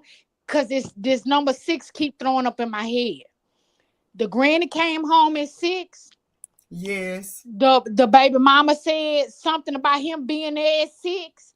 The woman who said she gave the car back to, she said something about like everybody saying something. So he can't be at 3 and 4 and 5 different places at one time. So at 6 let me know. Okay. So around 6, something was happening. What was happening? Yes. What was happening? Was this the time that she was? Well, let me just say something right now. It is 4 minutes to 6. Get into that. Oh, Jesus Lord. Christ. Jesus Christ. When I looked Jesus at the Christ. time, I said it's 5:55, and it's gonna be 6 Uh-huh. o'clock.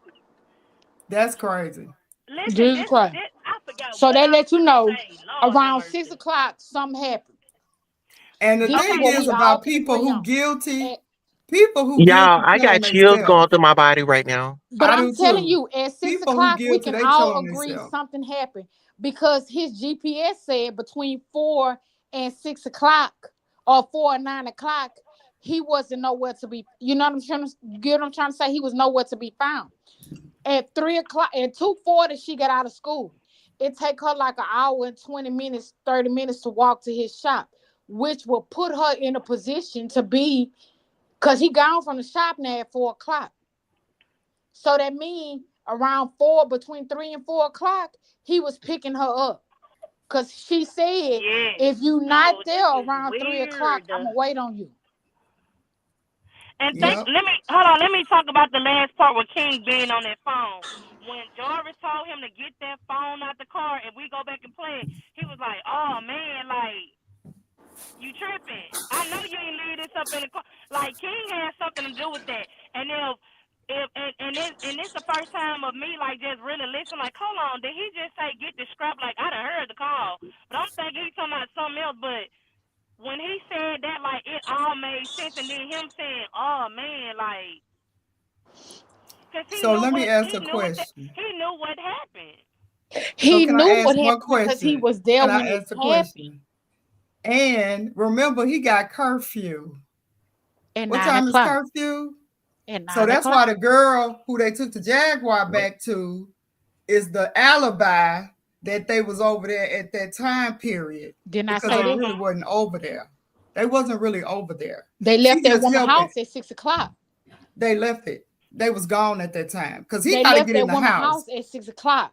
Yeah. When they picked Nazar up at 4, between 4 or something, let me explain something to you. Yeah, because the phone record said it was in far the away area from that around woman. by 6:38. Thank you. She not that far away from AutoZone. So that's why he was able to say, "Oh, is that my niece over there?" Right. Right. That's the only AutoZone in that county or some shit like that. No. Because she stated, because Naziah stated on her school tablet where she texted Amy that same day and said, "Where is Belford?" And such and such. She texted her and let her know. You get what I'm saying? Because the woman say, "I'm coming out the shower and I get a text from my niece, and my niece tell me that she's trying to figure out some directions." What? Antennas would have went up. And Belford, and then she tried to play it off as if she didn't know what area that area was in. You know that's Jarvis area because you done picked them up, dropped them out, picked them up, dropped them out, went there, whatever, any time of the day. That should have rang an immediate bell. Oh, I know where that is. I picked Jarvis up from there. So now I'm about to add another piece. He only 10 minutes away from the grandma house. I'm gonna be late for my class. Okay, so let me add one more piece to this. Let me add one more piece to give everybody something to think about. So what happened before that girl went to school for her to lay on the floor that day because she been pregnant?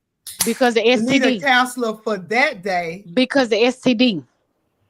No, but what I'm saying is because the STD. No. I don't think it's that. I think her and Shannon done got into it. No, but then Shannon again, got into it, and she knew that Shannon was gonna get her. But then and again, she was trying to be safe.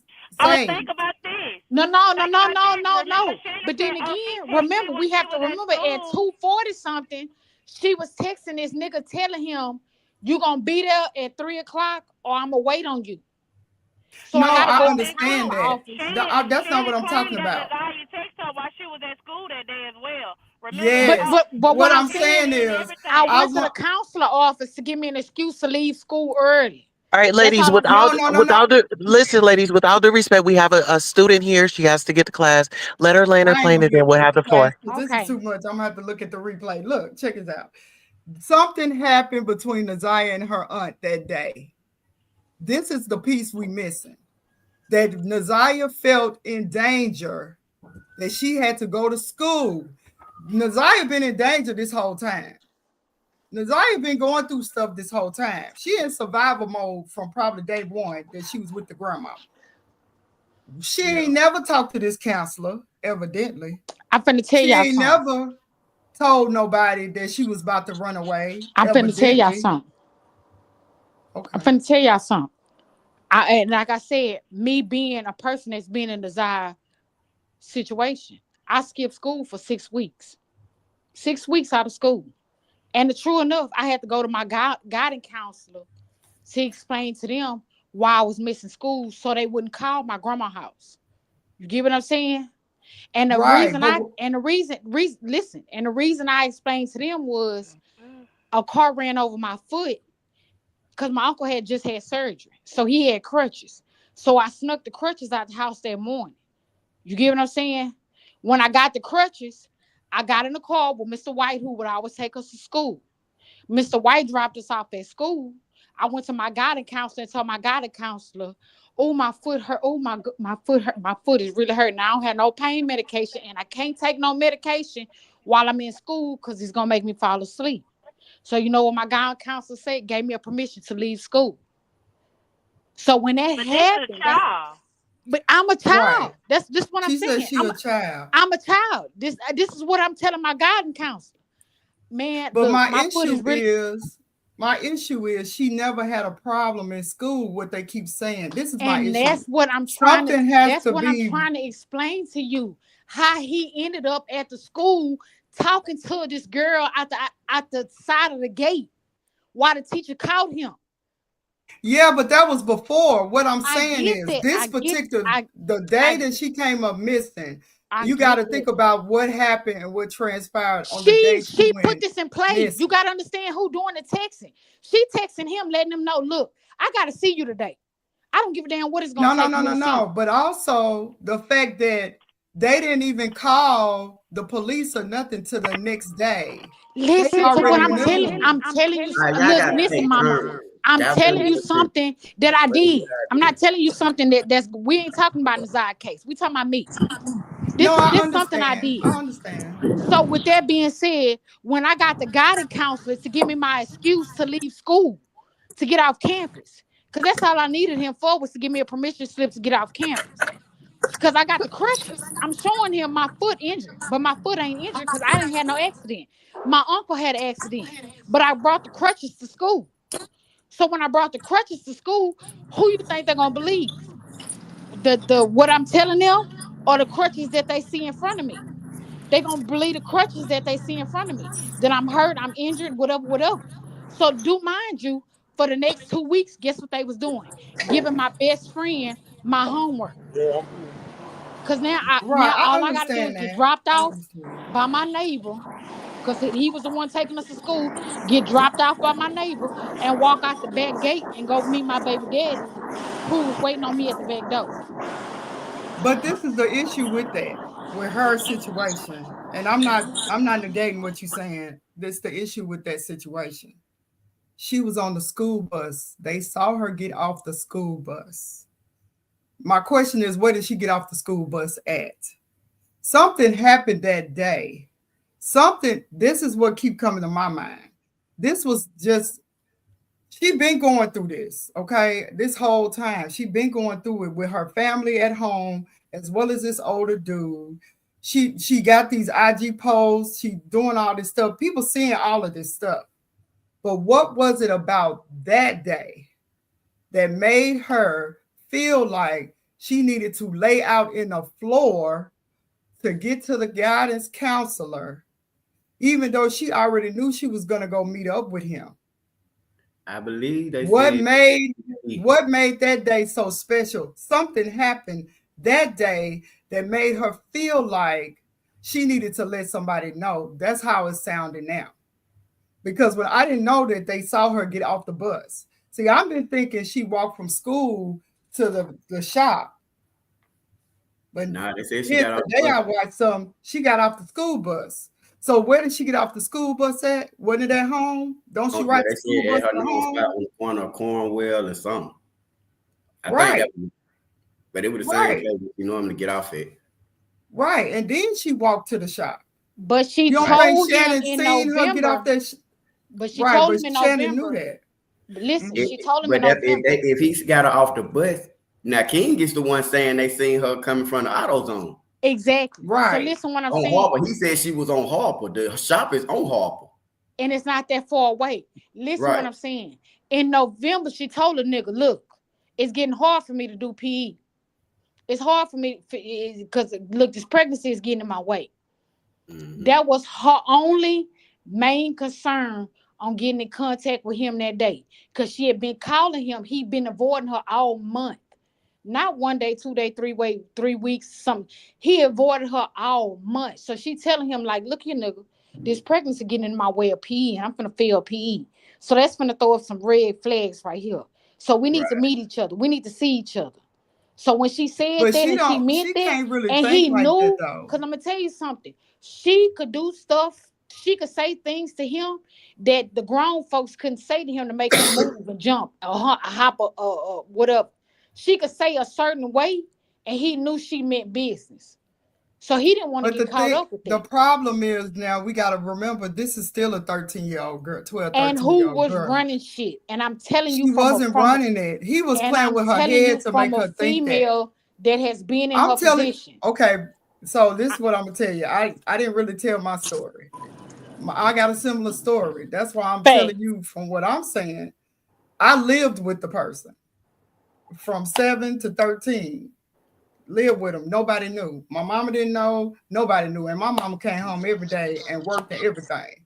So that I'm telling you from another standpoint, and I'm not. That's why I'm saying I'm not disrespecting what you're saying on your situation, but I'm saying there's multiple aspects that's going on in this situation because this girl was in love with this man. Yes, and she was, to me, she as a little girl, she wanted to have his baby. She's ready to have his, it was cute. But that day, it ain't cute. Because they not saying that no other day. I mean, you know what I'm saying? It was getting hard for her, but it was something she was getting further along to in her pregnancy, and he was not responding. He was not responding. She can't hide. But he this pregnancy responded no that more. day because Why he knew you she think was this coming. girl had on a all-in-one, a jacket over another jacket and a sweat? She had multiple of jackets on. Fuck what her bottom interior may be, because when we pregnant at a young age, our bottom part not gonna expand like that. Our top part gonna expand, meaning we gonna get bigger breasts, meaning when our stomach gonna start sticking out. So she can't hide it no more. She can't hide this shit no more. I'm telling you, I was there. I was her. I'm the one putting on 2 sweaters and a goddamn undershirt because I'm hiding it from my grandma because I don't want them to know. My mama didn't show up to my baby. My first baby was born when I was 15 years old until after I had my baby. And the reason why she showed up is because the hospital called her. You get what I'm saying? My baby daddy, I wanted him to be there so he could see his baby be born. But after she was born, he had to go so my mama wouldn't see him. I'm not telling you something I don't know. I'm telling you something I've been through. Well, ladies, let's just say trigger warning. And I don't think anybody's discrediting. Yeah, I don't think anybody's discrediting anyone's story. I think that this is a very triggering topic. And I think all of our points are valid. The main goal here is, taking our experiences and, figuring out what's going on. And I think that everybody responsible should be right along with Jarvis. Held accountable. And I think with them testifying at this preliminary hearing, it really showed that all of them was guilty. All of their guilt showed up with their testimony. And like I said, I'm emotional right now. Like literally, I'm sorry, y'all. I'm emotional right now because sorry, ladies. Jarvis was paying my grandmother off to shut her mouth. Jarvis was paying my mama off because my mama was heavily on drugs, so she can keep her mouth closed. But at the end of the day, this man was grooming me since I was 10 years old. You get what I'm saying? Yeah. 10. I was in the 5th grade at the time. Grooming me. Never knew. And I had 4 kids by this man. And my grandma used to always say, when you turn 18, you're going to see what type of nigga you dealing with because he going to get some gone. I never understood what she was saying. Oh, big mama, you don't understand. You don't understand. You don't understand. He loved me. He loved me. He loved me. He loved me. And as soon as I turned 18 and I was pregnant with my last daughter, she showed me exactly what I meant because after I turned 18, I wasn't young enough for him. Dang. Yeah. But Well, I hate that. I hate that because a lot of people really do have this story. This is a real serious situation, and it is really triggering. And I think that's why they need to check everybody's phones to see where everybody was that night, because I think they all played a part in it. The main ones who were on the stand, they all played a part in this, some kind of way. The grandma The didn't care grandmama, because she just turned her head. She didn't care because he was giving her money. You get what Yeah, I'm saying? I believe that too. He was sliding her money. And also, she had dealt with it. Remember? Exactly. The So she mama was to accustomed to that. Nasiah went through the same thing. Exactly. And So you she was talking about the accustomed to that. grandmother had a baby young. So this is a generational thing that they have been seeing, and it was a part of their family. Exactly. Well, listen, remember when they were like, "Oh, the kids are being touched," and then Shannon was like, "Well, my mama said bring them over here." So was that the meeting where they staged what somebody had to go? What do you That's what mean? I'm wondering. Remember when the kids or Janelle, I think it was Janelle, had said, okay, she had brought light to it, and Shannon told her, oh, I talked to my mama. She told me to bring him over there and we're gonna have a talk with him. The next day, she said, oh, the kids, they said that they was just lying. No, that was a year before. You remember that was in 22. Because that was him chastising. First of all, we got to understand what we're dealing with. We're dealing with a female who has emotional complex about herself. She has a physical complex about herself. You know what I'm saying? Look at her and her twin. Boo, boo, boo, boo, boo. So with that being said, she was saying to herself, like, that's why she keep calling her mama. So I'm gonna call my mama to see what to do. I'm gonna call my mama to see what the answer is. I'm gonna call my mama to see my mama. Okay, well, your mama not making good decisions right now because as you can see, she told you to wait 24 hours on that 9-year-old girl that was finna complain about him touching her at a party, and the mama was like, whoop the whoop the whoop.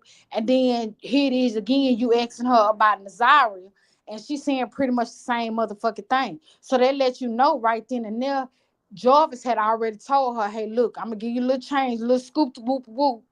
Keep your mouth closed, you know what I'm saying? And let me go and take out and do what I gotta do. Again, I say, I know this from experience. But That's the that handoff. just lets you know the mother's her this is her MO. Yeah. Oh yeah. She She was finds a out master. what's going on. Let me come, y'all come over here. Let me talk it out. Let me tell them that this wasn't what it was. Yeah. And at that age, you can pretty much program a kid. Let's be Oh yeah. honest. Let's wake it up. You can put harm, you could put fear, and you could threaten them. So it just goes back to that to the grandmother. And It goes right back to her. the threat was the chains on the refrigerator door. That was a threat. But Okay, so that brother who ran away was one of two things. Either Jarvis tried to come at him, one, or two, he walked in and seen Jarvis mishandling his sister like that, and that's the reason why he ran away. Because if that's the case, then that coincide with that 9-year-old said when she said she walked in and Jarvis was naked and Nazar pants was down to the floor. That's why the reason why the brother left, because his masculinity being that he wanted to do something, and Nazar probably told him, "Now, don't X, Y, and Z. No, don't involve them because if I don't do this, then he gonna come at you." That's her protective, because they kept saying she was emotional about that. Why would you be so emotional about your brother running away if one or two things didn't happen? If you didn't have to to break it down to your brother, I gotta do this to keep this man off of you and Yeah, keep because he things was gonna be good in with the next. granny. He was gonna be next. Right. You get what I'm saying? I gotta do She's what in I'm doing survival protection because mode. I'm sacrificing myself on the sake of all these 10 kids, these other 10 kids that's in this household. But she not knowing he messing with 10 of the other kids that's in the household. Right. She And not really, knowing that. they set her up from the start anyway, Exactly, because it because she was seems pretty. like they separated her from the other kids. Because now this is another piece of it. When she talked about Naziah's mama and she don't fool with her, the way she said it in such a nasty way, that child ain't worth nothing really either to her. She just Exactly. keeping her because she getting that check. So they didn't have no problem with her being mistreated. That was beside the Facts. point. I've been saying the Have y'all same heard the thing. mother's interview? Have y'all heard that mother on a live interview and the way that she talked? And she was just so dry. Yeah, I Yeah. did. I did. But then my question, this is my question. If Naziah mama was dating a married man, right? Because this is what the grandma's sister saying, or Kawana was saying. They met the man being a business partner, and that's how they started uh dating. But we have to realize Naziah mama also lost her virginity at 13 with the next door neighbor.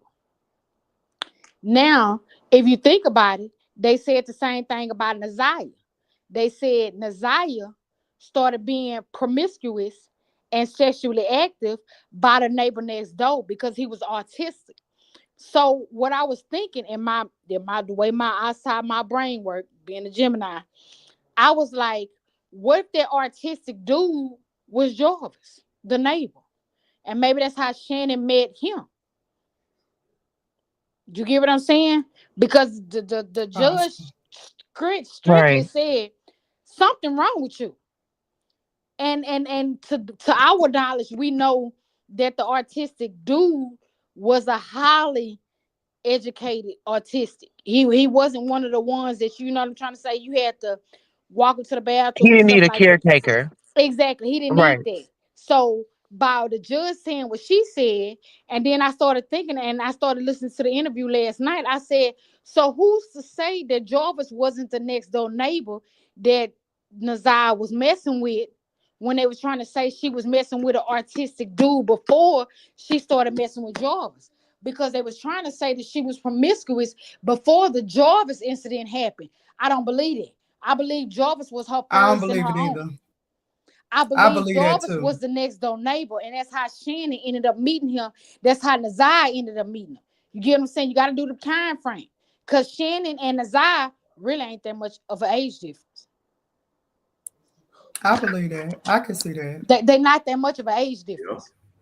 And with that being said, is if Naziah first encounter was with a dude that was autistic, that was next door neighbor, and we see this slow nigga, excuse me for saying it like that, this nigga slow. Like the judge said, he got a 10th grade education, ID, whatever the case may be. So they let me know he was mentally challenged, whoever she was messing with. So they let me know that was Jarvis, that she was her first encounter, and that 13-year-old that he was talking about, that they were saying he was, could have been. All that could have been the same situation. We just throwing the time stamp and the date off. Because they I was think they on doing a Belford, lot of that. Yeah, they doing a lot of that anyway to because try to they was confuse on everybody. Belford, and they moved from one Belford place to another Belford place. What was he at the first Belford place with Shannon? Yep. What was he at the second Belford place with Shannon? And And remember, the King mama said Shannon had stayed with her at one point in time. So where and was he King at? Yeah. stated he stayed with the baby mama that had all the kids. Who got the most kids by him? Shannon. Shannon. And Yeah. And that's why when the sister, what the grandma sister say? I gave her a housing apartment, and everywhere she went, Jarvis was. Right. And then what about what his sister said? Remember when they asked her, how many of his kids do you know? And she got the counting. And then I thought about it. She said 8 of them. 5 of those kids are Shannon's. Or Shannon's. So do the math. Yep. Everybody knows Shannon kids. Everybody knows Shannon. Everybody knows Shannon. And Shannon one of them kind of girls, she gonna make everybody know her. Yeah. Everybody know exactly. her. I got the most kids bound. And that's what she kept saying. That's what the auntie kept. That's what the grandma auntie kept saying. She kept looking at it as if all my kids by the same nigga. Right. Really? And I do feel like when they moved back to the grandmother's house, he was over there staying too. And yes, that's he why was. one of them text messages, Ziyah told him, don't go in my room. And he told her he stole some of her underwear. Exactly. What was he at to steal her underwear? He was at the house with Shannon because Shannon was at home. Exactly. And I believe that house that they talking about, the address that he had on Wilshire or Warshire or whatever it started with a W, that's that house, that's an apartment that granny auntie left for Shannon. That's the house she had before she moved back in with her mom. That was his known address. You talking about the Section 8 house? The Section 8 house. That was his known address. That they was passing around, child. Yeah, she said the auntie or the cousin that was on here, not on here, but that we listened to earlier. She said she left Janelle to help her out. Janelle. Yep. Janelle, yep, that's her name. She said she left that house. And what nigga you don't know ain't gonna come in and put his foot down. But I'm saying, what nigga you know ain't gonna come in and put his foot down?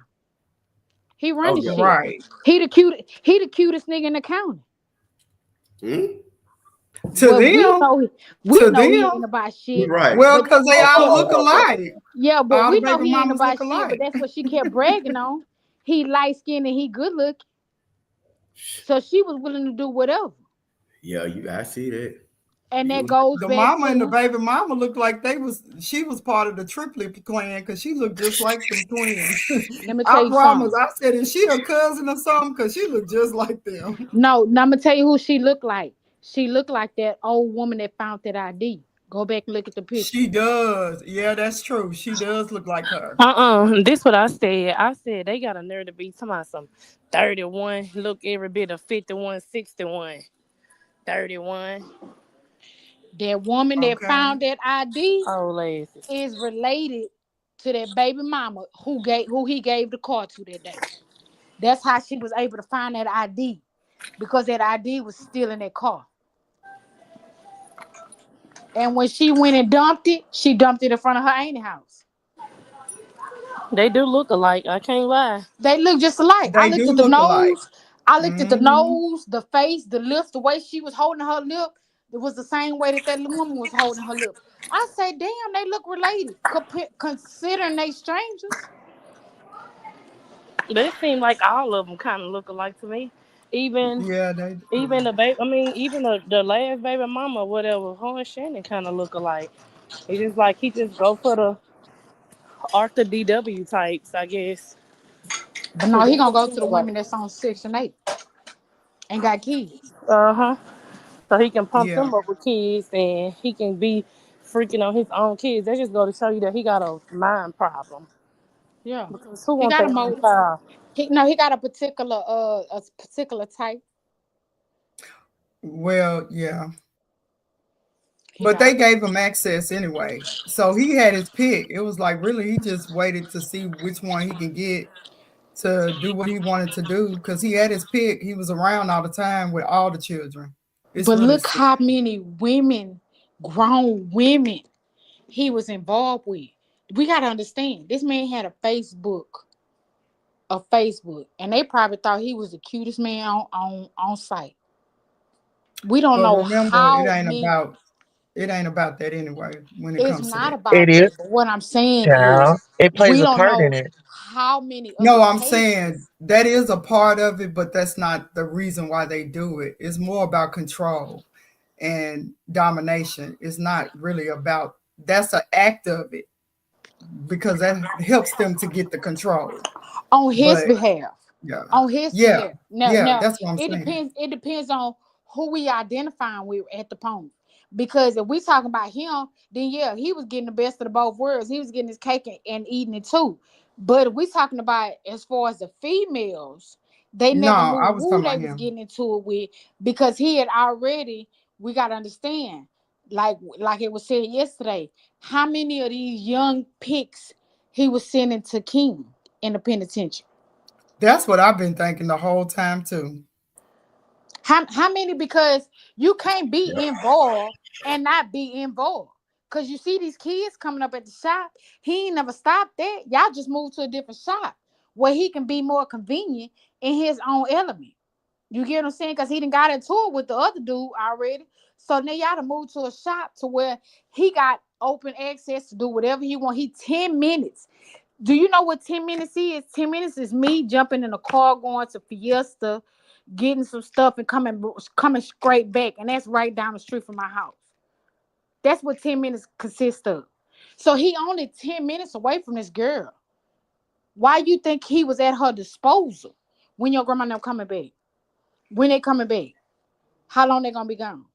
Whatever the case may be. He only 10 minutes away. That's 2 lights, 3 lights at the most.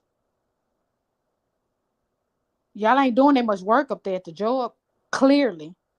Cause you Winstar said they don't really do no work for real. They just cause he done said he went on Google, so I wouldn't trust him. Well, the sister said, my window. according to the sister, she had to wait. You know, he was busy. He could not have, because those are clients that he already had a line for this girl to be molested. That's it. That's it. That's all. It was a trafficking. That's all that shop is for. It's for trafficking. That's it. It's for grown And men guess to come what? in there and They pick what child they want and do what they want with them and go on about their business. And That's guess it. what? That's why they kept moving shops. Because once the shit got hot, you know, we got to move the spot, just like the trap. You That's know, what he you ain't said. about to sit up in the trap and this shit is already. No, we about to relocate. That's what he said. And He downstairs. also said that man got like 7 shops, Frank. That's what he said. They probably going on at all of them. They running the ring like Shawty said. Yep. So with that being said, I you know, because you're not making what she said. I walked up to your shop and it was dead. It was Really? dead. That's what she said. It was dead. Wasn't nobody there. Like, Wasn't it nobody was at that there. shop. What? In other words, it was no clients there. It was Like, no why did you clients sit there. there? So why you sitting there? I done called you. Right. I done called you over an hour ago, telling you I want to give you some of this good purr. And you ain't contact me back. So I'm gonna walk up here and see what's going on. It's on an hour walk. That ain't shit to me. I'm gonna go up here and see what you got going on. And that's why he was on panic. Yeah. How you get up here? Who brought you up here? What's it? But I still don't think it was him though. I don't even think he felt. I think he just was manipulating her mind. He was playing with her mind, you know, toying with her and stuff. Because also he was a busy man. He had all them other women he got to take care of too. Exactly. So it just at that time he just couldn't get back to her like she needed because she a child. He got to take care of home so he can have somewhere to stay because he ain't have no place to lay his head without them baby mamas and fiancés. And exactly. Because as a young child, we want that right now, spirit. We want that right now. Just like he wanted that right now. Jump through hoops. I want you right now. She had that. Well, he same taught her right, to be like that. Yeah, he taught her to be like that.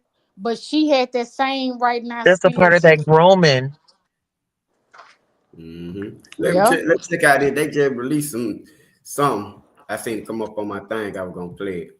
Found, but we have learned so much about what detectives believe happened to her in the time leading up to her murder. Tomorrow morning, the case moves to Wayne County Circuit Court, where the man accused of killing her, Jarvis Butts, will be arraigned on murder charges. Our Sean Lay has covered this case since his arrest, and tonight takes us inside the case. Sean? 3 names to remember here. Zion Foster, Detroit teen. There was a search for her right at this very Lenox Township landfill. Now, Ashley Elkins, there's a search going on for her right now at this same landfill. Ziyah Harris, there was not a search here at the landfill. A chief investigator on that case is also here, however. There's a search for her. Metro Detroit wide. Let's focus on Ziyah Harris right now and catch you up on the things you did not know about that disturbing case. Well, we didn't know. Detroit should never forget the name Ziyah Harris. Now, just take a moment and look at the last photo taken of this child. Ziyah Harris was a child. She was 13 years old. Study her face. Look at the light in her eyes. Ziyah took this final photo of herself at school January 9th, 2024. She was never seen again. Prosecutors believe she was pregnant. She was brutally murdered. The child's body has never been found. When charges were brought, Wayne County Prosecutor Kim Worthy highlighted this photo in a heartbreaking way. She is smiling and waving and saying hello. But little did she know that she was really saying goodbye. The next thing Detroit should never forget is how 36th District Court Judge Aaliyah Sabri at a hearing last week called out many adults in Ziyah's life, saying they also failed this child. From what I have heard over the last 4 days and 5 days total, is that several people failed her.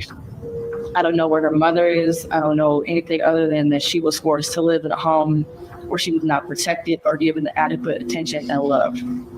But Judge Sabri went further about how family members and Detroit also failed this little girl before she even mentioned the name of the man sitting in front of her, Jarvis Butts, the man at the center of a 5-day hearing. Bit by bit, prosecutors here worked to connect the dots that Butts allegedly abused Ziyah over a long period of time sexually, allegedly controlled her life. Prosecutors say Butts got Ziyah pregnant, and the judge said she believes all of the evidence shows Butts allegedly tried to abort the pregnancy himself. But the judge says she believes Butts injured Ziyah and then murdered her. He intentionally killed her and tried his best to cover it up. But without finding Ziyah's body, investigators focused on Butts, and they had to find his cell phone. Butts told police he had nothing to hide and told police to go through his phone.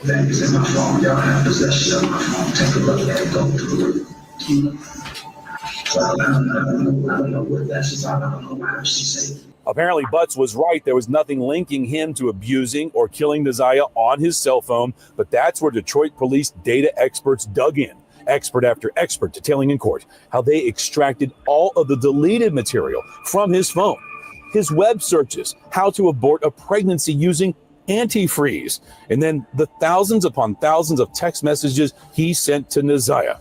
Detroit Police Sergeant Shannon Jones and her team got those deleted texts, and for hours, Jones read hundreds of those texts in court, text after text showing a 42-year-old man in complete control of a 13-year-old girl. He sends her a text that says, "Are you naked yet?" She replies to him and says, "No, I don't want to get naked." She replies, "Are you mad that I didn't get naked?" 5 days of this preliminary hearing, Butts was hunched over behind his lawyer with a mask on. I watched him for 4 days. He never looked up once. Jarvis Butts, the last person prosecutors say who was with Ziyah. The final person, the judge says, who failed Ziyah Harris. And while I mentioned other people that failed her, Jarvis Butts, you are the monster in this whole picture. Being in there every single day was chilling every single day. If you're watching right now and your phone's next to you, take a moment, grab the phone, open up the camera, take a look at that QR code with that camera that's on your screen right now. That'll link you right to clickondetroit.com and all those text messages, the thousands of them presented into evidence and much more on this horribly disturbing case. Guys, this gives us a chance to talk about all the people who are missing right now in the city of Detroit. So many people missing. I've been asking Detroit police for a week, just give me a number of people who are missing right now in the city. They've not been able to provide the number because it keeps changing, and the team that goes out looking for the missing people are out looking and still have not had a chance to compile the number. That's how big the big picture here is, how many people are missing in this city. We'll continue to follow the Ziyah Harris case. So disturbing, so sad. Back to you. It's horrific. All right, we appreciate it. Hey. I want to say this, if I can, just one second. He thought he was smart. He went in there, he deleted everything up out of his phone, thinking like, oh, they see this, and he didn't think that they was finna go in and extract that phone to find all that stuff. That's why he was, oh, y'all got the phone, just go look in the phone. Nigga, you thought you was smart, but you really wasn't. That's what that was. Yep. Dang, He thought he was crazy. smart. Yeah. He Yeah, thought he see, was smart. that man from the school went and put, and if y'all think about it, the family never contacted the police. Period. Never did. And they said that Never. Shannon never went to look for her. They never, either. and I'm just thinking because I was finna say that the man from the school is the one who really. No, they said Shannon went to look for her. Cause remember they said Shannon went and called her friends and stuff like that to look for her.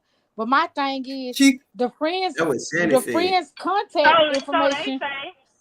But what I'm trying to say is the friend's contact was in the tablet that was left at the house when the Ziyah came home and changed clothes. See, that's what people keep failing to realize. She keep trying to distance herself from seeing Ziyah that day, but she a fucking lie. Cause that baby came home before she left out that door. She left that school tablet. Why you think they came to her house? They didn't come to get the Ziyah tablet that the grandma stressed and said, "Oh, I bought her a tablet Christmas 2022."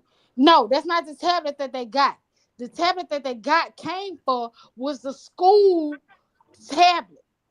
You know why? Because the school gave them access to that tablet. See, remember the store when you said they gonna send out a warrant and to come get the stuff? What they did, they sent it to the school, and the school said the tablet at she got the tablet. And that's why they went to her house, contacted her, and asked her, "Where you at?" Because we know the tablet She said they called her and said they were coming to get it. They called. The reason why they called her is because they went to the school first to get the tablet. They already had the warrant and subpoenaed for the tablet to get the school tablet. Because the school is that's government issued ID. Property. Yes. But she so was when able they to got go in there ready and to erase get whatever the she tablet, wanted to. they realized Nazar never came there. So what we gotta do? We gotta go to the house, but we gotta make sure somebody at the house. So that's why they contacted Shannon to let her know we finna come pick that tablet up. We got a warrant for that tablet. And think and about what this. she did. We never found the book bag. All we know, the book bag could have been at the house when she went back to the house. No. I promise you, when you see her getting off that bus and walking in front of that Ring camera, what she had in her arm was that tablet. Was the school tablet. That's all she had. I'm saying she walked home and changed her clothes and stuff. Was what I'm saying, and left her book bag and the tablet and stuff at home. That's what I was trying to say earlier. That's what I was asking y'all earlier. That's why I was making that point earlier. That's why I kept saying she went home. It's no doubt about it. Shannon went kept home. trying to say, Shannon was the one at home. I've been here all day and this, that, and the third. No, you wasn't. Because when you made it there, you and her probably got into it. You get what I'm saying?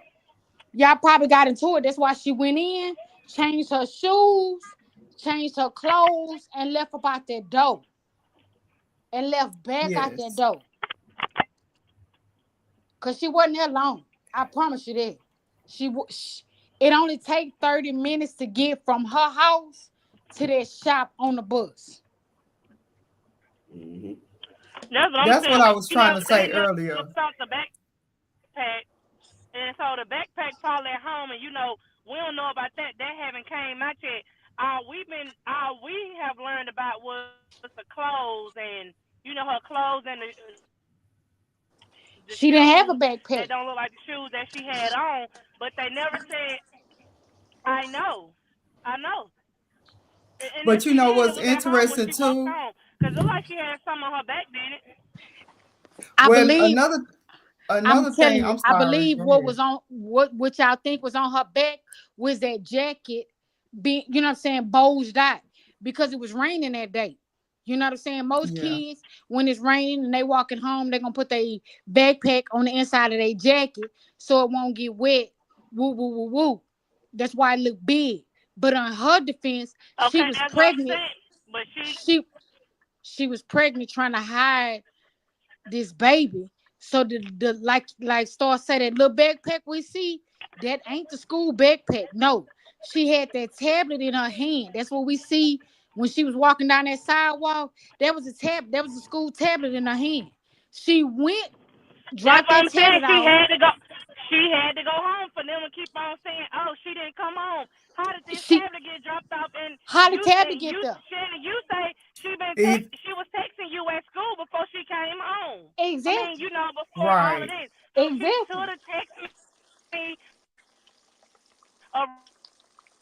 around 11. So that backpack, that tablet had to be in something. It was raining. She's not going to She had carry the a tablet in her tablet hand. in the wintertime in Michigan in the winter cold rain. It's in that backpack that's up under her coat. Like you said, that's what the kids do. That's what I do. I put my poncho on over my coat, over my backpack. To make sure my shit don't get wet. So she had that tablet. That tablet got dropped off with that backpack. Exactly. And And that's she how they knew changed about her it. clothes. So it's either one or two things then. It's one or two Because I ain't things. said, listen, now Wait a listen. minute. They ain't Wait a minute. One or two things. Come on, let somebody else talk for a second. One or two things, dear. Go ahead. She had two passwords. Now we know Someone was saying it was one or two things before you jumped in that they didn't finish their statement. She was saying it was one or two things. What was she saying? Nobody want to say what they were saying? The one or two things? So that's why I'm trying to say. Did he start you on mute? Oh, I'm sorry. I thought you can't hear me. Can you hear me? We can hear you now, sweetie. Oh, okay. Sorry. I was saying one or two things happened. She just, because this is what I'm thinking.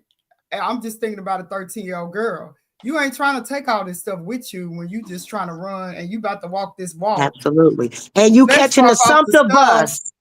Let's drop this stuff at home and then I'm going to strike out walking. Because I don't want to be carrying this stuff while I'm walking. And she pregnant. It's heavy. Right, it's heavy. Or the second thing is, it's back at the house because Shannon brought it back to the house. So you thinking maybe it was left at Shannon's house? No, I'm saying Shannon brought it back to the house after everything had happened. That's what after she read all that stuff. That's what I think too. I said that. Oh, we hitting too many points because I said that. I said when she went up to that shop because the mama came back at 6 because she picked the boys up at 6 for the after school program. She came back to that house. Shannon jumped in that car and caught them doing what they was doing at that shop. Right. That's what I feel too. That's how she was able to get access to that tablet. Because how would you get access to the tablet if the girl texts you that same day and it was asking you for directions? She didn't text you. Listen what she said. My phone broke. If you think I'm ignoring you, I'm not ignoring you because my phone broke. The phone That was the a secret phone, I believe. The phone was the phone that the mama gave her. You No, understand? I don't believe that. I don't believe that. I believe it's a phone Jarvis gave her. And she told him it's broke and she need a phone too. I think Jarvis gave her phones as well. If the mama gave her a phone, I'm sure he did too because she told him it was broken. She told I need another phone. But and I'm sure to keep up with that young thing, he gonna go get her a phone. Exactly. Because I'm telling you, I remember the same thing. My baby daddy gave me $550 to go buy me a phone. I'm telling you, I know this shit. I know how this is going. And these 13-year-olds, I don't care what nobody say, yeah, she may have been groomed, but she was smart still. And she knew how to manipulate. She knew how to manipulate. She knew things about them because she learned it from them. The manipulation, she learned all of that from them. Hey, it made me think though. If she caught them up there doing something at the shop, right, Shannon? Is that why she told her mom to call the police? Maybe. Because every other time she ain't mentioned the police, like the cousin said, she claimed that no, she didn't call the police. She took it to the mama. So why you want to call the police now? Right. Because she caught them. Because she was trying to keep her alibi. Was she trying to keep her alibi? What do most criminals it wasn't do? the alibi. It was she was pissed. She mad. He's screwing her niece, and he's supposed to be screwing her. She knew it, but she actually saw it. She walked in on it. She mad. She wanted to punish him. She with the child support. She wanted to do everything in her power to punish him for choosing that girl over her. Exactly. Because he walked in. Because she walked in and caught them. So that make it a difference. So when That's she why walked she was in at and the door. caught them, Look, that's why guess she what was she at the did? door waiting on the mama to get back She with the was car. She heartbroken. was She standing there. crashed Yeah. She That's was when she heartbroken. I'm gonna You be gonna honest with fuck this little bitch and I gotta see it, bitch? And I'm it's gonna tell my you niece, and something. I can't stand this little bitch already. Wait, and wait a minute. Yes. With her Wait a minute. nappy headed Wait a ass. minute. I'm with her nappy ass Yes. hair, bony Wait a ass, minute. and Wait I'm a a minute. And creature. don't forget the Instagram post when Nazar was shooting Oh slugs at yeah, her. she done Like seen she them said, Instagram and she posts. ain't even Oh yeah, pretty. she seen them. Wait a minute. That's why I say, and then don't forget, Nazar was shooting slugs at her through the Instagram Yeah, through the she ain't Instagram even pics. pretty. Oh We yeah. gonna have some pretty We gonna have some babies. pretty babies. She But ain't then even check this out. pretty. The Thank Joker's black lady. Check this out too. What's up? She didn't care about the baby mama who looked just like her because we No, ain't in she did not. competition because we look just alike. But That's They this true. little creature. girl right They here, both that's creatures, friend, twin creatures. that's and what friend, right? and what she I'm talking about said. the baby mom. Yeah, the baby mama that had a 2-year-old. They And look what Oh just she yeah, alike, said. but they she was didn't nap. triplet creatures.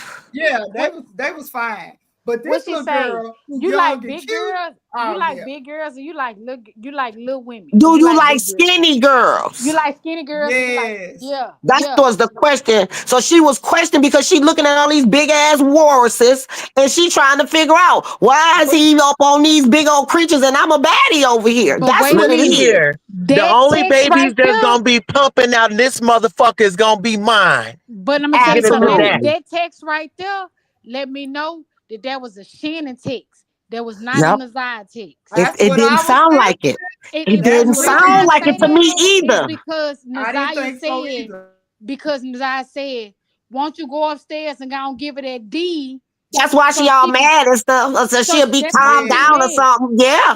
So she wasn't insecure about her body. No. You know what I'm saying? As they was trying to portray the image to be. She wasn't insecure about her body because she kept letting No. it be known. Like, hey, you got to sleep with this ugly. And then even in the midst of all that going on, what he asked her for, a pic. In Yeah. order for him to go have sex with You Shannon, gotta look she at had her. to send him a pic of her. Yes. Yes. That Okay. remind me. That remind me of that video of R. Kelly. When that grown ass woman was before him and he was not aroused. But when that little girl came, he He was ready. he got That's up. what Jarvis was. He used that Like picture a to fucking get hard. okay, like a goddamn brick, like a damn Absolutely. a branch. So Okay. in Now, order for him Bastard. to sleep with Shannon, he had to Yeah. get a pic of Nazaya. Cause remember, but I, he asked her. He said, "Give me a pic." Mhm. And she said, don't you already got them? Thank you, Don't you got the other ones or something? thank you. but check this out And then too. when Well, she remember said, he was "When you deleting get them. through with her, come Yeah, downstairs." but that's what she asked him though. And he told her he didn't have it no more. That's what she asked him. But then Don't you she got said, the other ones? but then she said, when you get through with her, Come come see me. downstairs Come and in. give, you know Come what I'm on. saying? Come downstairs and I'm gonna take care of you. Yep. Yep. Right. Because he But you might be but telling her that he don't even enjoy it, don't get off. You don't know what he He done said to said this girl. that.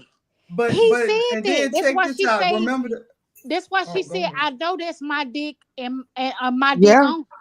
that's right. Go ahead, But babe. What was you remember But it when saying? goes back. when Oh, she okay. also said that you got all of me. Basically, she was telling him, I Mm, ain't cheating on nobody. I ain't cheating with you nobody, right. but I have to sit by and watch you cheat with these That's others. right. Now, ain't But that I smart? can't have you to Thank myself. Ain't that smart? But you got me to thank you. yourself. So That's it's right. crazy Thank you. how she was that up on it. She knew what time it Mature was, and he done told her.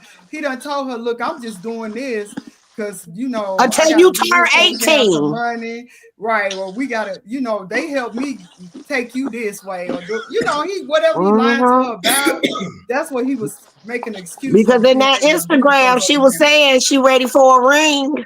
What I She tell Or you, did say that. my grandma always or he got told to me, deal with them he got to deal with them to throw off the fact that he's in love with her or whatever the Absolutely. case may be. So that's why he have to deal with he dealing with them and he got to present that in her face. And so just in case they're around somebody, maybe Yeah. she may act out or act a fool or trip out. my grandma said, when you turn 18, and Yeah. she was not lying. I'm telling you, I argued this woman down. I fought this woman. Well, it already I had been cussed her out. convicted. He like him under 13. And he been Listen, but this convicted what of I'm it saying. already. She kept saying, my grandma Right. kept saying, when you turn 18, you're going to see what type of nigga you really dealing with. Because he going to be gone by his business because you of age now. She said that. So listen at Well, the grandma age should have had difference. his ass locked up since she So knew. listen. So look at the age difference. Shannon wasn't going to deal with that. She got to deal with that for the next 5 years. And ain't no telling how many kids he going to have on her with this girl. He done got her pregnant twice. You mean to tell me I got to deal with this for the next 5 years? Oh, hell no. We got to get He rid of got her this pregnant bitch. 2 times? Twice. Where the first time happened? You remember the first time she told him. She said you had to get the pill the first time. Right. He said, The oh, I morning can't after come to you pill. like I want to come to you because remember we had to do the pill. Yeah. So that was the first time. So that let Well, me know that's the that's when morning after Shannon. pill, so that don't necessarily mean she was pregnant. Let me That's tell to you something. prevent Yes, it does. pregnancy. Yes, it does because It's supposed to help prevent it or stop it in so many days, but that's she not a was guarantee that telling. she was pregnant. But listen, she was telling him, I'm here. I'm I pregnant. just, I'm just saying. She telling him, I know I'm pregnant this first time. Because remember, he admitted to her, he said, I can't come in you like I used to, because if that's the case, I'm gonna have to buy the pill. I can't come in you like I used to. She said So because you did it. that She said means because you did it why? You did it before. you did it And he before. said it caused us to buy a pill. So that's the morning after pill. Yeah, I And believe guess that was what? like a Plan B pill. I And don't that's what believe I'm talking about. Plan B. that was a And Plan guess B what? pill. How old is Shannon's youngest baby? I don't know. It How would old? I think it 2 ain't would it? have been the same time that Naziah was pregnant the first time, and she would have been having that second baby. That's why the auntie said, I "Let's don't go think back to the Ziyah interview was that we was pregnant just before. watching." That's why the auntie said they I was don't know. pregnant at the same time. That's not a clarification of she was pregnant because they had to get the morning The after pill. auntie, That is to prevent it. He nutted in her, so they want to make sure. That's the point of Plan B, is to keep her from the having a auntie baby. confirmed it. The granny sister confirmed What she they was say? pregnant at the same time. We just heard the Yeah, interview. this time, the time of her being pregnant now with him unalive. Now, because she just had a baby. Now. She just had a baby. That's what I'm saying. They was pregnant at the same time. Correct, but you saying the first time she was pregnant, the time about the pill, she was not pregnant. She was not pregnant. Then that we know. Okay, Right. so in that photo that we see, Shania with her newborn baby, we talking about with the 5 kids now. You mean to tell me that girl wasn't pregnant at the time? That'd have been 2 years ago, 22. No, I believe that was probably whoever child it was. I don't believe she was pregnant then. This time I don't of either. him unaliving her, I believe she was pregnant because we got to think about it. She was already telling him like, "Oh, my stomach hurt," and Yeah. him telling her like, "Well, I didn't And even ejaculate inside of you and stuff like that." And so she was like, "Yeah, I know. No, Chelsea, I ain't talking about that. I'm talking about something. No, my stomach just hurt. That could have been from an STD. The reason why her stomach was hurt." So And that's what she I'm was agree not with you. pregnant that time. I'm I gonna believe agree. this time that she was pregnant, but the first time about the pill, that was probably just for a Plan B. yeah. Because he did do that. And And he And was even it with trying to goes back to prevent her it. laying out on that floor. Yes. even with the plan B, even with the Plan B, we have to understand these text messages started June of 2022. Now if we go back to we go back to Shannon baby, newborn baby. That baby she would be pregnant with that baby at the same time, which would make her and Naziah pregnant at the same time. Nazaria would have had a child in 2024. 23. Sometime 24. Exactly. That's what I'm saying. She would have had a baby at 2023. That baby that we It would see. have been 2024 because she was texting in around September, November, whatever that was.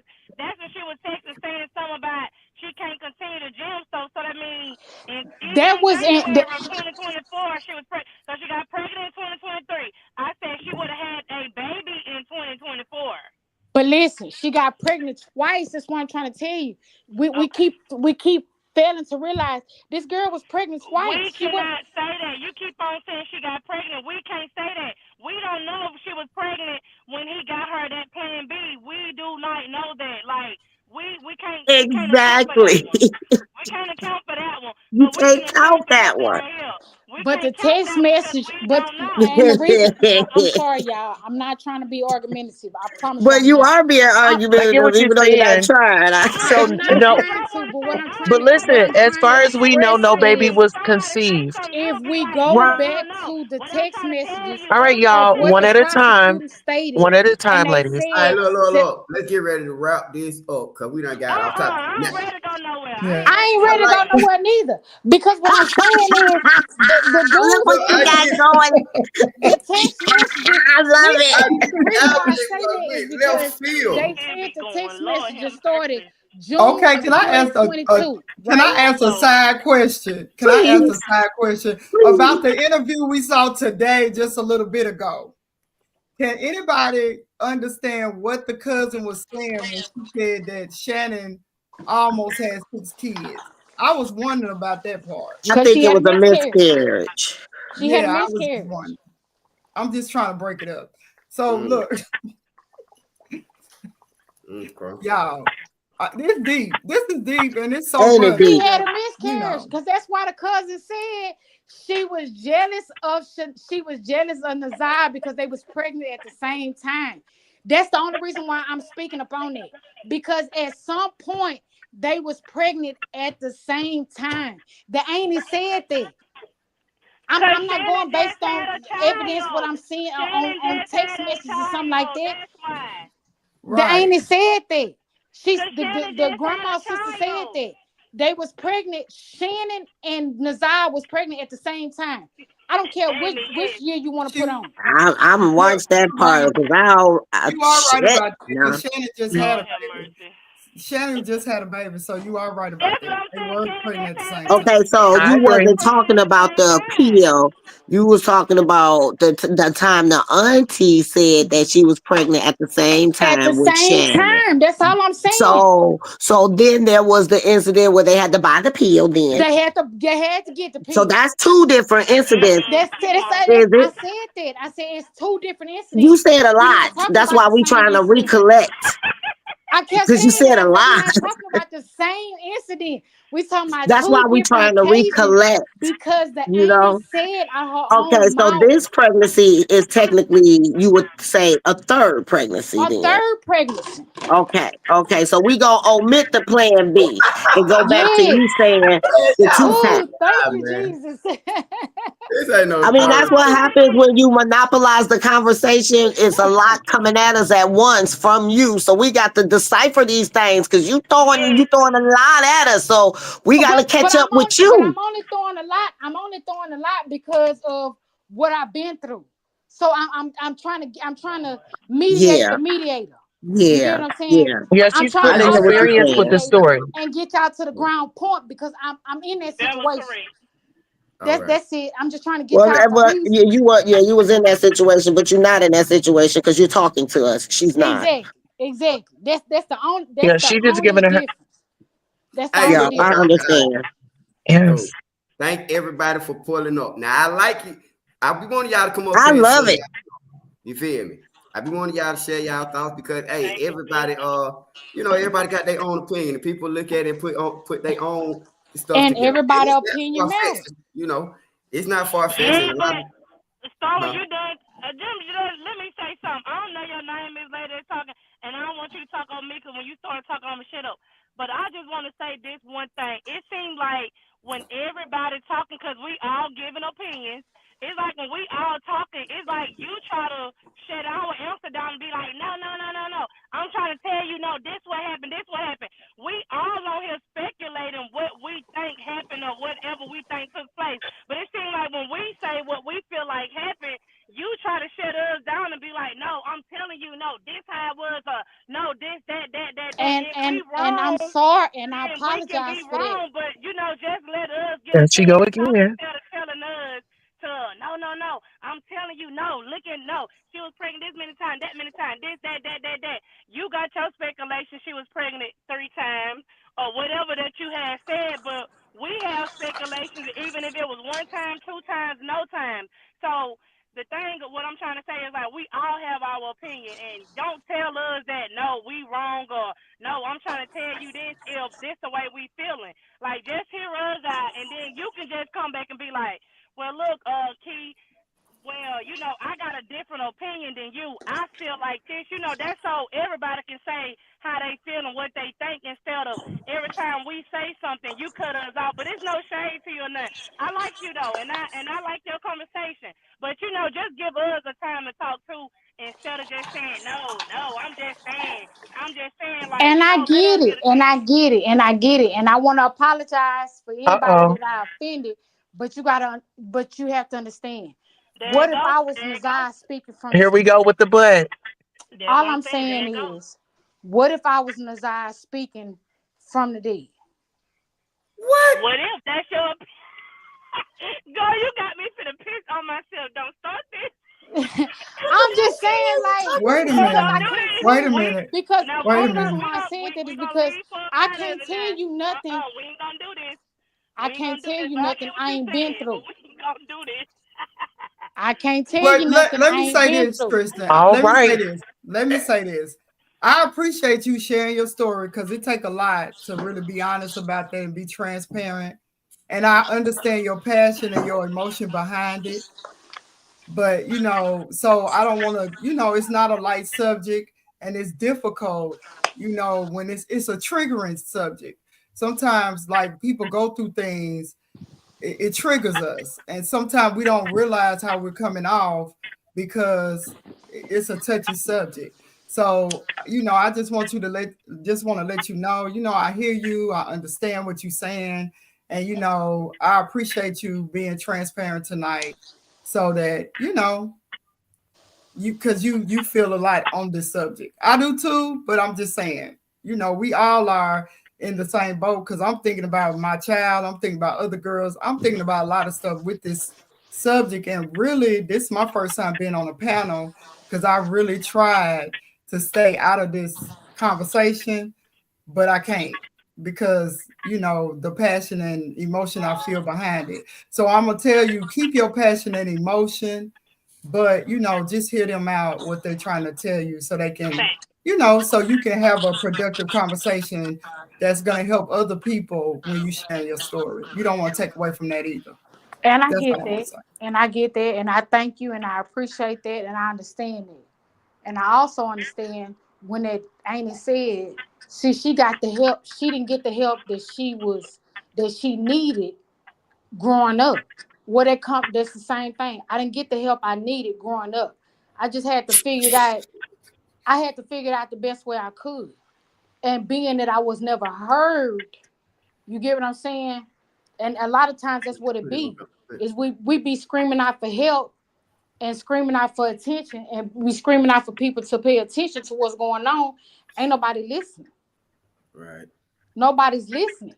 And the whole time we telling y'all what's happening, but nobody's listening because everybody want to give their opinion about what happened.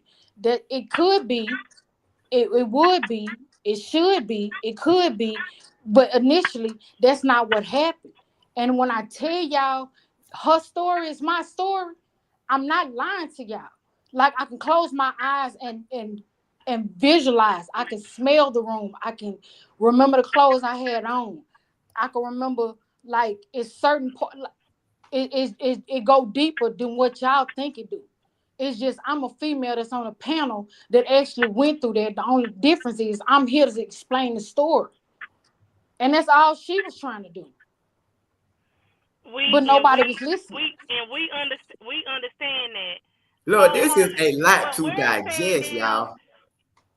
we just having opinions. Like, just stop telling us that we're wrong, and everybody, like, let's just hear everybody out on what's being presented and what we're talking about. Stop telling no, this ain't how this happened. To be honest with you, none of us know what happened. We only know what the media is putting out to us. We don't really know what happened. So we Right. all just speculating. We just having That's a all I'm conversation. saying. Yeah. But Okay. All right. I want to thank everybody for coming up, panel. Y'all did a good job. Don't get off this If- thing. Listen, I don't know y'all on here. Yeah, I think just said. Thank you. Okay, goodbye. Have a good night. Yep. All right, thank you for having me. All right, no problem. I'll catch y'all in a minute. Thank you everybody for pulling up. Y'all be up here talking now. I mean, good points.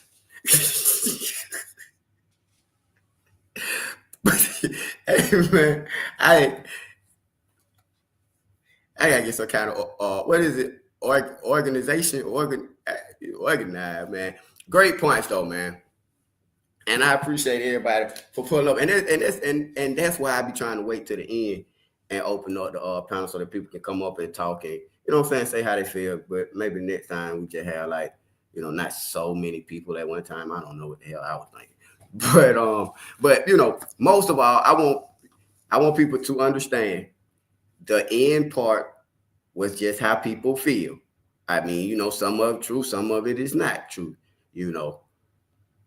I ain't got nothing to do with that last part. I ain't got nothing to do with it. You feel me? I ain't said one word. Matter of fact, shouts out to the One Life family. I was eating. I appreciate that. I was drinking my ginger ale. I even rolled me up a joint. I ain't got nothing to do with that last part, so don't put that on me, please. But y'all ladies did make some very valid points, and I love how y'all can come up here and you know what I'm saying, and say y'all perspective. I love to hear from y'all, man. You know, and again, I think we all just come together, and it is an emotional topic. And you know what? Sometimes people do need a place to kind of vent, get some things off their chest. Because I come up here and I vent y'all all the time. You feel me? But and they weren't spreading false information. They were saying how they feel or how they look at the situation, which nothing is wrong with it. I can't tell nobody how they look at no situation. You know, that's how they look at the situation. I ain't got to agree with them. Yeah, I say I ain't got to agree with what they said, but I ain't gonna knock nobody. You know what I'm saying? Cause you know, I mean, I just come from a different perspective. I just come try to bring receipts a little different, but you know, shoot, I like to hear from everybody. You know, so you know, folks out the chain. I don't even know what they do. But hey, look. But so like I said, that's a lot to digest for tonight. Let's put all that in together and go on and get up out of here. What y'all trying to talk about? Cause I opened it up at the end for y'all, and then I plan on leaving. You feel me? But I've been breaking it down though. So like she said, they're gonna start that arraignment tomorrow. He gonna go through his arraignment and all that. He got the speedy trial coming up, man. It's a very, very deep and emotional thing, and I think everybody got their own certain attachment. You know what I'm saying? But what we do know is all of these people are involved. Okay, I ain't even gonna say it, and I'm gonna say involved. And we do know that a plethora of people let Ziyah down. And one of the last things that I left off at is they need to go and get them. I mean, do they still do them welfare checks? See, they need to check on them other kids, man, that's still over there.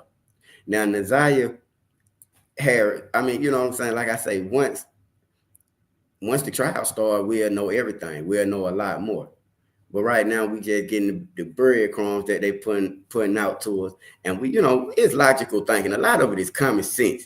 And when you thinking and you watching and you listening to different perspectives with an open mind, you might can pick up something from here and there. You know the stuff that's logical as opposed to the stuff that's not, you know. But overall, man, we just got to bring awareness to it and keep talking about it. Again, I mean, shoot, I done pretty much said, I think that it's just it's crazy because there are so many people that just caught up in line because they got to cover up what they got going on. I believe this stuff happens at this shop. I believe they use this as their headquarters. I believe it is a ring that's going on. And I believe King, and I believe all, and you know, and even when I say involved, I'm saying whether you participated or knew about it, there's nobody that was around it. See, this seems to be a big thing. Let's talk about that. This seems to be a big problem in Detroit. The man that I played on the news clip said they got so many. I don't want to say said children, but he said they got so many people missing. They couldn't even give him a number. Y'all know how bad that is. I didn't know it was that bad. They said they couldn't. The newsman said that the police department can't. The missing person department or whatever can't even give them a number of how many people missing because every day is going up, and then they don't even have enough. What you call it? People to look for the missing people. Like, it's crazy. Your family got to pretty much form their own search team, man. We got to be the search team for Ziyah. We got to. Because them folks ain't saying that they playing a dirty game, y'all. And if he can go down, he's going to prison for life. Okay, that's a dub there. I don't see that. That's that. But he's the type of sicko that will go to prison and leave the body out there to just be discovered one day. You know what I'm saying? And it don't make sense for it to be 10, 15, 20 years later. We talking about, a discovery from back in 2024 type stuff. Because they all trying to cover their trails, because I guarantee you, with them getting Ziyah Harris's body, they're gonna get some DNA,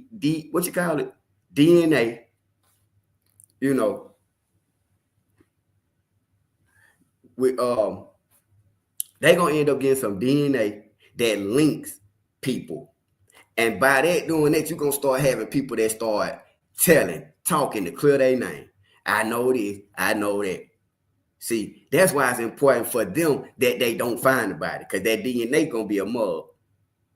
And there's gonna be some people gonna have to. I'm telling you, even if, let's just hypothetically speaking, because they done already said, and I'm talking about the law enforcement court, they already done said they done found their man DNA on these clothes. Now, they said they found some more DNA. Yeah, they gonna end up telling. They said they found some more DNA that they couldn't really identify. Now, take that. That's deep, because that means there was a third person, right or wrong. That means it was a third person, because it's not his DNA. We got your DNA. Who DNA is that? Now you see what I'm saying? So we know it's 3 people. So now, but what they don't know is who DNA it is. If they get her body, then they gonna probably be able to link that DNA back to somebody. Well, they'll definitely have probable cause to go and do some questioning, because you still got a third DNA that ain't been identified.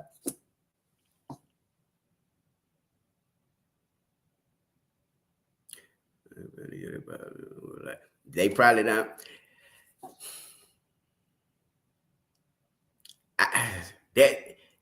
See, I'm gonna tell you something. It's possible, because listen, Detroit police just said this is a problem. A lot of people are missing. They said they checking at the landfill. They checking at the landfill for Ashley Elkins, and they looking over there. They mentioned something about Ziyah Harris. They looking over there in the landfill, right? They said it's a lot of people missing. My point is this: they might got a place where they dumping the bodies. You find one body, you might find a few. Like, for real. Because normally, if you got you a spot where you can dump a body and you know it's gravy out in the landfill somewhere or out in the cut somewhere where you used to going, that might be what you call a safe haven. So it's not far-fetched. Now with moving the body, I can see something like this, just hypothetical. With them, because it was some kind of way this car got wrecked. The front of this lady car got snatched off. Now I'm thinking, is this something from when, like they said, the car went down into that river party, he had to use that Escalade to pull it up out of there, or what happened for this car to get messed up like to this capacity? You feel me?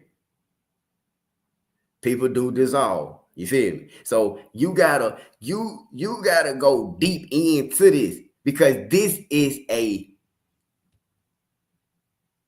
what's the word? It's a word that go right there that the law like this is it's not the ring. It's not what that's not what I'm trying. But like I can't think of the word, but this is deeper than what we seen. And we know this because it's right. Well, see, it wasn't in our face. You feel me? It wasn't in our face. We would not be going for none of that. But the whole time it's in our face. Like the city of Detroit. Especially if you were a person that's talking about that you went by this shop or you knew this stuff, even, you like they said, they had clients that pulled up. They had people that saw these young kids going in and out the store. Even if, outside of the aunts, right? Because I can't really say that because I don't think they was lying because from what they were saying, it seemed like they really was active. Seemed like they really were trying to goddamn bring some awareness, especially once they found out that Jarvis was what he is. So it do seem like they was giving them a runaround. But she explained it. I got to go back and listen to it, but I just don't understand why CPS. Can y'all tell me that? Why she said CPS just mistreated her because there was no reason. She said, why CPS didn't get involved? CPS just ignored it, didn't it? And that's what I'm saying. CPS need to be held accountable. If you got reports that this was going on and you didn't go follow up on none of these reports, because CPS, they don't care about the hood, baby. You said it. That's exactly what it is. They don't care, man. But had they went, and you know what? It's crazy because Janelle, she said, look, it wasn't like nobody would take Ziyah in. She said, Janelle said she took in, she offered to pay for her cheerleading and stuff like that, So with her going, I could see her going to Child Protective Services and really trying to get custody of Ziyah. And that Annette and them didn't like that. That's why she said, let's talk about that. That's why she said that them kids used to sneak and call them on their phones. See, Shannon be trying to make it seem like they were sneaking calling Maurice, what's his name? Jarvis. Who the hell is Maurice? But sneaking and calling Jarvis, but they really used to be sneaking calling their auntie. And they probably were telling their auntie what they doing to them, shout. You feel? But the family started off from being involved. They sure did. But see, they started off from being involved because she was finna bring them folks in there. And they weren't trying to let her mess up that money, man. But even like Janelle said, see, Janelle already knew what was going on too. Now, mind you, like she said, she done left. She had got on the Section 8, finished med school, went on to do her medical thing. So she left Shout at the townhouse so that she could get on track. However, Jarvis and Shout over there, living over there, they arguing, they fussing, fighting. You know what's going on. We ain't even got a cap on it. We know what's going on. So now they over there at the house, they arguing, fussing, fighting, police coming. I bet you they got a lot of police calls over there. You feel? What you call it? So domestic violence, arguing, fussing, fighting, family violence, all that type of stuff up. They just arguing and stuff. Then you end up losing. How the hell you lose Section 8? You ain't paying for nothing. Like they said, messing around with Jarvis. What she said it. Messing around with Jarvis. Arguing, fussing, fighting, doing all that ghetto stuff. You done lost the Section 8 voucher. Now you got to move in with your mom. You know what I'm saying? And you doing it all through these 4 houses. She even said she probably somewhere chasing kids. She said that. Talk bad about this girl, man. Talk bad about Ziyah. I'll tell you something. I only talk bad. I ain't even going to go into that. But I could see a person talking bad about somebody like Jarvis or about them, the type of stuff they own. But you don't talk bad about your niece and nephews and stuff like that. This is a child. And regardless of what she was doing, like Janelle and them was saying, this was learned behavior. She learned this from y'all. You put this in her face. You the one got 5 kids by a sicko. She think it's okay because she see you doing it. You encouraging her. Shannon, you got to lead by example. But when she see what you doing and you letting her do it, but acting like you don't see it, your mama acting like y'all don't see it. Jarvis doing it, she acting like you don't know he doing it. She, you feel me? She ain't nobody teaching her right from wrong. But that Janelle and them, they were trying to get her teacher right from wrong, give her a chance at life. Some y'all ain't want to do. But I tell you this, it's gonna be a lot that's come out with this, man. We can't all, you know what I'm saying? We doing good though, but we all can't go at each other goddamn ping. So we getting up. And I think they're gonna be, I'm gonna stay on these court dockets and see what's going on. And I'm gonna continue to break down these videos, man, because there's a lot of information in these videos. Even like when I don't really know how to feel about this, but reflection of an environment. But I don't know how I feel about this. When they were saying that she was messing with the autistic dude, right? Then they said that, well, he was a high level autistic. What the hell is a high level autistic? But they say, but my thing is this: y'all allowed this to go on. Y'all knew this was going on. That's how she's able to come and tell us it was going on. Because like she said, perfect example. Like she said, Shannon talks about this stuff like it's normal. She just tell anybody. And see, and that's what I'm saying right there. And I can, them type of people that just tell their business to everybody. Oh yeah, shout it pregnant, shout at it, shout at it. Telling people business, just being messy. You know what I'm saying? Shannon just got a lot going on, man.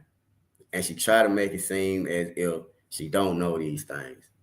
And she knows it. It's sad. It's a sad situation, man. It's a sad situation. I keep thinking about the other kids that are there. Now that I know all this about Ziyah, I'm like, my mind just keep, like, I promise you, I'll be sitting here talking to y'all, and then my mind go back to that house. And I'm thinking about the brick house with them kids just in there. I'm thinking about the chains on the refrigerator. I'm thinking about what type of people do y'all got chains at y'all house? I ain't got no chains. The last time I had, I don't even think you could put your dog on a chain. My dog would be in the house, so I ain't had no chains. That don't make sense. This is on the spectrum. You know what I'm saying? You picking and choosing stuff, man. This is crazy. But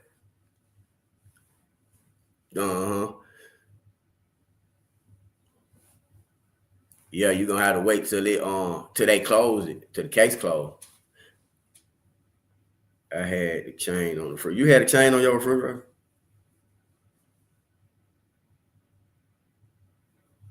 Oh, I can't say, but that's what's going on though, man.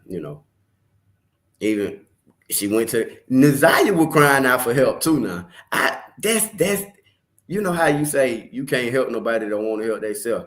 She was crying out for help. She dealt with as much as she could. She tried to be as grown and as much of a woman. No, we know she ain't. But she tried to do all this for Jarvis. Jarvis run around just doing everything he could. And just letting Jarvis do Jarvis, And then she got to the point where she like, look, when she was going, okay, put it like this. And this is me just asking a question. Is it possible that Ziyah was calling Janelle, telling Janelle this stuff? Nah, because Janelle ain't never say that she called. Did they ever call her and tell her this was going on? Ziyah? I can't remember. But the point what I'm saying is, thank God I lost my train of thought. Crying for help, exactly. She probably wanted these people to get CPS involved because she knew that was going to be her way out. When CPS kept denying her and she was in so much pain, she could have just She could have told, she probably did tell her aunt. But it was some reason she did go to that counselor office on that floor in pain. And the counselor now turned around. That counselor should have called CPS right there as a counselor. Hey, I know something is wrong with this child. Get her to the hospital. And because apparently she need to go to the hospital. She could have been in the hospital out of danger, out of harm's way. In the hospital would have been better than goddamn, you know.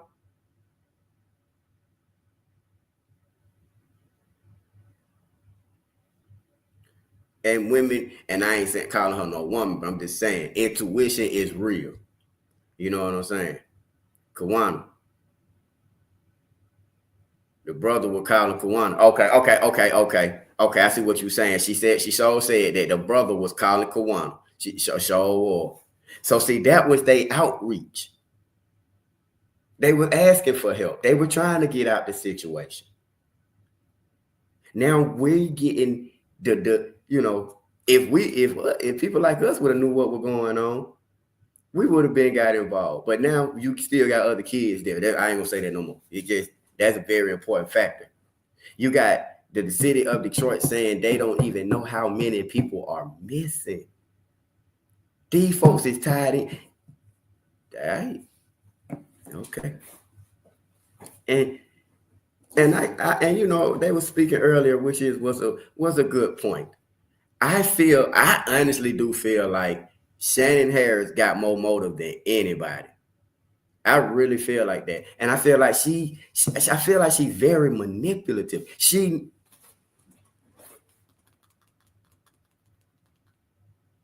Like y'all said, y'all so smart. Y'all said it. Jarvis had groomed her from young to think that this was okay. Think that she was the right hand lady. Hey, we in this together. I went out there. When you pushing P, you making some money. So he was probably making some good money. You feel me? Okay, he looked like he one of them old Detroit young. You know how he look. You know how he look. So I can see that making some money. He making her feel like this, that, and the third. Oh yeah, I got other women, but they just. I mean, that's what P's got. P's got a lot of women. But then I told y'all got these type of P's that be messing with them underage women. And they go to prison for it. I know a couple, I don't know personally, but I met niggas like they was in jail and still going to jail for that. And I'm like, oh, okay. But so it happens, it exists. But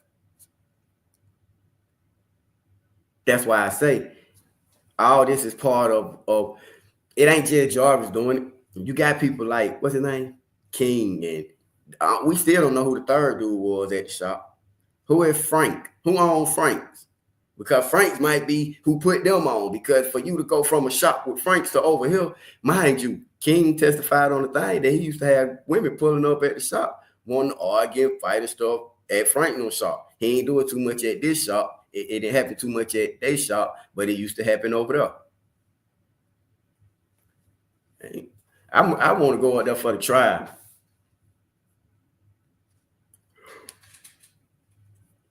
I want to go out there, check out trial and stuff like that. But look, One Life, we're gonna get together tomorrow. I really enjoyed y'all tonight. I got to put together some more material. I got some stuff, but I just want to break it up so it don't be too much. We had a really, really interesting night. Yeah, man, he's a sicko. And I'm gonna try to pull up some more of the court paper, man. But right now, while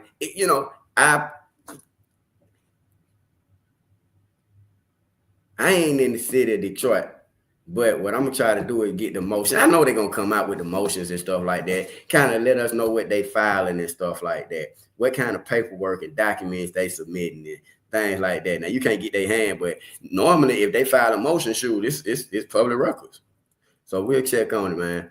I'm gonna try to come on early tomorrow, man. I had school, I had class this morning, but I knocked that out. I turned in my work, so I'm good. So I'm trying to come on early in the morning, man. What time y'all be getting on? What time work for y'all?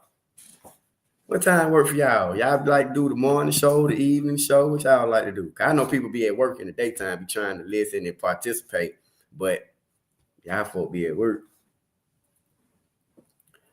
All right, well, make sure y'all be ready for tomorrow. We're gonna turn it up a notch, and we're gonna talk about some things. You know what I'm saying? I got a lot of information that I want to share with y'all. I just think I got so far off off track. You feel me? But One Life family, I thank y'all for pulling up, man. Shouts out to everybody in the building. Thank you to everyone that came on the panel and shared how they feel. I really appreciate you guys, man, and it was really fun. And it was also interesting getting to hear different people's perspective and hearing y'all opinion. Check y'all off the chain. One Life family, man. Shouts out to all the members. I really enjoyed y'all tonight, and I will see y'all tomorrow, baby. Hit the subscribe button and turn on the notification button. I know they say sometimes it works, sometimes it don't, but I mean it's worth a try. But you know, boom. I am not standing. One Life. Y'all so funny.